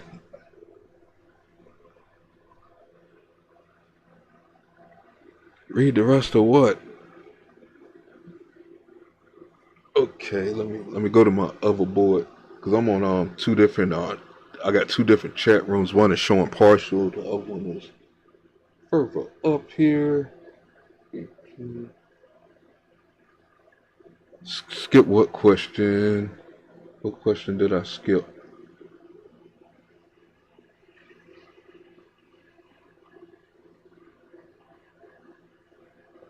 Yeah, he called. Yeah, because he called on that. Like I said, I admit to the truth when I know it's the truth. Yeah, he made that call.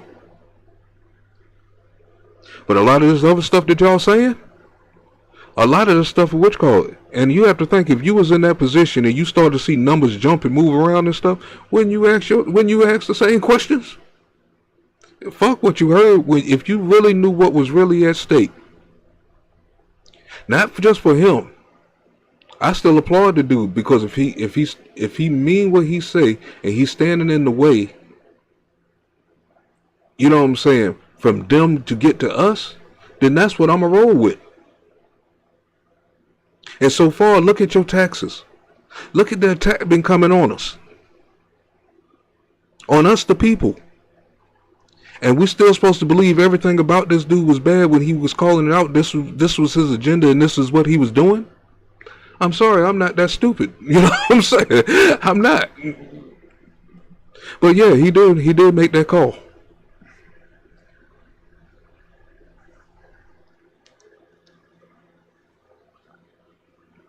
Let's jump back into this real quick here. Yes, she's still up there with no hair. It just stopped for a minute because I think the main show had ended and it just stopped me on the what's called, but it kept me in the same spot, luckily. So, let's get this going. And I sat here and typed the picture. I hit the picture on the OBS thinking I'm going to unpause it. Don't tell nobody else. Appears to be worsening despite commitments to do better. So moving forward, is your agency able to better guarantee attorney access for asylum seekers screened at Border Patrol facilities or held in detention facilities? Congresswoman, when we built this approach of lawful pathways and the delivery of consequences. I see that question. I'll be with it in a second. Individuals in Border Patrol facilities, and a sub-element of that effort was, in fact, to safeguard access to counsel. I have visited the border approximately 20 times. In my last visit, I saw the consultation booths that we built in a Border Patrol processing facility deliberately to provide that access to counsel. Only if I had this thing cropped out right, man. That black lady sitting over his left shoulder is looking at him like, fool, you lying. Reviewing those concerns. We work for you. Appreciate that, and You I lying. Mr. Correa's offer to please let us know how we can assist you in making sure that your efforts are more effective and what we as Congress need to do at this belated time to help address the issue at the southern border. Mr. Chair, I would request unanimous consent to insert into the record an article from the New York Times titled "Lawyers Say Helping Asylum Seekers in Border Custody is Near Impossible." Thank you. I yield back. Gentlelady yields back. Gentleman from Texas, Mr. Gooden. Thank you, Mr. Chair. Countless NGOs, non-government organizations, provide ways and means to illegal immigrants to cross the border and stay here indefinitely. Some of the ones that we are most familiar with, because they're the biggest and have the largest presence, are Jewish Family Services, Lutheran Immigration and Refugee Services, and Catholic Charities. Okay, to go back to that question, D-Truth, I don't believe too many people took out the swamp. If they did, they was on a lower level that we barely heard about them for certain things and stuff. Yes, you are right. The only people got removed was his people, because those are the people that he felt that wasn't for him. Like a lot of these people that's speaking now and stuff, they was in his cabinet and they talking the way he was talking because he came in and messed up their money from other countries that they was embezzling back and forth and stuff with. Then yeah, they gonna be talking bad about him and stuff and try to keep him. You know what I'm saying? You had to get him up out of there. Unfortunately, I think he might have kicked out some of the wrong people, or he did not kick out enough, because a lot of them under him, you know what I'm saying, bars and they sold him out, man. They should have been spoke the fuck up at the shit that they had found. He elected, especially bars, man. But it's like over the time you started to see the true colors of the people, Pence and things like that. We took notice of that. And remind you, to me, I mean, other people say otherwise. This dude is a rookie. He told you he went in there with no experience, but came out and learned a lot. You know what I'm saying? So we expecting the most from this one dude. When we had a black president sitting in there for 8 years who did nothing for us. I'm just saying. That's why I don't understand the pressure they put on this dude 4 years to do to accomplish what he accomplished, with all this hate, trying to stop him, people bashing him for no reason. Well, it's only a small 1% that was bashing him, but the 1% is controlling so much. What you mean by nothing? That's not.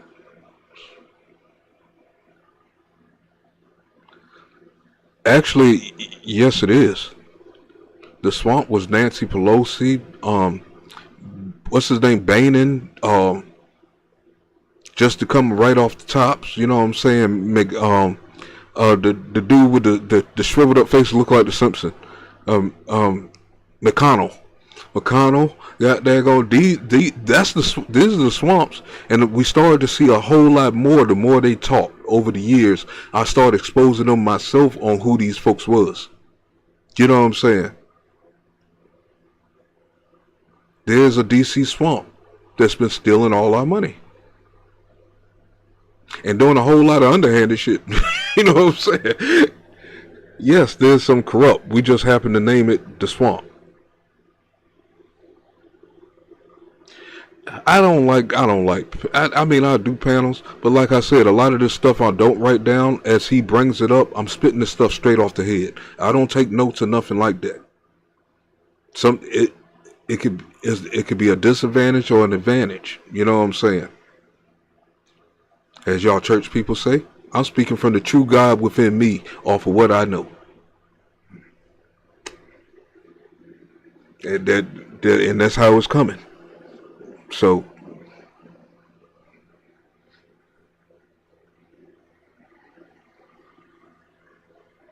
YouTube must not have liked that statement. I started buffering.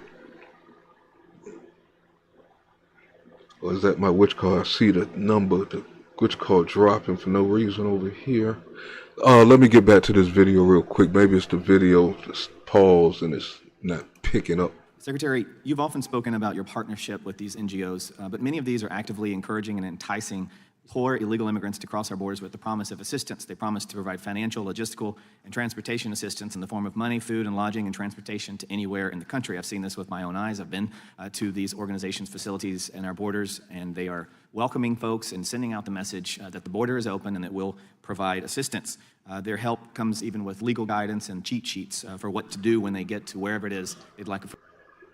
And I got another thing to say. Back to this shit. Now I'm wound up and shit. I'm wound up. Thank y'all, you guys. Thank you.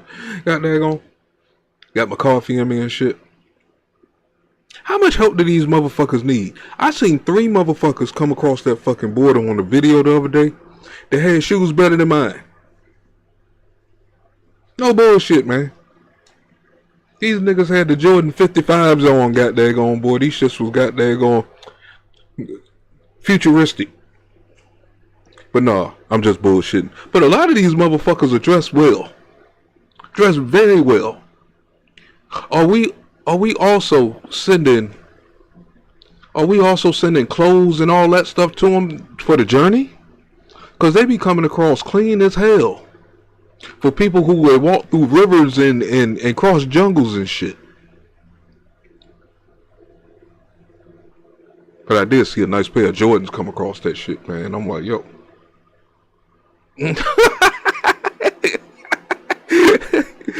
Exactly, DC. Man, these shoes are futuristic. Check out the gear these folks are wearing, man.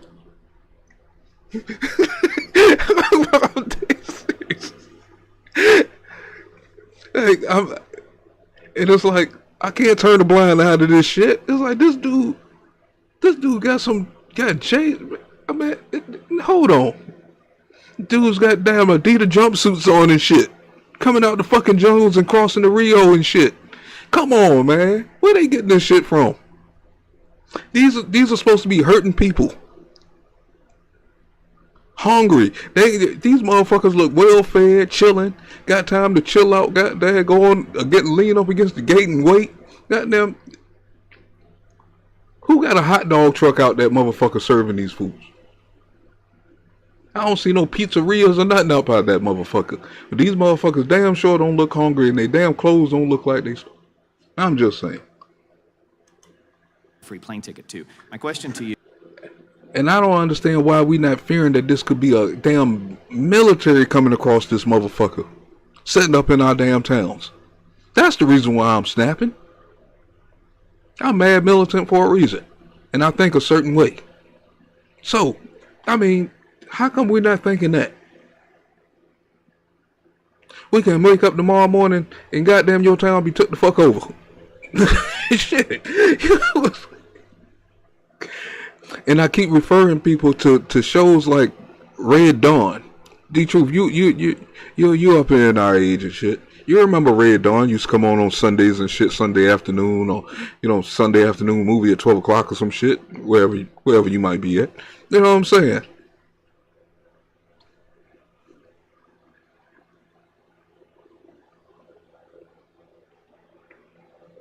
Well, how come nobody's bringing this stuff up if it's been happening for 70 years? I feel like I'm coming up with something goddamn straight from the root or something. Which I know I'm not. But ain't nobody else talking about this shit.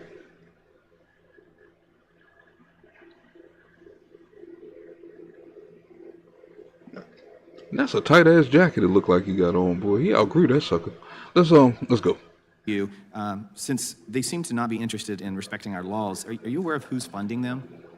Congressman, the pernicious enticement of individuals to come to the border at great danger is perpetrated by the smuggling organizations. That is true, but a lot of us was listening. Exploit vulnerable people exclusively for profit. So Maybe not the right sources. An operation where you're saying if you'll get. I would say maybe not the right sources. You know what I'm saying? Because that's why I'm trying to avoid people from what we're doing here. Like, say like we're on different sides. We're coming from different sides of information. We don't want people to really just go stick to one side. Stick in the middle and really choose the side of information you want to go with. You know what I'm saying? So it's good that we go back and forth, you know what I'm saying, in these shows and stuff, so people can really sit in the middle and decide, hold on. Because later on, more information might pop up, like it always do with me. More information will pop up and be like, damn, I knew it. I told them. You know what I'm saying? It's like, and they use certain things. It's like, It's like they was creeping years ago. But now it seemed like somebody came through and disrupted the whole fucking plan. And now it's like they scrambling to put everything back in order. The grown folks are in charge again. It's like that always stood out to me. You know what I'm saying? Like, what the fuck you mean? The grown folks are back in charge again. Do you see where the hell we was going? Yeah, we were doing all right. What the fuck? And you can contribute it to whoever you want to contribute it to. You want to contribute it to Obama, and this dude came in and kept the path going. The thing is, he kept the path going if we was moving up. But since this administration took over here and the grown folks are in charge again, it seemed like we're going fucking backwards. Take note of that one. For the people in the bleachers and shit like that, you know what I'm saying? By the way, if you like this content and you know what I'm saying, and you like to see more of this coming to the YouTube streets and stuff, the conversation and stuff, please hit that Cash App, $ Real Mad TV. I would thank you for your support. All right. Now let's get back to Mr. Gooden here. I don't even know his direction. I think he just started, by the way. Get here, we'll pay for your way to wherever you want to go. We'll put you up in a hotel. We'll give you debit cards with money on it. You don't think that's an enticement? Congressman, I believe that you are mischaracterizing the work of nonprofit organizations. So they don't do that. So is it your testimony that nonprofit groups... The truth is a divider. Look where he went to again after I said what I said, man. And they don't put them up in housing? That is not my testimony, Congressman. As I have said... Okay, so you agree that they do. Well, let me go back to my original question, which was, who's paying for this? Are you aware of who's funding these NGOs? And that's the mayor of T-Town. What NGOs do you refer? Look at the politics. I'll give you an example. Catholic Charities, Jewish Family Services, Lutheran Immigration, Refugee Services. My question is, are you aware of who is funding them in their operations at the border? Congressman, we are grateful. Are you aware of who's funding them was my question. Yes, and I'm answering your question. Okay, who's funding them? We are grateful for the appropriations that Congress have issued. So the United States taxpayer is funding them, is what you're saying. Just to be specific, Catholic Charities received over $1.4 billion from the United States taxpayers for their operations, encouraging illegal immigration. Lutheran Immigration and Refugee Services reported it received $179 million in U.S. government grants. That makes up over 80% of their total support. So let me ask you this question.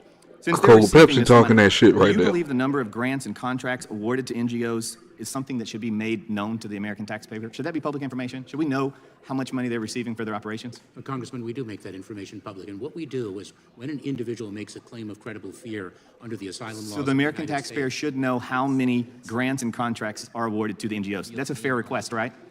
As I mentioned, we do make that information So so the American taxpayer should be aware of that information, right? Yes. Okay, let me ask you this. If I wanted to know where these NGOs are sending illegals that are coming across that they're helping facilitate with financial support, is that a fair ask? Is that something the American people should know, where these folks are going? Congressman, you are mischaracterizing... No, I'm not characterizing anything. I'm asking a question. Should the American people, should we know where they're being sent when they're entered into these organizations that are providing the assistance? Is that a fair ask? Congressman, your question misstates the underlying facts. If I can explain what occurs. Well, let me explain to you what occurred. I have requested for years, over 2 years, this information from Homeland. I've requested this information from Catholic Charities, Jewish Family Services, Lutheran Immigration and Refugee Services, FEMA, 3 different airlines, and even hotels. Each request has gone unanswered. And it seems to me that if our taxpayer dollars are being used to fund an operation whereby we're encouraging illegal immigration, we're encouraging, through funding these organizations, people to make these deadly treks across our southern border, it seems to me that we should be able to get some answers to questions. And I'm really disappointed that I can't get answers to those questions. I can't even get acknowledgement from you about what's happening there when you've stated that you're partners with these organizations. And I yield back. Gentleman yields back to, if we can, Mr. Secretary, we'll go 2 more fives, and then we'll take a break. If that's good with you guys. So let's go. I think the gentlelady from Pennsylvania is next. Thank you, Mr. Chairman. I appreciate that. And thank you, Secretary Mayorkas. And please express my thanks to all the good people under your watch and under your guidance in the Department of Homeland Security for what you do to keep us safe.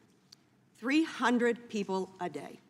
In this country, on average, 300 people a day die of overdose. We know that 80% of those, fentanyl poisoning. We have a serious problem. And I thank you for taking it seriously and doing what you can to interrupt and interdict the poisoning of Americans and interdict illicit drugs coming across our country. It wasn't so long ago, it was back in May, that I joined Representative Escobar at the border in El Paso. Got to meet with really terrific folks doing this work. What I'd like to say is we have a serious problem, but we don't have folks on the other side of the aisle serious about solving it. When they blame you, you are responsible for every one of the fentanyl deaths. What a disservice and a disgrace to the families in my district who have lost children and who will lose children to this fentanyl poisoning. It is a disgrace for folks to just demonize you, demonize those coming across our border seeking refuge. Can you tell us, on average, what are the facts about what's coming across our border through ports of entry in terms of illicit drugs, specifically fentanyl? Congresswoman, the U.S. Customs and Border Protection data evidences that more than 90% of the fentanyl that is brought into this country is trafficked through the ports of entry, which is why we have surged operations to those ports of entry to increase the interdiction of fentanyl that is causing so much death and destruction in our country. And who is bringing it across? I believe the data suggests that approximately 70% of the people arrested are U.S. citizens. Which makes perfect sense. Would you put your resource for the cartels and those who are... I got a very weird question. Where the fuck he just get these numbers from? To answer this person who seems to be in favor of them. I want y'all to peep that out for those who's been in the room majority of the time. How do he have numbers for this woman here who is showing him favoritism?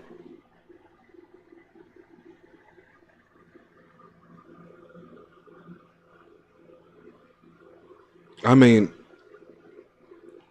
I'm just saying. I agree, D-Truth. I just haven't figured out which way yet. I just can't figure her angle out.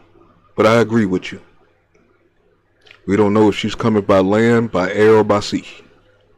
If you get what I'm saying. But, where the fuck he get these numbers from?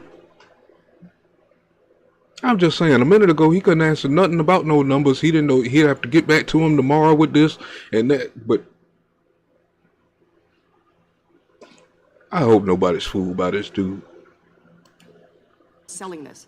Would you put that resource on the back of a migrant, likely not to make it across, so that you would be able to sell this valuable, deadly resource? It makes perfect sense. Coming mostly through ports of entry, coming mostly by way of Americans, American citizens. It's shocking. But the seriousness that is lacked on the other side, they don't want to hear the facts. They don't want to solve this problem. They don't want to save lives, because if they did, they'd stop demonizing you and they'd stop demonizing the migrant.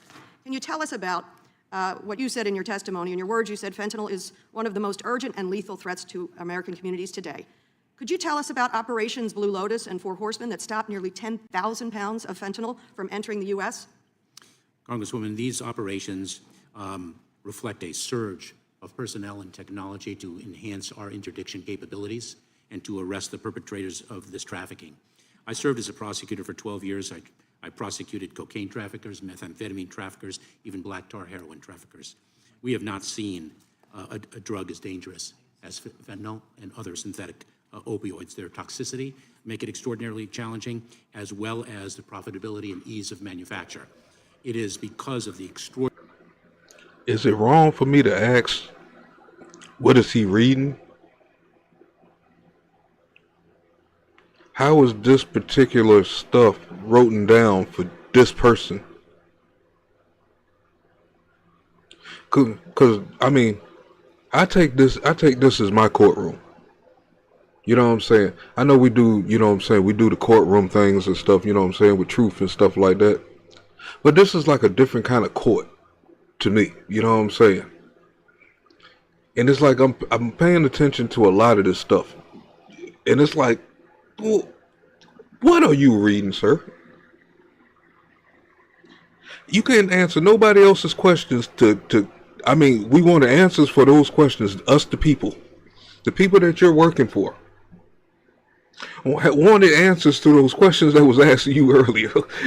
And you had nothing written down, nothing. Something is fishy around here, man. There you go, boy. Something is fishy, something is fishy. But I'm just pointing things out. I could be wrong. Let's go back.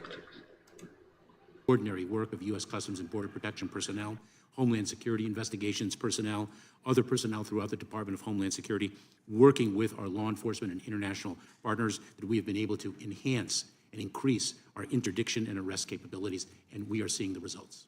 And I'd like to say, again, on the topic of seriousness, if my friends on the other side of the aisle were serious about saving lives from this fentanyl crisis, Yes, we only got 15 more minutes to go. We only got 15 more. D-Truth, come, man, I can't believe you said that. Everybody, I wish I did was on StreamYards. That one should stay on the board, stay on the screen the whole time.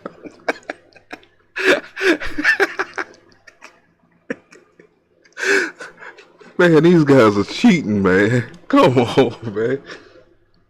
So basically, the questions are there. The answers are...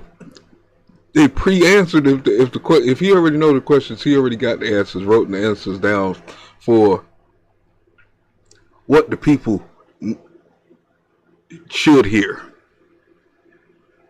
Not need to hear, but is that the same? Need or should? He just giving us what information they want us to know. Now I'm thinking that's the reason why a lot of this shit seems lopsided. You know what I'm saying? Because it can't be so that all these Republicans are just firing, and then these Democrats get the time to ask their questions, and they just sitting here like, yes, I appreciate everything you do, and wink the eye. Like, go to question number 3. I'm coming with that one first. This is some bullshit. And I'm sitting here fussing with dudes in the chat and shit for shit that they already had premeditated. Man, the game ain't fair, man. The game ain't fair. Damn. Let's get back to Mrs. Dean with her big bean forehead got dang on. crisis. They would have voted for the Infrastructure Investment and Jobs Act, which included $430 million of investment to modernize our ports of entry and to help improve CBP. Or maybe they would have, not a single person on the other side of the aisle, voted for the 2023 omnibus bill. All House Judiciary Republicans opposed. It funded additional staffing for CBP's ports of entry. They're not serious people. They don't want to solve this problem. I wear this band for Jake, the son of a friend of mine. D-Truth, I respect that, though. I respect that. Because we want natural answers. You know what I'm saying? Especially if you're getting paid for this position, you should be able to answer any question that if you hold a certain position at your job and you get called to a CEO meeting and you walk in there this unprepared, you think you're gonna walk out with your job? This motherfucker gets to walk out with his job after this, after sitting here, would come in unprepared and everything, and you supposed to be security of the nation.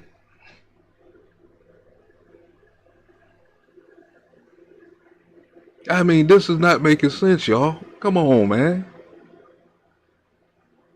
But no, I agree with that, man. I agree. They shouldn't send that. We want natural answers, natural response. We want to see you, how like in some of the videos I say they be turning red. That's probably the reason why they turning red. Because they don't know how to answer that damn question and they in the hot seat. You know what I'm saying? We want you in the hot seat. This is the hot seat. No matter who's asking the questions. Buffering again. Yeah, it shouldn't matter who's asking the questions. And you got called here, you're in the hot seat for the moment. Some of it might be cool, some questions might be cooler than others, but you're in the hot seat. It should be like that from both sides. Not this premeditated shit, and by you just saying that they give the questions and stuff, I definitely don't believe nothing that they absolutely say on that side of the table. I'm just saying. That gives me more of a reason not to believe nothing they saying. It's rehearsed. And y'all comfortable with the rehearsed game? But then, I'm not going to go there yet. I'm going to let this play into itself. God, now that I know that.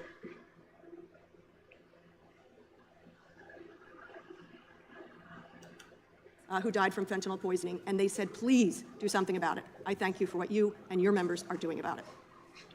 Gentlelady yields back. The chair recognizes the gentlelady from Indiana. Thank you, Mr. Chairman. I'll be brief and yield my time since I'm kind of wasting my time here. I'll be honest with you. Secretary Mayorkas, Oh, do you damn, take full she's responsibility funny. for all decisions of She action about to snap. or inaction made at your agency? Do you personally take full responsibility For for all of the decisions made at your agency? I am the Secretary of the Department. So it means yes. I bear ultimate responsibility for the decisions So yes, made. yes, okay. I really don't know who this woman is. I'm just really getting to know her by watching these. Man, she started off on 8 or 9 right now. She's about to chew him up. I see it coming, man. This. She be talking her shit, yo. I kind of like her, yo. And he's not going to get a chance to answer, by the way. But by the time she's done, you're going to start questioning him yourself. You did not want this kind of mama at home.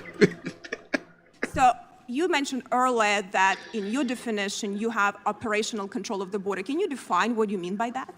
What we mean, because under the Secure Fence Act, it means that not a single. No, I think she sounded a little Russian. Under that definition, no Or something along there. that operation. I don't want to say What Russia. number do you have? 5 but million, 10, if less than 5 or 10, or less than a couple 100,000 get away or more? I mean, In what's that your region. definition? What we do, Congresswoman, is we Do you have a number? What we do is we look at the resources that we have available to us and ask ourselves, are we deploying those resources to achieve the most effective results for the American people? That is what we do, and we are hopeful, working with you and other members of this committee, to increase the funding for the Department of Homeland So Security. fine, we hear finding, but I've been at the border and you've been at the border too. How would you grade your job on a scale of 0 to 10? How would you grade yourself? Congresswoman, I am. How would you grade yourself? Congresswoman, I am immensely proud But- to work with the men and women of the Department of Homeland No, yourself, your job, not all. But clearly she's a immigrant. She made it to this level. Let's see how she feels about this. Am I buffering again?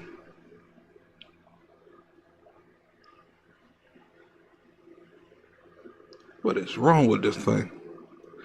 Which code? Basically, she's an immigrant. You know what I'm saying? So I really want to hear what she got to say. She made it to this podium that she's on. You know what I'm saying? Let's see how she feels about what's being going on as an immigrant herself. Let's look at it that way. Gentlemen, start your engines. All of the women, I'm sure there are a lot of great men and women in your department. How would you rate your job as a head of your agency? It is the honor of my From life. 0 to 10, so you cannot grade it. How would grade your preparedness to this committee meeting on scale from 0 to 10? We ask information, you all these promises, letter. I'm not wasting my time. I'm sorry, I don't want to use bad word, what you can do with all these letters, because we keep giving money and sending letter, and you tell us BS back. So how would you rate yourself, your preparedness to this committee? It is the honor of my lifetime to work. From scale 0 For to those 10, people how that would want you to say fund how prepared you came to this more of his hearing? mind. I will repeat what I said. So you're not answering any questions. You are not answering any Republican question. Is it something that your intent to not respond to any questions of Republicans, you came with that intent? That is incorrect, Congresswoman. Well, you're not answering any questions. It is. I mean, every time I hear you say, we will, we shall, yeah, I don't know. You don't know any numbers. You don't even know how many people you actually, you prosecuted, how many people you deported. You're nothing. How can you say you know how your department is run? As executive, you don't know these numbers? Congresswoman, let me share with you. Well, you haven't shared anything useful here. Let me share I'm with you. sorry to tell you, I'll yield to Chairman Jordan because I'm not going to be wasting your time with this charade and circus. You do not have an intent to do that. And it is a serious national security issue. This border and cartels are stronger.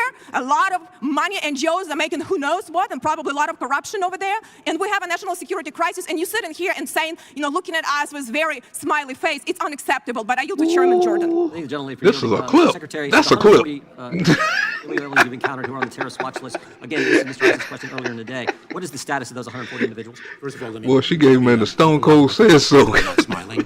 Nor have I smiled. Yeah. Mr. Chairman, will you repeat your question, please? The 140 individuals who've been encountered on the border who are on the terrorist watch list, what's the status of those individuals? I believe that question already has been posed, and I mentioned to the chairman that we will provide that data to you.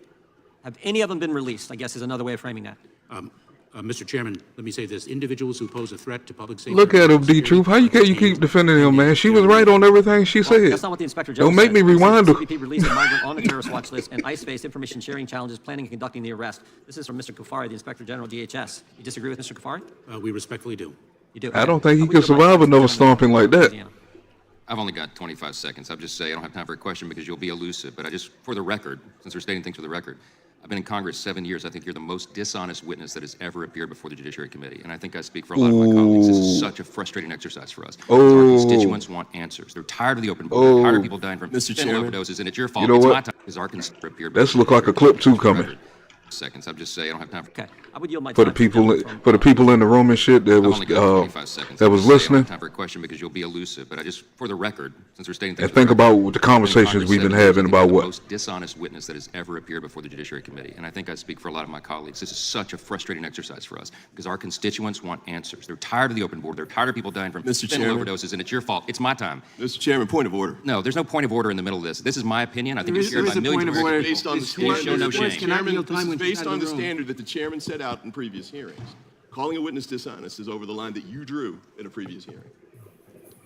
I'm not pulling the words down. That speaks for the American people. The chair now recognizes, I said to the secretary we would go Bang, bang. 5 more minutes, then give you a break. I know you've been at this 2.5 hours. I believe the gentleman from Florida is recognized for 5 minutes. I don't have a winter house yet, Mr. Chairman, but I knew it was merit. I knew it right. yeah. Thank you, Mr. Chairman. Secretary Mayorkas, I want to thank you for being here today. I do want to say a couple of things, though. I'm not trying to get too deep into this, but I know this is an oversight hearing. Unfortunately, though, the larger picture is that this is really about the effort to impeach you. I also serve on the Homeland Security Committee. And one of the members of that committee talked explicitly about the Republican effort to impeach you, the two committees working in coordination.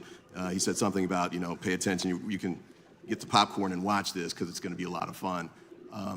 Unfortunately, you've been sort of thrust into the middle of that, and not your doing, but that's where we are. And there are also efforts, obviously, to impeach President Biden. I've seen articles of impeachment with respect to that. The first articles to impeach you came out 2 years ago. I'm not even sure you started on. And another thing that I noticed about these hearings is for the people who actually stayed the course and knew that they was lying about a lot of things over the last 4 or 5 years or so. These hearings, for the facts that we already know, that we standing on as we know is fact, to see them try to answer a lot of these questions is hilarious. It's like they setting themselves up for something bigger in the future. So this ain't nothing but a setup for his future. That's why he won't answer a lot of stuff. You know what I'm saying? He won't answer a lot of things, period.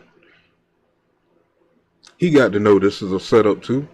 Everything that you say at a certain point, you're under investigation for a lot of things. So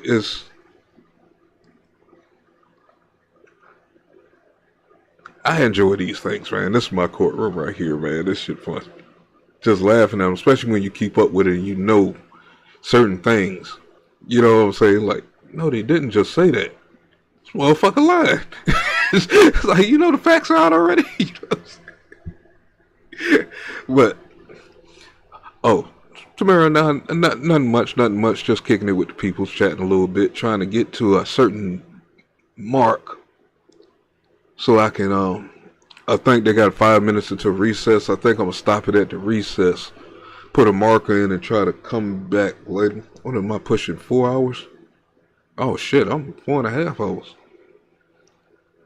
See, that's how I wore myself out last week, man. I was dead all weekend, man, trying to type in the chat with y'all. But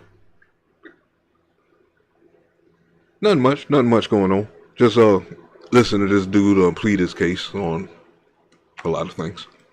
Packing in your office yet, but I do appreciate the fact that you're doing a very tough job under very difficult circumstances, and I want you to continue working forward on that.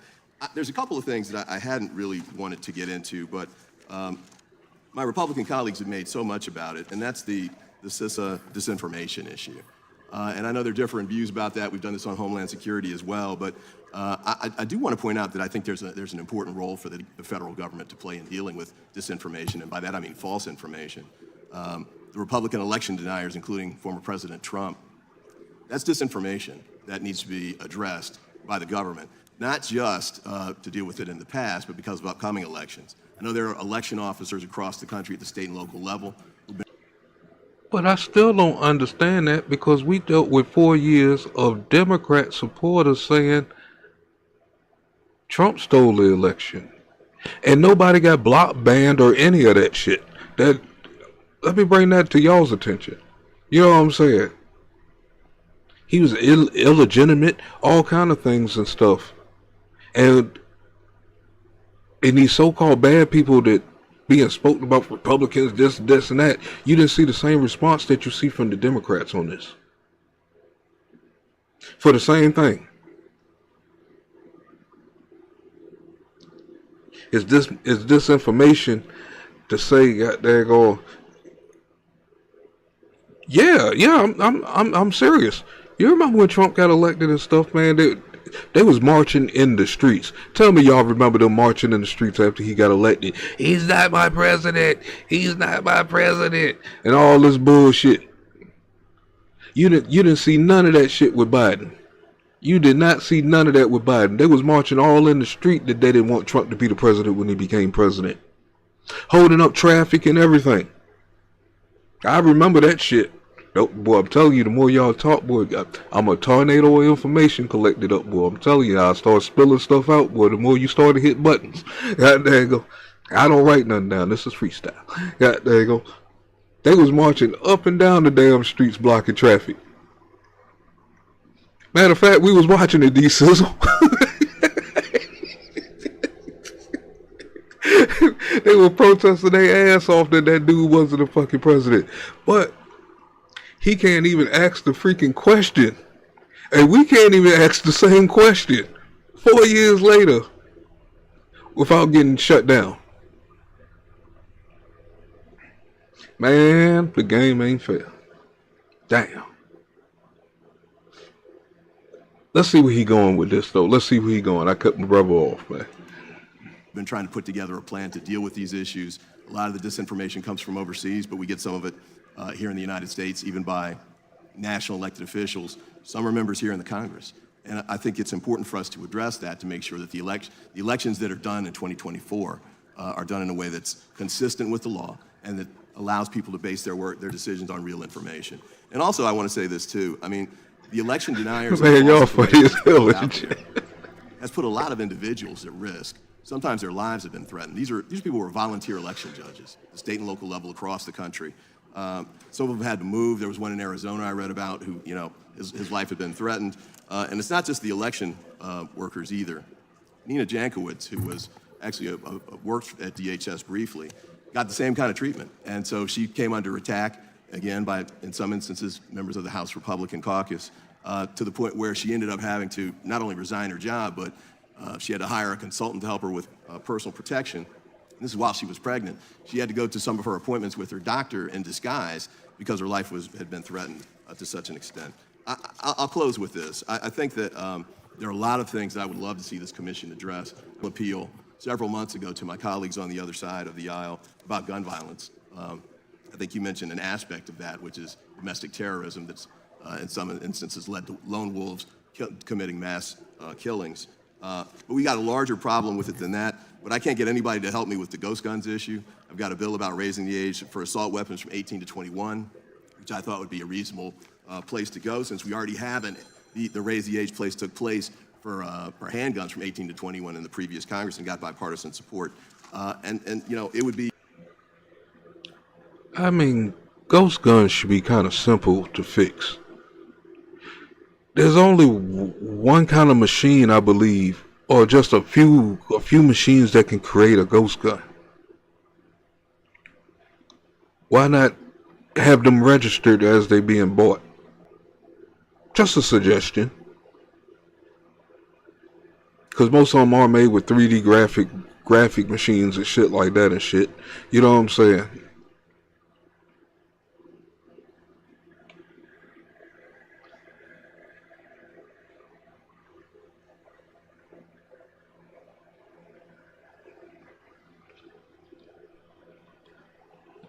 I don't know about feed was looking like it was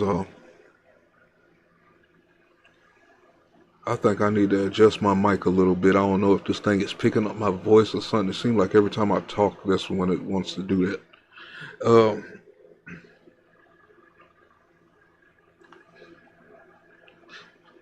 But yeah, to fix a ghost gun, just register the machines that make them.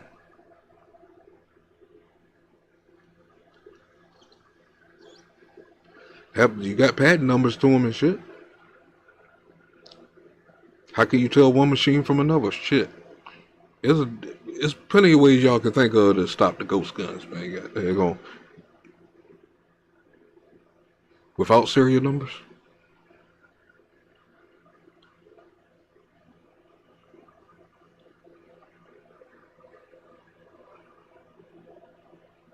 Oh, yeah. But I thought they already had that. That's the same as a scratched off number, ain't it?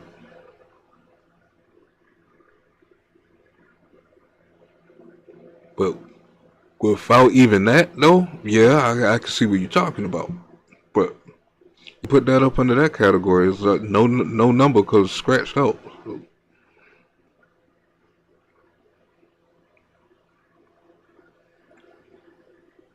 But then in a way,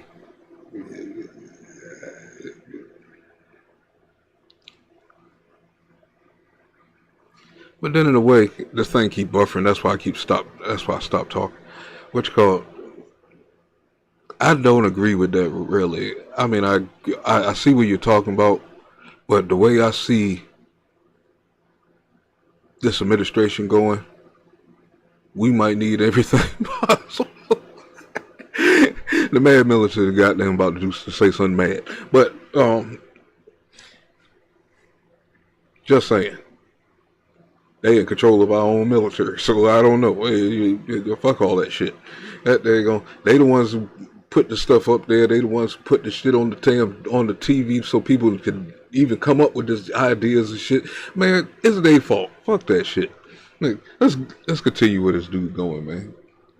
And that's an ugly tie. The color combination with that stripe, man. Just not rolling, man. Just not rolling. Important, I think, too, to look at some of the other critical issues the country's facing. Cybersecurity, if we're going to dabble in the homeland security world. China just hacked our commerce secretary, and in May, CISA was breached, Microsoft, and the NSA. So these are very important issues to the American people. I hope we can take a look at these. One last point on the immigration piece. I was in a meeting on Friday with a venture capitalist in New York. And one of the things he said was that he's having trouble getting the visas taken care of to bring talent over from overseas. These are, high-tech jobs, engineers and the like. So since he can't get it done in the United States, he's now setting up offices in Canada because they can get the job done there. I would love to see us address the immigration issue in a comprehensive way. Somebody mentioned H.R. 2 earlier, which I thought was kind of funny because Senate Republicans were telling us that was going to be DOA when it got over there. So we know that's not real. Didn't we review that one? H.R. 2? Gentleman from Maryland yields back. But you know what I'm saying? I'm 50-50 with the brother every time he talking shit, man. That's good for me. You know what I'm saying? I understand what he's saying on both sides. You know what I'm saying? I like that kind of guy. But that was a fine ass watch he had on, man.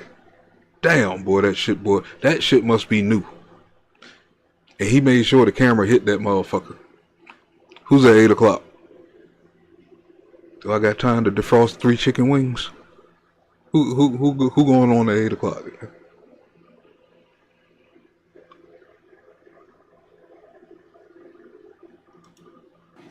Mr. Secretary, we don't have to take a break unless you want it. If you want to keep going, we'll keep going. If you want a short break, we'll take a break. Oh, no, we're not going to keep going. I'm on my way to 5 Sit hours. right there and take questions. We appreciate that. The gentleman I need to do an all-nighter one night, though. May I reserve my right if needed? Of course. Mr. Secretary, I want 500 by mid-August. that came up first. Fuck that, I need a couple of all-nighters. Congressman Nadler brought it up.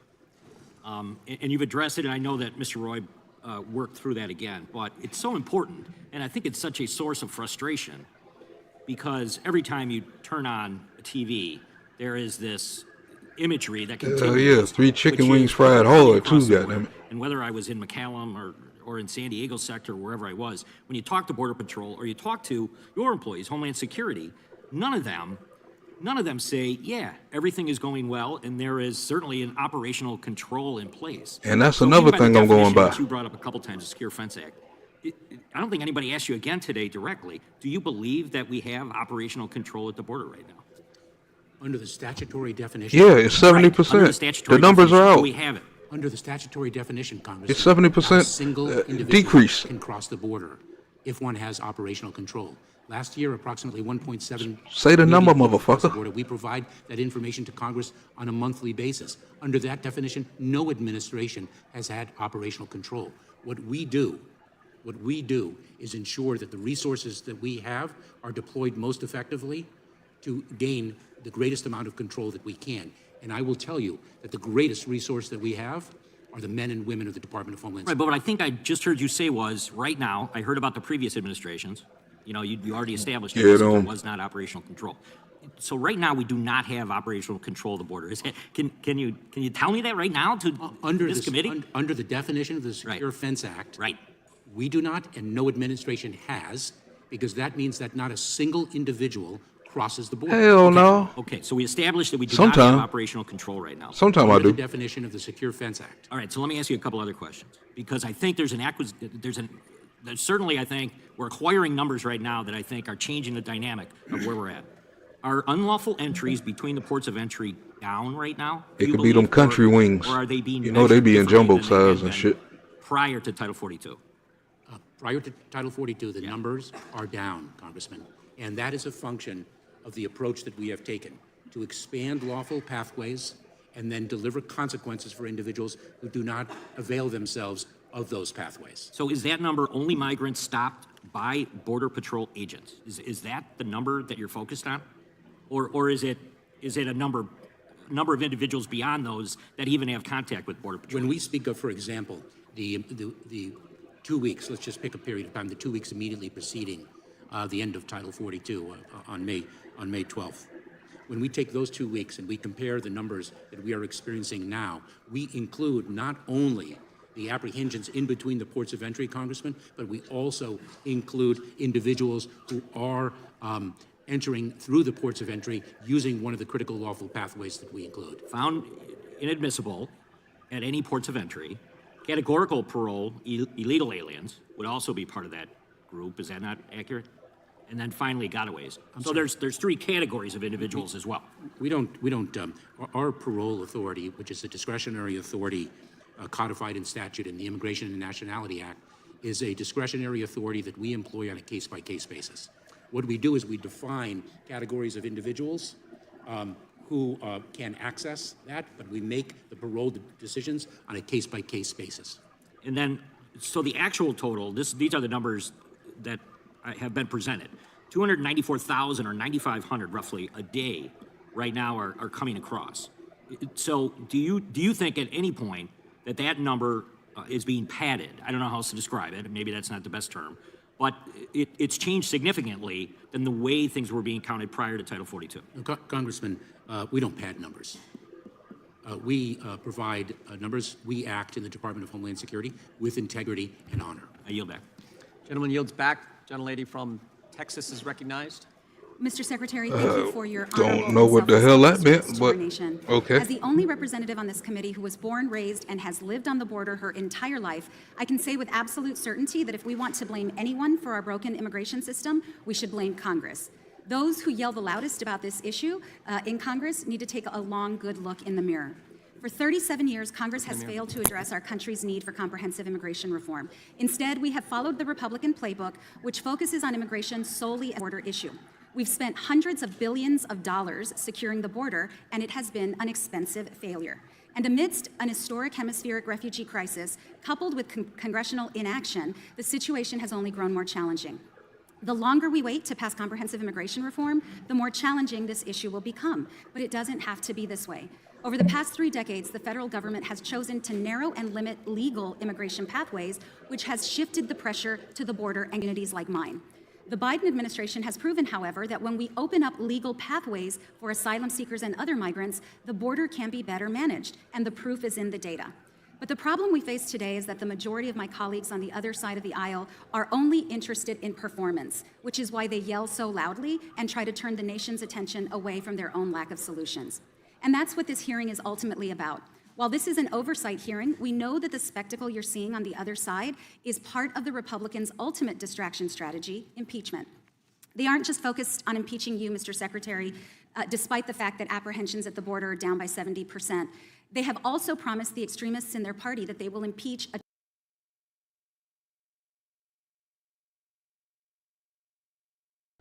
Okay, there we go right there. She said it's down 70%, but still, is it relevant because we still haven't heard him call that number? He said he don't base his on numbers, he bases on, damn, what did he just say a minute ago? He don't base it on numbers, he base it on some other shit. It was irrelevant to the number, all right? If that number is so true, why don't he just state it if it's that well popular? I'm just asking the question. We don't ask enough questions. I'm just asking that question there.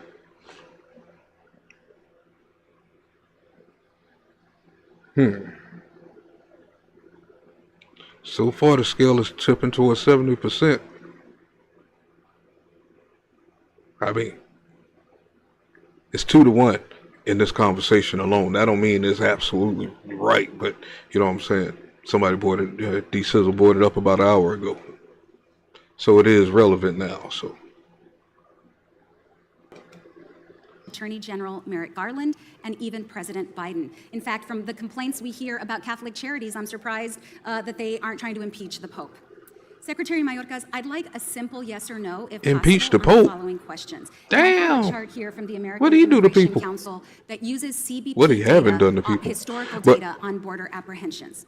Isn't it true, Mr. Secretary, that according to CBP data, apprehensions of families started significantly climbing around January, February of 2019 during the Trump administration? Yes, Congresswoman, they did. Isn't it true, according You to answered CBP that kinda data, slow, dude. that after a drop of apprehensions that were largely a result of COVID closures in 2020, apprehensions began increasing again significantly around May of 2020 after the Trump administration initiated the use of Title 42? Congresswoman, I would have to defer to Customs and Border Protection. And Well, its I have it right here, and actually, I'd like to enter into the Oh. record the American Immigration Council's data, border apprehensions October 2015 through June 2023. Isn't it true, and for the record, May of 2020, when we began seeing an increase once again post-COVID, that was a full 6 months before the 2020 general election, before President Biden's victory, and 8 months before President Biden's inauguration.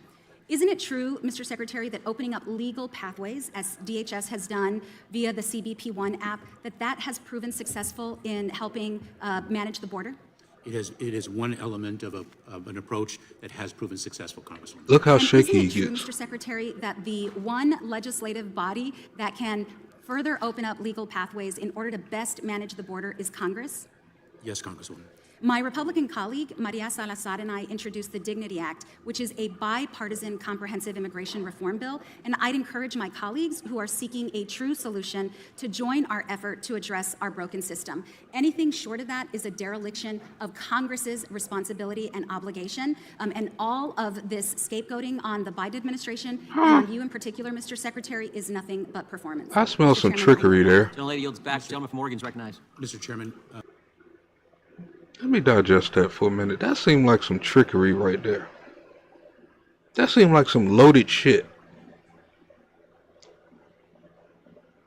But that's just how I am when I'm listening to the information. You know what I'm saying?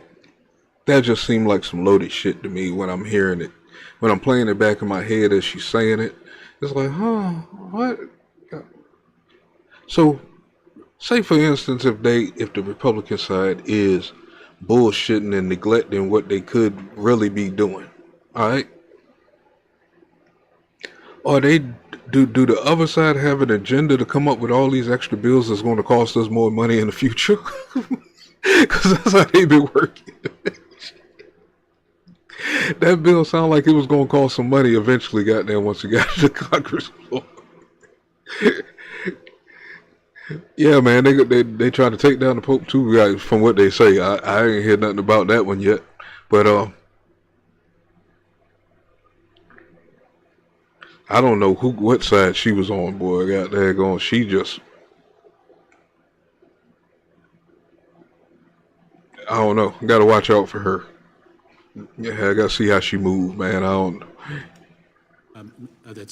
Okay, May Mr. I, Secretary. may I impose? Oh, sure. And accept your kind offer for a Understand. I mean, that's the first time of you hearing that. Why wouldn't it sound crazy to you? You got to start asking questions, man. Ask questions when the shit being bought, man. Ask questions about everything. Well, questions everything. Question everything. At this moment, question everything. And watch how everything started to change about how you thinking about shit. Question every damn thing that you're hearing.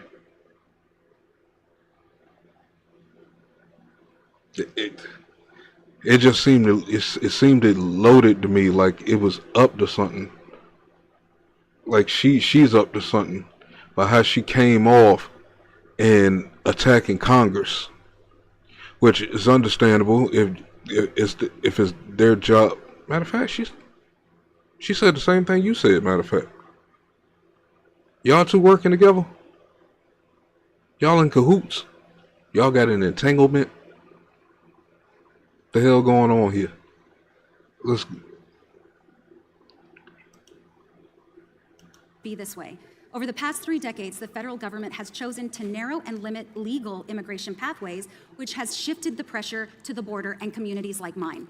The Biden administration has proven, however, that when we open up legal pathways for asylum seekers and other migrants, the border can be better managed, and the proof is in the data. But the problem we face today is that the majority of my colleagues on the other side of the aisle are only interested in performance, which is why they yell so loudly and try to turn the nation's attention away from their own lack of solutions. And that's what this hearing is ultimately about. While this is an oversight hearing, we know that the spectacle you're seeing on the other side is part of the Republicans' ultimate distraction strategy, impeachment. They aren't just focused on impeaching you, Mr. Secretary, despite the fact that apprehensions at the border are down by 70%. They have also promised the extremists in their party that they will impeach Attorney General Merrick Garland and even President Biden. In fact, from the complaints we hear about Catholic Charities, I'm surprised that they aren't trying to impeach the Pope. Secretary Mayorkas, I'd like a simple yes or no, if possible, on the following questions. And I have a chart here from the American Immigration Council that uses CBP data, historical data on border apprehensions. Isn't it true, Mr. Secretary, that according to CBP data, apprehensions of families started significantly climbing around January, February of 2019 during the Trump administration? Yes, Congresswoman, they did.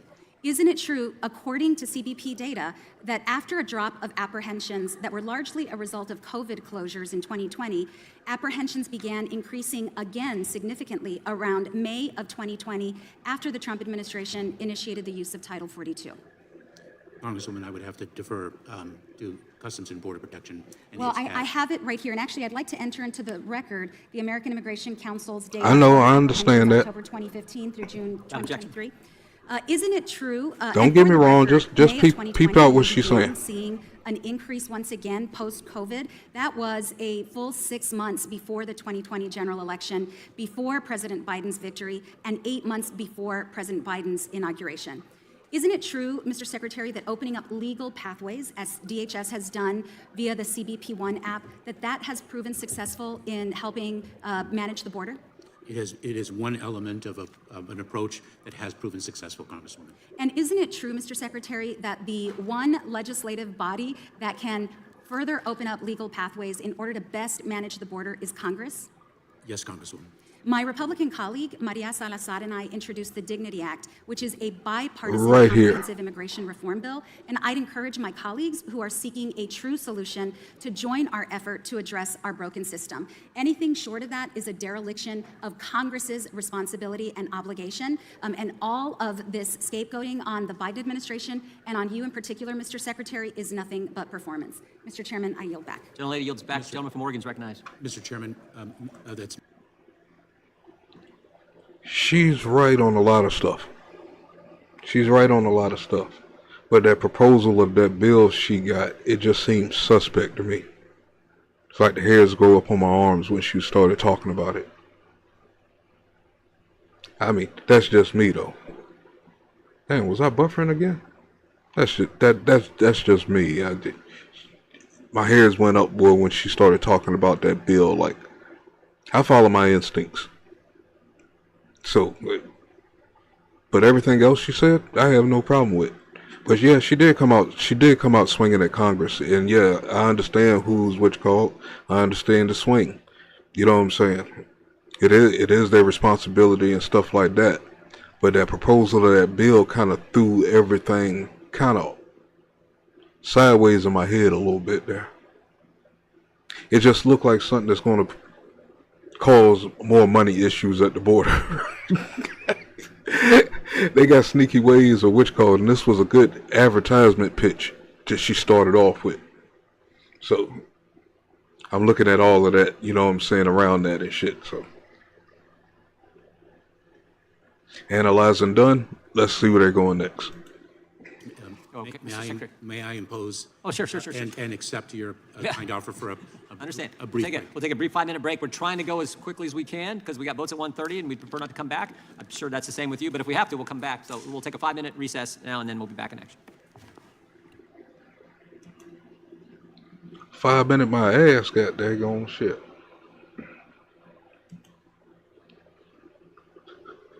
My damn head tired messing with these guys in the chat. Yeah, I'm gonna get around to it when it's possible. I'm trying to fit so much shit in, man. Man, we need 25 hours in a day. Like, my gosh.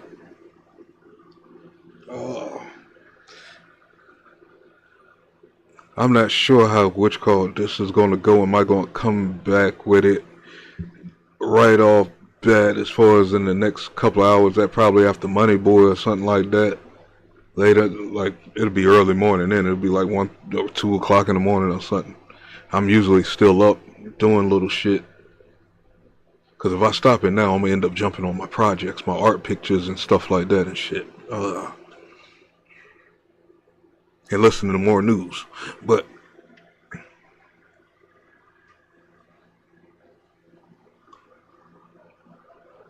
word.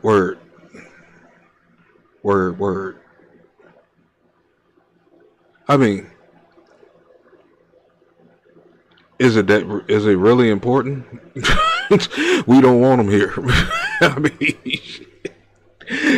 fix our own communities first, man, before we start inviting people into the house. They got the plumbing and everything fucked up. Shit. I'm just saying.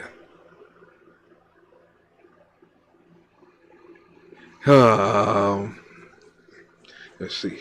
Yeah, it seemed like a whole lot of shit going on. What's going on in San Francisco, man? They're going see San Francisco news popping up. All kind of shit. And I forgot my news ticker, man. I forgot my news ticker today. I meant to turn that on so we could have all day updates and shit. We've been up here about 5 hours. I got to get it to do it automatic, so he's mixing the sports in and all that stuff instead of all one category and shit. But all right, with that being said, we're going to shut this one down. This is a part 1. I'm going to name it and repost it here in a minute because it's going to go unlisted here in a minute. They're going to when I stop.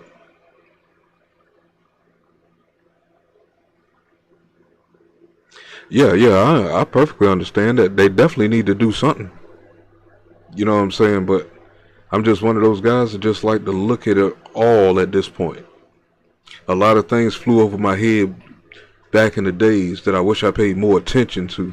You know what I'm saying? So it's like, now it's like I question everything. And the more I question, the more I'm seeing. It's been like that for a few years right now. And it's like, these motherfuckers is up to no good, and we in some deep shit. And I'm trying to get everybody else to see we in some deep shit. Fuck that Trump shit. Fuck that Republican shit. Fuck that Democrat shit. We the people are in some deep shit. Fuck that black and white shit. Don't believe the hype on this racism shit. Yes, it's out there. Yes, it's still here. I don't want to hear that dumbass shit. Is way bigger than that bullshit. Fuck that. You know what I'm saying? I'm just coming here to bring an eye opener to a lot of topics and shit, just to get you to start questioning things more. You know what I'm saying? Y'all had me going at first and shit, man. You know what I'm saying? I'm trying to break D-Truth in and shit, man. D-Sizzle, man. He don't know how I can get, you know what I'm saying? I don't want to scare the guy off, man, and he go into his mode and shit, man, and my face be on the milk carton and all this shit too, goddamn, man. I ain't trying for that shit. You know what I'm saying? If I battle with you like that, you a homie, goddamn it. You know what I'm saying? That's just how I roll, goddamn. I'm a heavy debater, so I like people to be a lot closer, tighter, you know what I'm saying? So they don't get so offended and shit. Like, you just get to know me, goddamn. D-Sizzle know that the best. We've been doing it for a long, long time, man. Shit, boy, we about pushing 3 decades right now. So, but yeah, it is, man. That damn boy, time is flying, man. Goddamn. But yeah, hold on.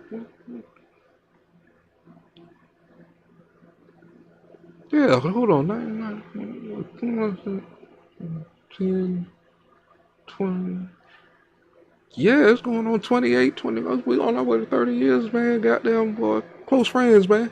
Shit. So, yeah, with that being said, man, I gotta find something to eat. Gosh, almighty, I haven't ate nothing all day. All I had was a couple of sips of coffee. This shit probably got cold. God daggone. That being said, you like this kind of content, please smash that like button. You know what I'm saying? Share this out. You know what I'm saying? Great conversation going on. I'm not sure if I'm not checking something off right with my chat. When I go to my replay, I don't be seeing the chat sometimes. But I'm going to figure that out and stuff, man. There's great conversation going on in the chat. You know what I'm saying? More information, you know what I'm saying, that might help you out, you know. So no matter if you hear us going back and forth, we're not saying believe neither one of these sides. We're saying go look this stuff up yourself. Find out for yourself. Just don't believe anybody and what they're saying. You know what I'm saying? Make sure you subscribe to this channel. You know what I'm saying? Donate to the channel. Watch this channel grow with content that matter. $Real Mad TV. With that being said, peace.